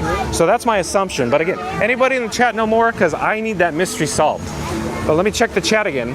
Goofy Jim R says, don't forget to bop that like button. It's free to do. Oh, thank you, Goofy Jim R. You are correct, Goofy Jim R. Let me just pop this up. So, as Goofy Jim R says, don't forget to bop that like button with a big thumbs up. It's free to do so. Oh, we're missing Lake. I gotta double back on Lake. I'm getting too distracted here. So I'm going around the horn. Oh, hello there. How are you? I'm pushing in. We just got to get a quick shot of Lake. And then we'll look down here. So Lake, all water is connected. And while we're here, let's get another view of Spaceship Earth before we get to Moana. It's partially obscured, but still awesome. Look at that, look at that, look at that. And then we got some leaping fountains here. I'll just pause on this for just a moment. And we got Moana. Well, I should rephrase that. Te Fiti inside the Moana attraction. That's how I should phrase that. Let me back up so I won't get in their family photo here. Excuse me. We'll come over here and get another photo of Te Fiti. I think I'm saying that right. But there you go. Look at the eyes, the gloss of the eyes reflect on the lagoon below. Shimmering, glistening. Let me head to the opposite side of this little bridge. You can see more leaping fountains. Oh, and Mike Hall. We got Mike Hall. I believe Mike Hall is a new subscriber to Fun to Be Free as well. Hello, Mike Hall. John with Fun to Be Free asks, did you meet the real Moana there yet? As it turns out, Mike Hall, I was not here to experience the meet and greet with Moana today. They have limited hours, and I believe, I could be getting this wrong, but people in the chat probably know more. I believe it's 5 o'clock Eastern that it stops, but we can always double check the wait times. While we're here, I wanted to check out River. So we got River here. And of course, down here, we are all Voyagers. Let me slowly back up. And you know, it's a little crowded behind us, but in front of us, where'd everybody go? It's like the finale's the best part. Everybody's gone.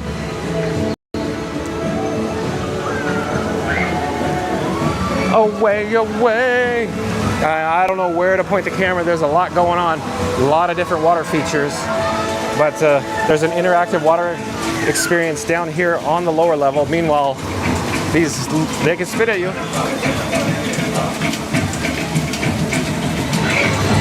Mike Hall also says, what is the weather like there? Fine, high, okay. It's in the mid 60s right now, probably headed down to the lower 60s. It's overcast. It's been raining pretty much all day. Right now, I don't believe there is any rain going on right now. Extremely overcast. I'm not gonna actually walk underneath this leaping fountain. I don't want to get the camera lens wet, but I will go around this general direction, try to get another shot, because I don't believe water leaps right here in front of us. We're gonna look down in this area.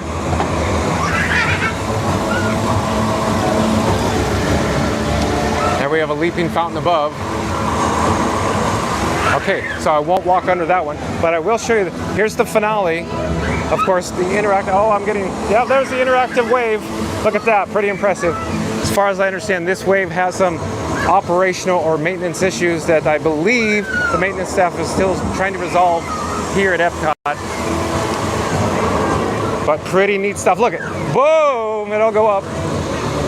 The Junior Explorers waving their hands, it goes up. All interactive. Boom.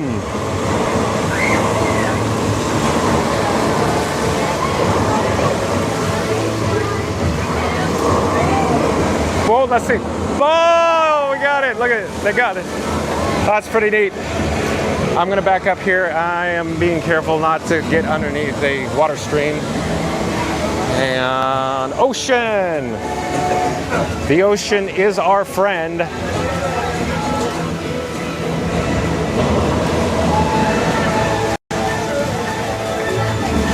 We're actually walking towards the exit of this attraction. Here is the last one, I believe. We got Sky, so I'll get closer. But I was trying to get Spaceship Earth, but we could always get it as we walk out. So Sky. Water knows the way. So we'll gently pan up. Take a look at Spaceship Earth, just peeking out over the rockwork. Behind the mist. And we're actually walking out of the attraction exit right now. And while we're here, let me get a drink of water. Hold on just one moment and I will be right with you.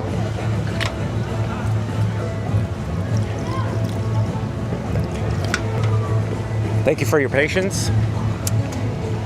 The water here at Epcot, out of the drinking fountain, it leaves a little more to be desired. It tastes like Florida swamp. But let's get a parting shot of the Journey of Water, inspired by Moana. Beautiful with the sun setting here at Epcot at the Walt Disney World Resort. But here's what I really wanted to get to. Here we go. Look at Spaceship Earth now.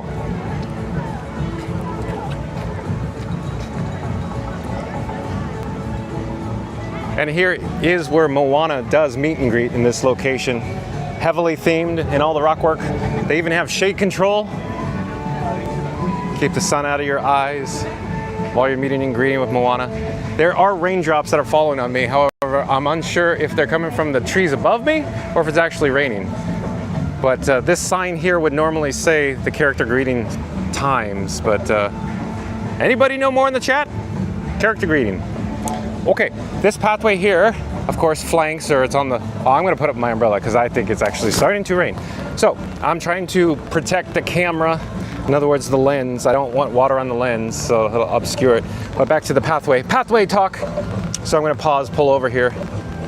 This little pathway here, I love the addition for the guest flow in the park. I'm gonna call this a shortcut into world nature. But everybody knows this. This is a rookie move. Everybody knows you just walk down this pathway. Take a shortcut to the Seas with Nemo and Friends, or maybe the Land Pavilion. Similar in, you know, scale, size, scope, direction, that you could choose to take a shortcut through. Connections Eatery over to the Guardians of the Galaxy. I love how there's new guest flow pathways here with the new Epcot.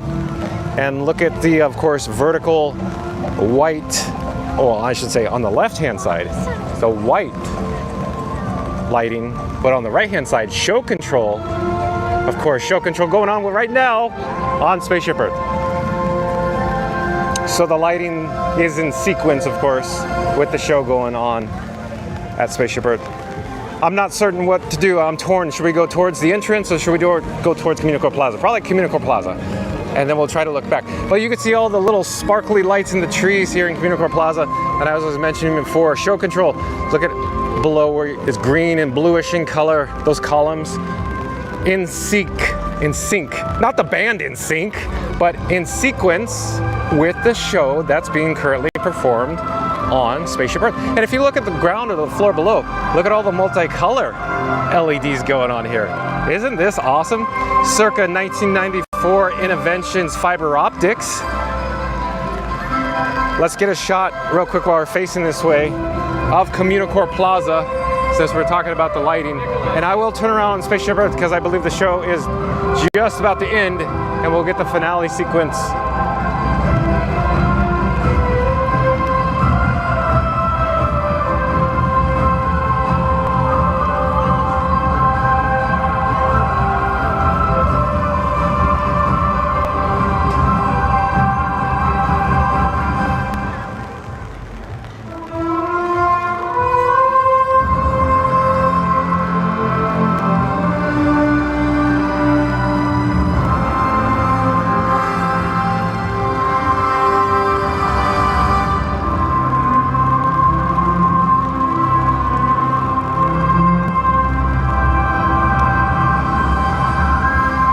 Beautiful, amazing.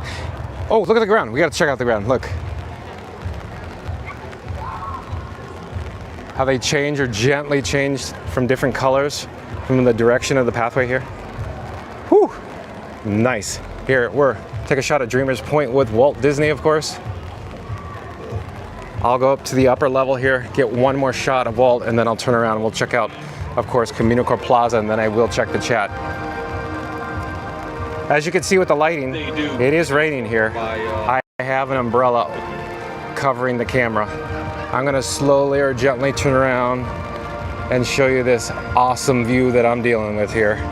As you look, of course, north into World Showcase Lagoon, and you can even see American Adventure peeking up above the monorail beamway there. Listen to the background music, the BGM. I love it. Nothing like it. I'll walk down the steps, I'll get closer. I can only go so far though. So I'll go to this point and then that's all I could do right here. Look at the ground, the floor below, reminiscent of the Epcot logo. Of course, the Epcot Center logo circa October 1st, 1982. Let me check the chat.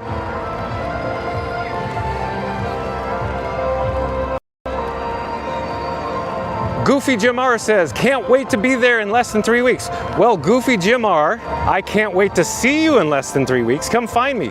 You know where I'll be. I'm live. You could find me anywhere at the resort on any given day starting at 2 p.m. Eastern.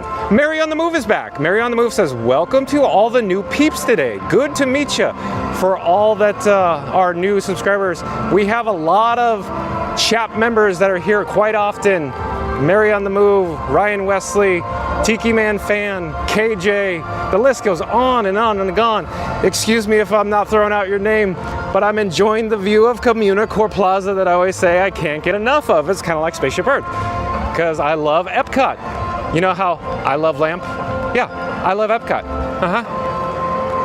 Lamons Gray says, at Goofy Jim R, it's so exciting to count down the days to go into Disney. Yes, there's nothing like planning your trip to the Walt Disney World Resort, getting your plane flight, getting your resort reservation, getting, of course, your fast passes secured, and of course, dining reservations, planning where you're gonna go, getting your, of course, I should say, your park pass reservations all secured, ready to go.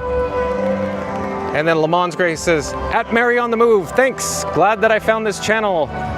Goofy Jim R also says, yes, and we'll be returning at end of April with family to renew our annual passes. Also, Goofy Jim R probably lives somewhere along the East Coast that's within driving distance, I imagine.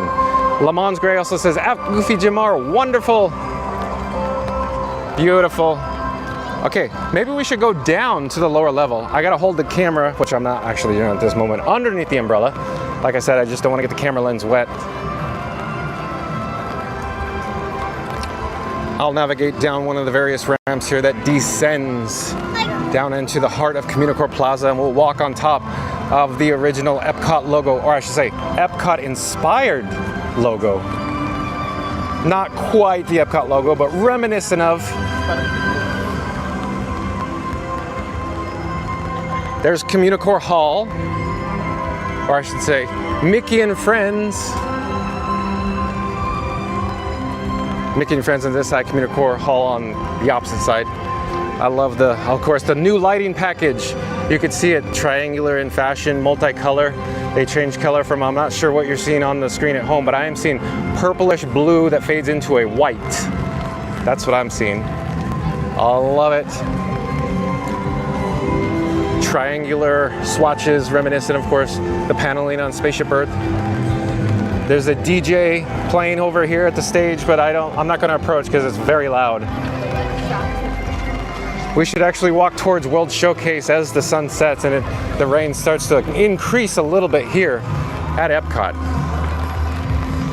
Goofy Jim R says, nope, in Pennsylvania, we fly there. Oh, okay, Goofy Jim R. So you have annual passes. All right. So Goofy Jim R must frequent the resort. Goofy Jim R, do you have a favorite Walt Disney World Resort hotel that you actually stay in? Are you Disney Vacation Club members?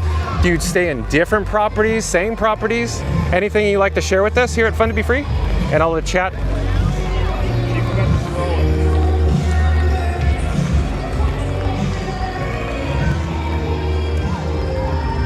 I'm just pausing for a moment, adjusting some information on my camera. And remember to like, comment, and subscribe. I removed the umbrella for just a moment, and now the umbrella's over the camera. It was a very nice day here at Epcot, even though we've had a little bout of rain. But we're actually walking south towards the World Showcase Lagoon. And up ahead, oh, I gotta pause here because I love this. I just gotta mention this. So the paving, as you know, I like the concrete, the paving. I love the Spaceship Earth inspired logo in the paving. It's very reminiscent of the opening day maps. Anybody know what I'm talking about? It's kind of bluish or orangish in color, of course, with the triangles or the tiles, white in color. Very cool. But let's check the chat again. Goofy Jim R says, this will be the 6th time since last April. Okay. Well, Goofy Jim R, I don't want to say how many times I've been to the Walt Disney World Resort. And I don't want to say how many resort hotels I've actually stayed in. It's quite embarrassing. But Goofy Jim R says Pop Century or All-Stars. Okay, I like Pop Century. Now, I'm not saying anything about the All-Stars. I think the All-Stars is very well themed. And in fact, if you're coming with your family, it's perfect for, of course, the Junior Explorers, perfect for the whole family. I love, of course, how the Walt Disney World Resort keeps the properties up. For example, the All-Stars, they are always, it seems like they're always painting the buildings, always improving them. The landscaping is always immaculate. I think they do such a good job at the price points with the value resorts. But if I had to choose what value resort is my favorite or the best one to stay in with your family, I really like the Pop Century or Art of Animation. It's always a toss-up. So the way I'd say, it's this simple. Art of Animation is perfect if you want a family suite. So Art of Animation, the majority of the rooms have 2 bathrooms, 2 full bathrooms, and of course have like a family room and then 1 full bedroom, and they have the Murphy bed, and of course the 2 bathrooms with doors, so you could have 2 different family members showering at the same time. So if you prefer the suite, the way to go of course would be the Art of Animation, because they share the Disney Skyliner along with the Pop Century. But if you just prefer a traditional room where you have a smaller family, where you could, you know, have a room that can accommodate your family, say 2 beds in the room and 1 bathroom, the Pop Centuries, I like the Pop Century. In fact, I've stayed at the Pop Century quite often because I just like the Pop Century. As you could probably imagine, I like pop culture. And I love going into the lobby at the Pop Century and seeing all of the various items that are in the cases, the display cases, you know, from the 80s especially, but all the stuff that, you know, from my parents' era, from the 1950s, that when I was a kid, they'd tell me about. I just love, it's just part of my childhood, that's all. But here we are. I wanted to come up here just to look at this sign because I believe tonight will be the last night to see this sign. I could be wrong, but I'm thinking they're going to start removing this sign tonight because today, of course, is the last day for the Epcot International Festival of the Arts, you know, 2025 edition. It will be back. Do not fret. Next year. Well, it'll come back. Don't worry. But I always say sponsored in part by Figment. As I keep saying, we need more Figment. I would be okay with Figment hosting every festival, but I like the way they rotate it. They do a good job. I like how Figment's up there on the rainbow. Taste the rainbow. I've said this before. I like the little paint tubes with the little Spaceship Earth. Oh, we're missing Monorail Red. Monorail Red on the Beamway. Oh, and Spaceship Earth behind the Beamway.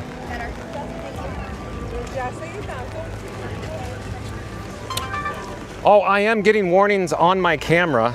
That means the cameras are dying. For all of you in the chat, I am not using essentially a smartphone on a gimbal. I'm using different cameras, and these cameras are quite power hungry. So what I have a choice to make here is where we go from here. I want to head back towards Spaceship Earth so you can get this gorgeous view of Spaceship Earth and all the various lights on it here at Epcot in the rain, the last day for the Festival of the Arts. The Skyway station is, you can exit out.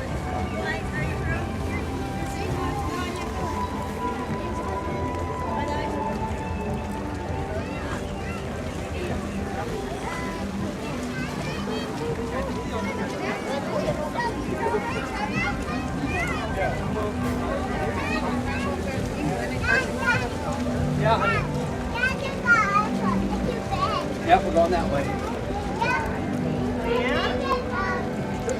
I'm having a little bit of trouble. I'm trying to, you know, juggle an umbrella and hold the camera at the same time.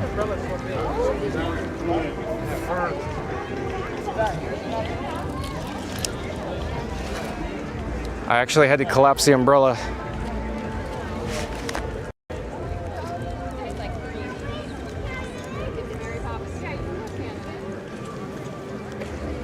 We're actually headed up to a Disney Photo Pass photographer location where you could get your photo in front of Spaceship Earth. I love that one. I love it. I love the way it looks.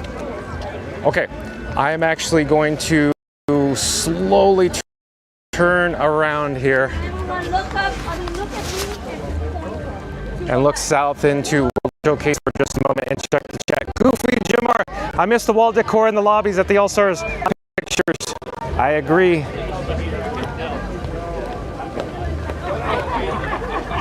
Well, hello there. John with Fun to Be Free here at Epcot today. Thank you for joining me, but the rain's starting to come down. The cameras are starting to die. It's hard to keep them charged.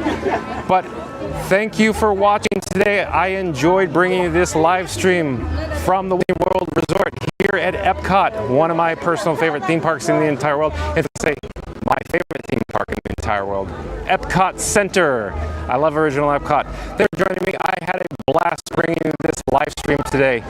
Take care. Have a great day. See you in the next video. Bye-bye, everyone.